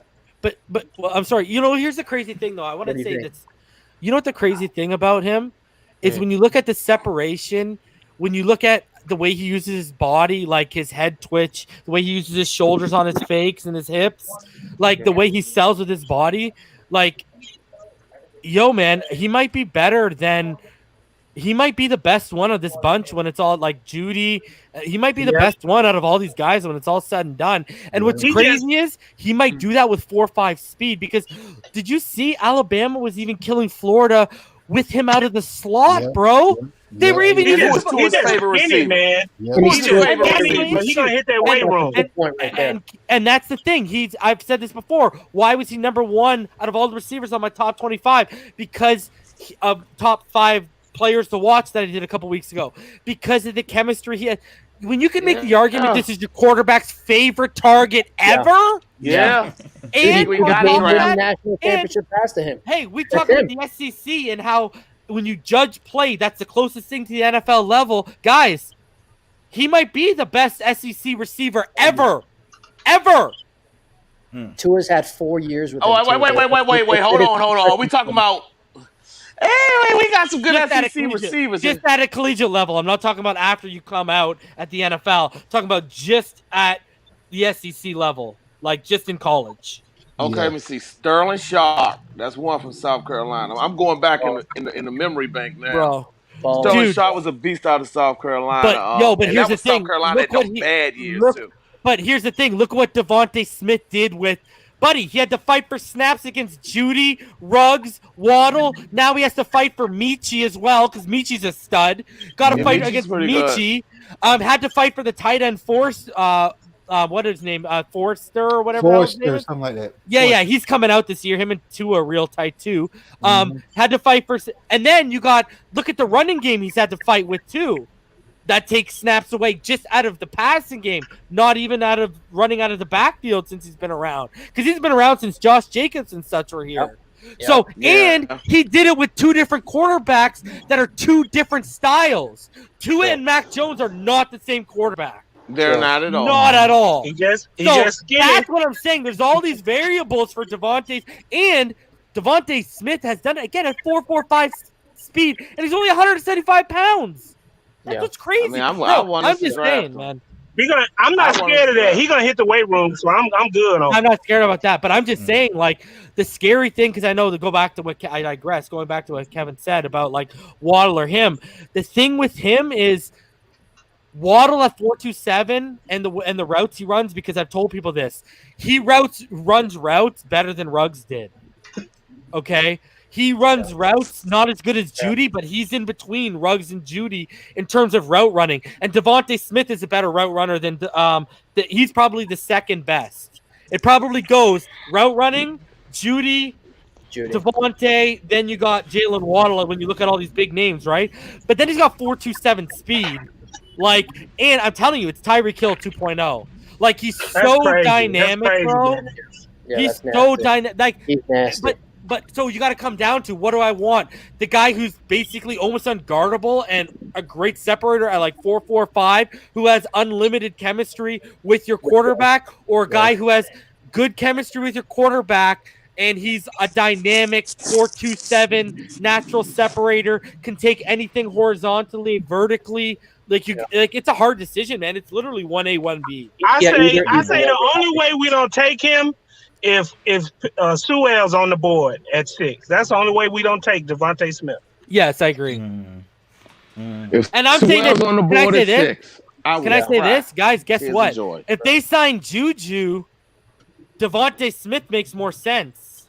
Yeah, sure he does, man. Right? Because Jalen, 5'10", 185, 427, mainly a slot guy at Alabama. Yeah, you can use him on the boundary like the Chiefs use Tyreek, but Devontae is more of a boundary outside can use inside, where Tyreek's more of an inside can use outside. So if you get Juju, who's a top 5 slot guy, all of a sudden Devontae makes more sense because now you're building the boundary like how you want to for this defense, because right now we only have high point catch radius guys on the boundary in terms of Preston and DVP. You know, they're not as dynamic as Devontae Smith is. No. So, like, you can add another guy. Tyreek Hill just scored a touchdown, too, Reese, as there soon as you were speaking talking of, about.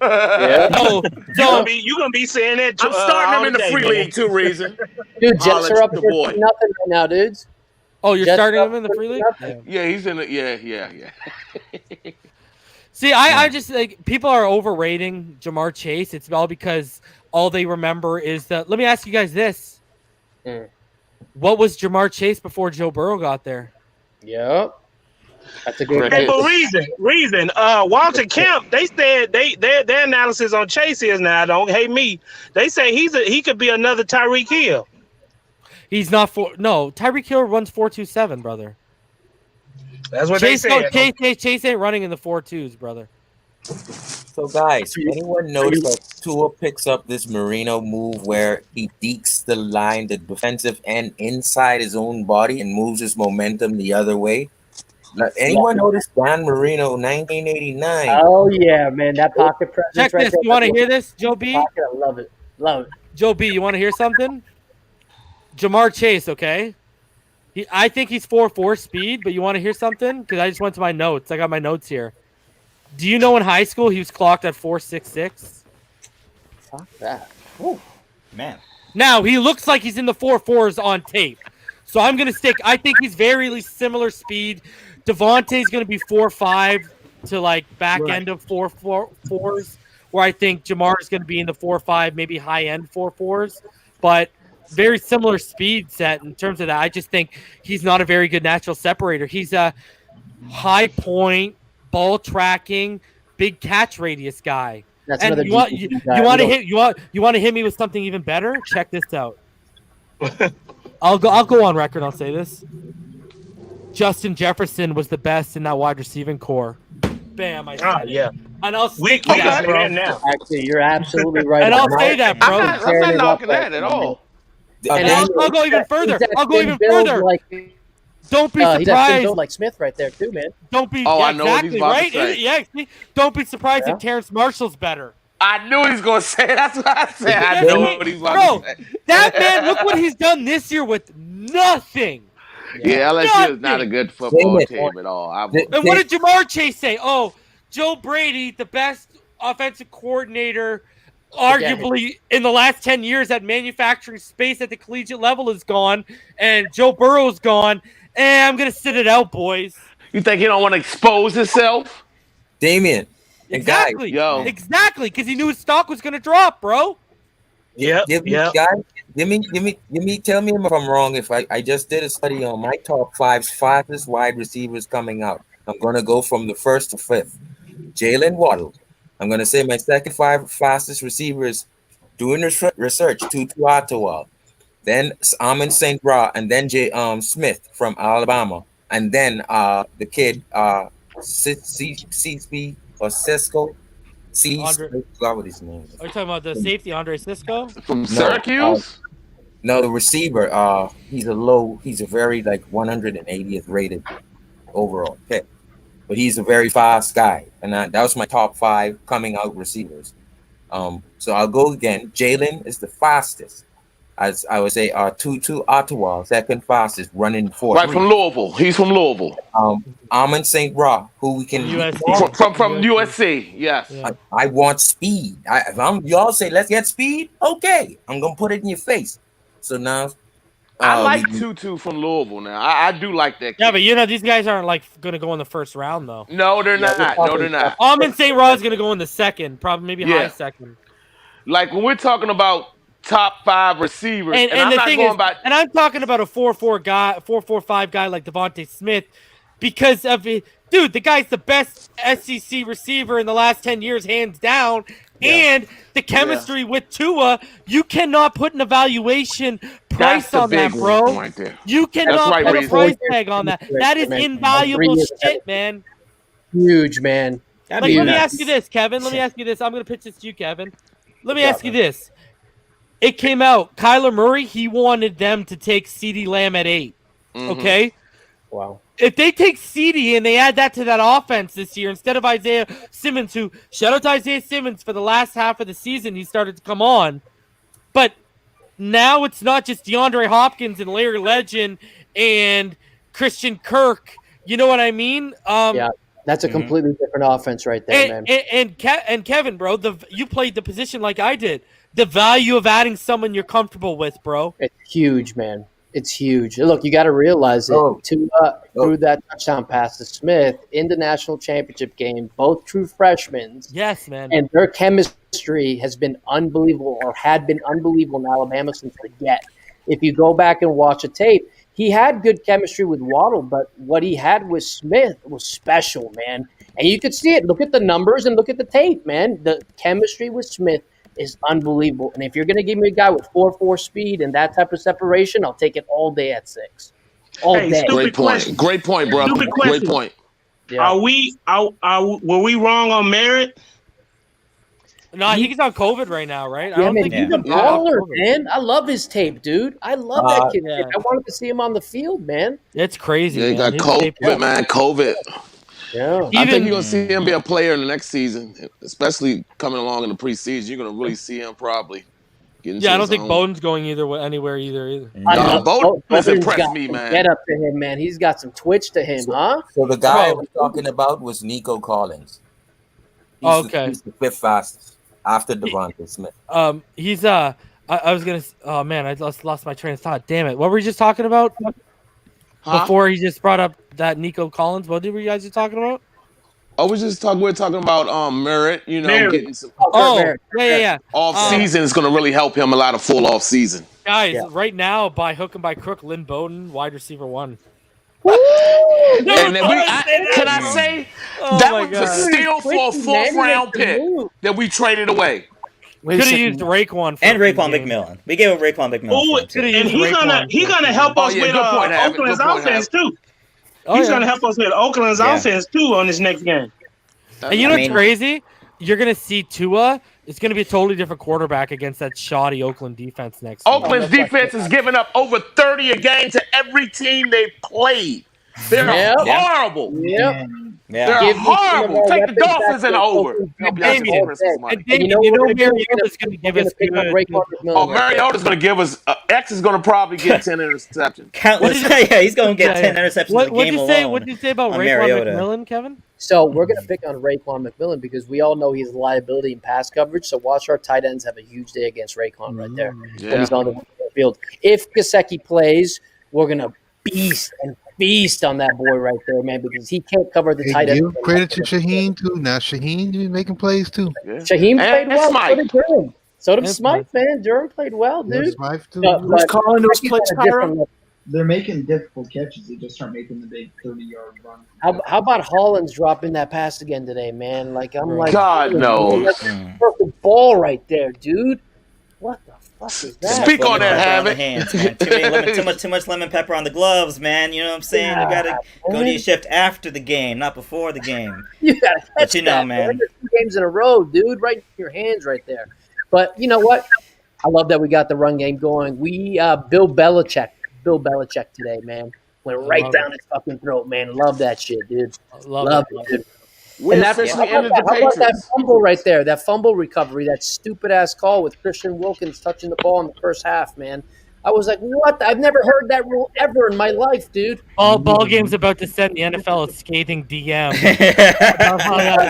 about how that needs to be changed, that rule. I told my brother, do they come up with different rules when they play the Dolphins? We were talking about remember the Olivier Vernon situation against the Patriots where they said he batted the ball illegally forward?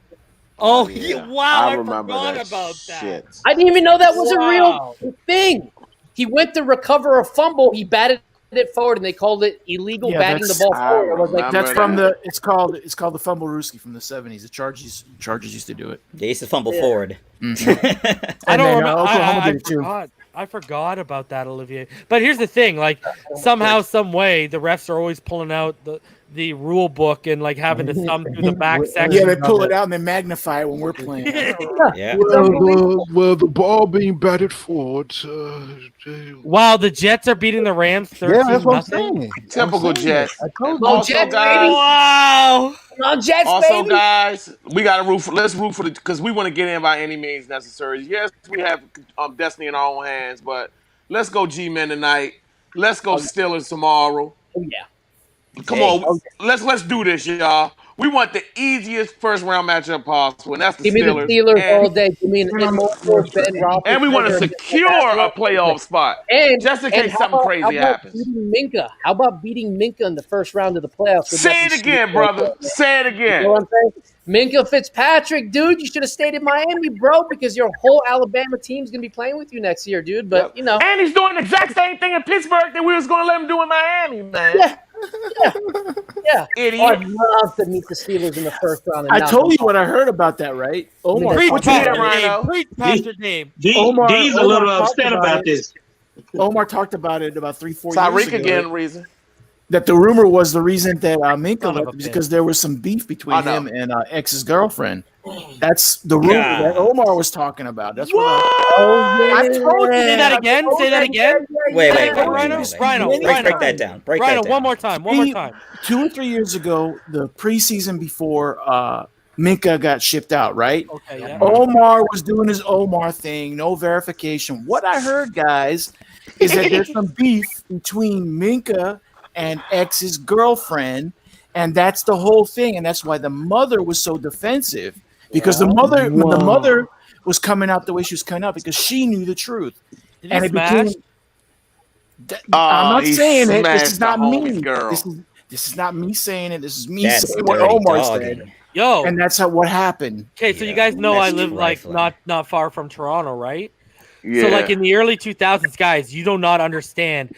I'm a Pittsburgh Penguins fan, but Toronto Maple Leafs hockey in this region, like these guys are freaking lunatics. Like Philadelphia fans, okay? Like on that level for Leafs stuff, okay? Anyways, they were second round, and one of their best players, Alexander McGillney, had to leave because one of the players on the team was banging his wife, and it came out in the middle of the playoffs. And then they ended up losing.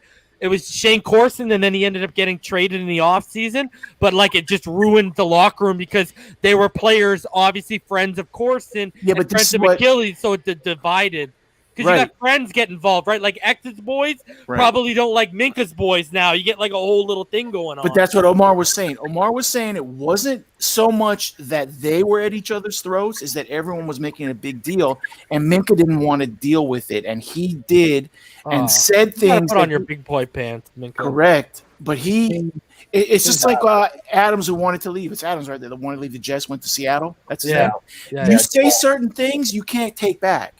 Yeah. And that's what they think was going brother, on. you would say things you couldn't take back if Adam Gase was your coach in New York, bro. I can't blame Jamal for 1 minute. I don't blame nobody.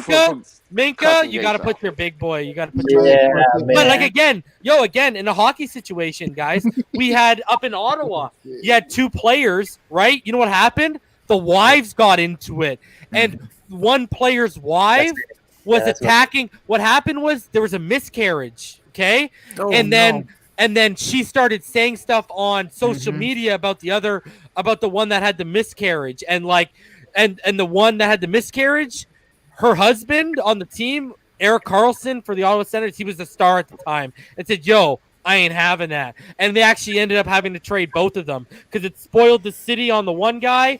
And they tried to move the player out to keep him happy, but in the long run, they just said. So when you get player stuff going on, it's like a very touchy situation. This is where I think Omar is pure. We made gold. the right choice, though. I ain't gonna lie about that. But I think this is where Got a Omar nice is pick pure for it. gold. I think Omar is We got Austin into Jackson that for it, stuff. though. I think when he talks about that stuff, he's talking the truth. I think that's what he's good No, for. yeah. He's good gossip. But I think what happened. That's the why fact him and Miko got along so well. Right. But the fact that he is in Pittsburgh doing the same freaking thing that we were asking him to do proves to me it was more than just football. Yeah. No, I'd never thought of it like that. And you know what I never understood, Rhino? Brian Flores doesn't seem like the guy that would say, okay, don't tough it out. I'm gonna get rid of you. It would make more sense if Brian Flores said, okay, I'll move you because something internally was going on. Brian Flores doesn't seem like, Brian Flores doesn't seem like, A, he wouldn't try and make it work with what the player wants, and B, if the player was just being selfish and stubborn, he wouldn't say, work it out, watch it, try it my way, and in a year you're going to love me. But dude, essentially, but you're right. So what you're saying makes even more sense. Flores is essentially an Alabama head coach or coach. Yeah. Essentially. Yeah. So it's like he's not talk to him like he probably gave the player what he wanted, Rhino. Right, that's what I'm saying. That's what I'm saying. You're right. Yeah, no, right. Because I'm saying he doesn't seem like the type of person that would just say, you're being stubborn and selfish, get rid of him. He actually did because the game before he got traded, he actually had a really, really good game, and they put him in the position that he wanted to be in. Yeah, because Brian Flores seems like he would make it work. Yeah. Especially when he knows how a defensive-minded guy, knowing how vital a piece like that is to his defense. So that makes sense, Rhino. Like I have no idea. I can't confirm nor deny. It's up to Omar to confirm it. It's not up to me. I'm just repeating what the man said. I actually do remember that, man. That's a good point right there, man. And you know what's funny? I loved Brent Grimes. I just didn't like his wife. Yeah, except for Omar. Oh yeah, but I love Brent Grimes was a beast. One of my favorite corners, bro. One of my favorite corners. Playing. He was a stud before he even came here, bro. And he just picked it up, man. That vert, he was 5'8". He had like a 60-inch vert, man. He was ridiculous, bro. Bro, and you know what's even more impressive? You know what's even more impressive, Kevin? That he could listen to that at home and block it out and go play the way he could, bro. That guy deserves an award yearly just for that alone. Yeah, special somewhere. I don't know how. I don't know how he can put up with that. There's things you put up with. There's things you put up with if something's good, dude. That thing. Double shots to Jameson. That's how I run. Double shots to Jameson. Adrian, didn't get in a scrap in the parking lot one day too, man? Didn't she get in a scrap at a Miami Dolphins game? Yeah, she did. Remember that? Yeah, she did. By one of those little by one of those huts that the police wanted to fritz her to check her, and she's like, you know who I am? You know who I am? Rhino, you know Adrian Gray? You remember he's been in our comments a lot all the time. Yes. Well, he's now Rome Gray. I guess he had to change. So he says he actually knows Miko personally. She's not as bad as she seems, to be honest. And it's probably, you know what it is? I believe it. But she probably puts on a gimmick when she walks out the door, bro. Yeah. Gimmicks sell, man. She's a woman. She's got to put other on YouTubers do that. And they know what they're she's a woman too, and she has to put on some hard armor too. She's playing in Big Boys. So. Oh, don't get me wrong. I respect the hell out of how tough and how independent, how strong of a woman is. Yes, she is. I respect the hell of that. I didn't like how she was throwing players under the bus, specifically Tannehill. She hated on. You don't do that. You want to say that in between closed walls? Do whatever you want to say that when you and Brent leave town? Knock yourself out. Don't say it while you're here. And I feel like, with Omar, and I feel like. Yeah, and I feel like she's the reason why Brent didn't stick around. Yes. Yeah, for sure. That's for sure. And he was sick. He was nasty, dude. Imagine having him and X at one time. Oh my god, man, nasty right there, man. Bro, always keeps a pair of cornerbacks, bro. For a while now, going back to Sean Smith and Vontae Davis, to them, to what we got now, man. Even going all the way back to Sam Madison, Surtain, man, we keep a pair of cornerbacks. Yeah, we do. So this is what Adrian says. Yeah, man, that was my days. The thing with Miko is this: if you've been with enough black women, you know there's times when they talk too much and do too much for no reason. She's not horrible; she's just a little lit too much. Yeah. I can't speak on that, my friend.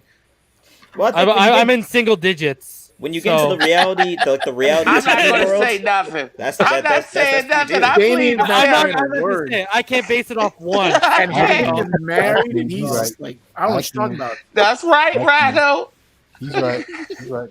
I can't say that. Nothing, Rhino. I have to plead ignorance because ignorance isn't a bad word like people think it is. I'm like the dog. I don't speak, but I understand. That's all I'm gonna say. Now, if you want to talk about white women and brown women, let's talk. Right? I can have that conversation.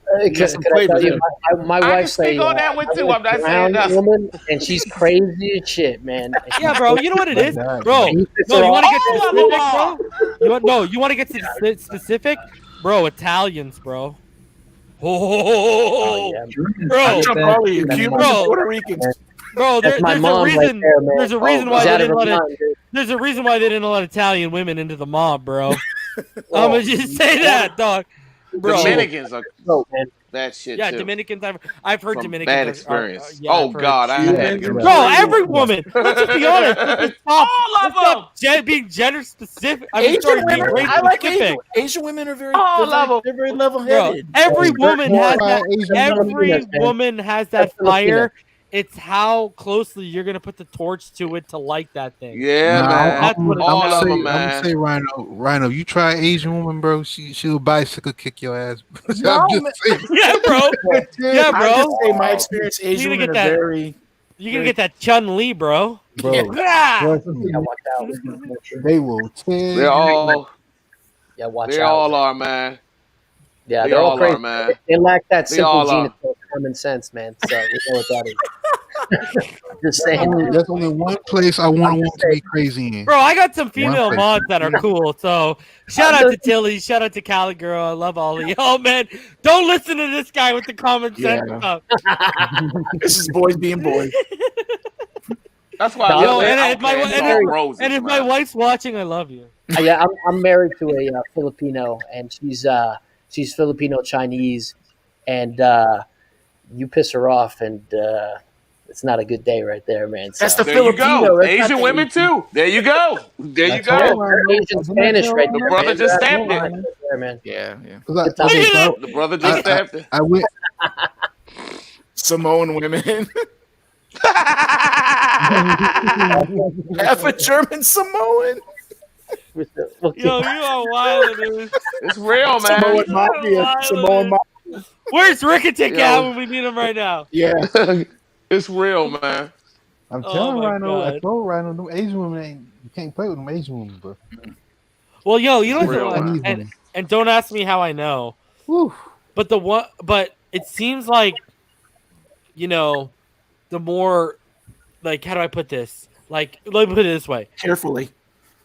Here, let me put it this way. Like, Canadian, for just my experience, Canadian-born, like Chinese or Japanese, are the norm in terms of their women. Like, we're talking about the fire, but it seems like actual, like I've met some over from specifically Japan, and they're much more passive, it seems. Yes. Like over there, that because like coming from directly from that culture, it's because it's not US or it's not Canada. The North American culture are they're all the same, bro. It's when you get them coming from directly off the boat or the plane from each culture. That's where you get the difference. Like I've met some like Italians, like actual from like Italy, you know, and the like they are like fierce, bro. Fierce. They have to be. They have to be. You know what I mean? Like my wife was born. She's Pakistani, but she was born in Saudi Arabia. She grew up, you know, between Saudi Arabia and Pakistan. So, you know, she didn't move over to North America until she was 18. But she grew up on an American compound because her parents worked for a large oil company. So, you know, she American educated. So she did have like, she doesn't have an accent or anything like that, right? But different values, bro. Different way of thinking. Like she'll come over here and see even how me and my mom interact, and she'll be like, yo, that would never happen over here. So it's just different, bro. Like it's just different. So but people don't realize it. People are just stuck to their box, right? Their North American box. Anyways, I digress. Back to Dolphins. I don't know why we talking about women. Why we start talking about women? Because I don't know. What's his name's wife? The cornerback that we used to be here. Oh, Miko. Oh, damn you, Miko! Yeah. They ruin all our Dolphin talk every time, man. You did it again, Nico. Back in our eyes, man. And shout out to Dolphins lady because she's one of the coolest. Allie, she's one of the coolest chicks I've ever talked to in terms of sports fans. So a lot of cool sport chicks in sports, man. A lot of Dolphins. So what if the Bills lose next week and we win? Yeah, and if they were to lose to us too, and we have the same record, how does that go? I think they're still gonna have the time. Yeah, they had to lose all three. Yeah, they'd have to lose already. Yeah, because they beat us already. So if they win next week, they have nothing to play for, 0. Yeah, really not even. Their division record is better, but they don't have anything to play for now either. No, they're playing for seeding. Yes, okay. Seeding, basically. They could be the number 2 or number 1 seed, right? Like, you know what's crazy? Imagine if they're the number 2 and we got to face them in back-to-back weeks. In Buffalo, I hate that. I hate that in Buffalo, man. I really do, man. But January 3rd, January 10th. Once again, guys, this is what I'm saying. We're the running team that we weren't week 3. We're the run-stopping team that we weren't week 5. Dude, that's a great point. We got Devontae Parker. I don't know if we want that smoke from Cleveland or Tennessee's running. I don't know what Sharif is smoking, bro. Yeah. I mean, the Patriots aren't a playoff team. I'm telling you, bro. Playoff team. Yo, I'm telling you, bro. Like the Bills are legit, bro, on both sides of the football, man. No question. The other like, night, they ran right. You know what? I've actually had this conversation. Bills fans are saying we remind them of what they were like last year, where they were there, but they weren't ready to be there. It's as simple as Josh Allen has become an accurate quarterback. He was always athletic and dynamic and had a big arm. Oh yeah, because they could have been there. They could have been here a lot quicker, bro. But dude, man, that 3rd and long touchdown he had to the middle of the field yesterday was disgusting. That pass was pinpoint right there, man. He's actually changed his throwing mechanics. They were saying from over the top to a little bit more quarter arm, and it's actually changed his whole game, man. Yep, Jordan Palmer helped him with that. Yeah, that's who was working with Burrow. Yep. Yeah. His stance isn't so wide open anymore. I noticed that actually. You could see that, man. He's fantastic right now. And he's confident when he slings it, bro. Dude, man, guys, I have a question. Do you think offensive line is more up and down than consistent? And does that lead you to address it with a Panay? Well, Sharif, this running game that you're loving haven't you noticed it happened when they shifted Kinley to left guard? That's a good point. You noticed that's when this has started to open up a little bit. Yeah, that's when they put him out of his natural position. That got Andrew Thomas drafted so high in the draft. It looks like because he ain't on Kinley's level, and then Austin Jackson is a better tackle right now, especially in the run game, than what Jesse Davis and Hunt are a little bit more inconsistent. But the announcer mentioned that left side in the running game. He even saw it. Yeah, Dieter was playing left guard at the end. So that was at the beginning of the game. We were running to the left side, and we were actually controlling that left side with a lot of push. In the second half, actually, the announcer did make mention that we actually switched over and started running over to the right side, and the hole started opening up. So something happened in that. But Dieter wasn't playing. Yeah, Dieter wasn't playing right guard though. He moved after that first drive. No, they started. They were going heavy to the left, and then when Kinley went down, that's when they started going they went to the right for the first couple, and then they went up the gut in between Karras and Dieter for a big gain, like on the 3rd or 4th play of Dieter being in there. Yeah, right. So it was mainly off the left side that they were gaining yardage today. Look at a lot of Salvin Ahmed bouncing it out was to the left side. The left side, I'm looking now. Dieter ended the game at left guard. Breida touches, man. You got to give Breida touches, man. Breida had 12 for 86 today, man. I like that guy getting 12 to 15 touches a game. Man.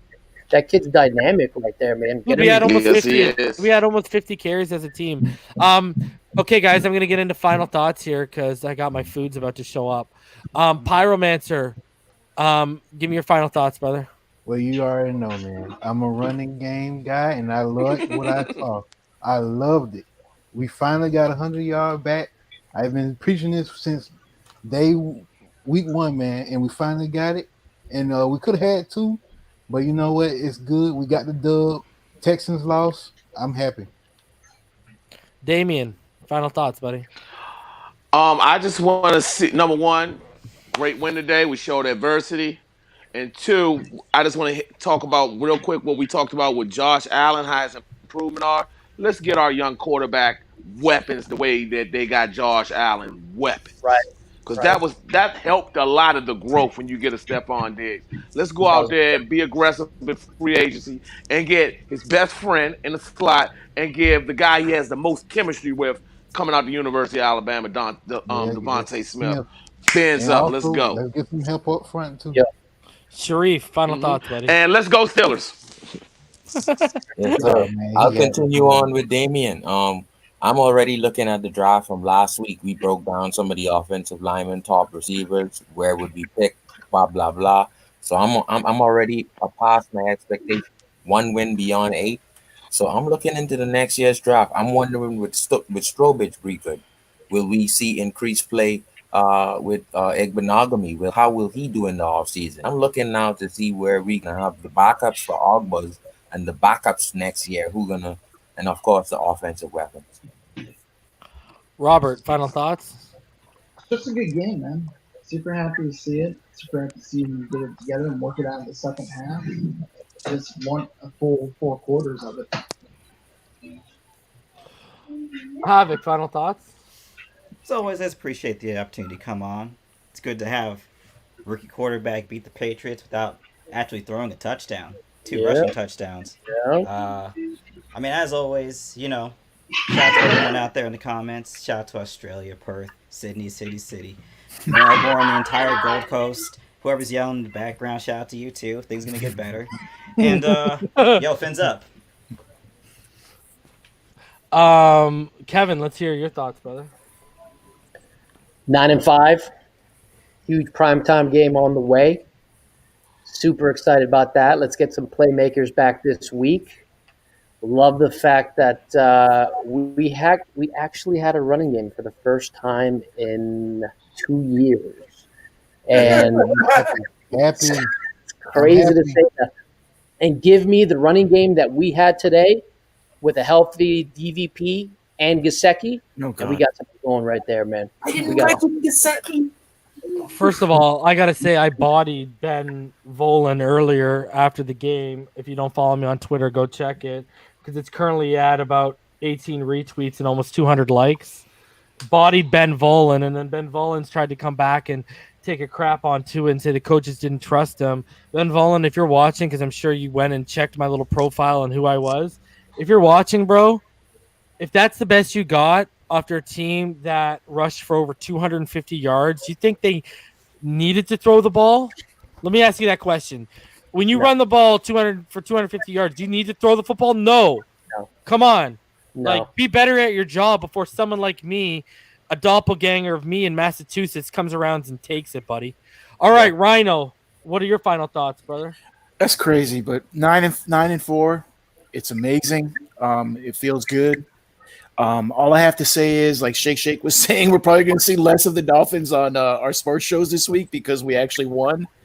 And I got to say, if we can keep this rushing attack going, like everyone's saying, with returning receivers and Galen using everyone, it's a good time, man. Fins up. Yeah, that's how we can beat a team like the Steelers because we match up good with them defensively. So you got. It's all about we need Kinley back because he's clearly a piece to establishing this run, man. And I have to say this: X Defensive Player of the Year. I don't care what anyone says. And he's going to hit double digits. Facts. You know what? Next, I'm calling it in prime time. X gets his 10th interception and Ogba gets his 10th sack. 10th and 11th. Facts. I'm calling it 10s. Double 10. Nice. Yeah, pulling out 2 10s on you like they're both named Mac, baby. All right, Joe B, let's hear your final thoughts. Yeah, man, it was a good win. It was a great show. Everybody came with good information. Man, I love this season. This is my ceiling. 9-7 was my ceiling, and I'm thinking we're gonna surpass that. And I'm just going to jump on what Damon and Reef said, man. We need a wide receiver number one. We need to shore up the O-line with a good pick. And this defense is ready. We're one person away from being ready to be Super Bowl caliber as a team as a whole. And I'm just excited, man. I'm excited. Everything else after this is gravy. I'm just hoping Tua remain healthy the rest of the season. Everything after this 9 win, is gravy. And why there's so much excitement, guys, is because we're ahead of schedule in terms of the win column and product on the field, yet we have financial and draft capital out the wazoo coming up in this year to only make this team better. Guys, like I said this offseason, yes, we're in a rebuild, but through the rebuild, they've entered a 4-year window. And we are in year 1 of the window, and you got to look at it with Byron Jones's contract. I'm telling you guys, this team next year, AFC Championship is a realistic, even just playing in the game is a realistic outlook, guys. Give me that division title. Give me that division title. I love the fact, man. East, man. Because here's the thing.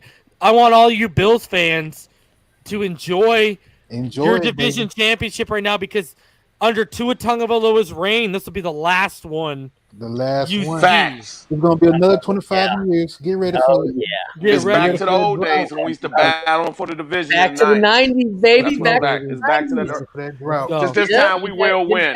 Let's get it. All right, everyone. I'll be back tomorrow night. Until then, fins up all day, every day. I'll see all y'all tomorrow. Peace.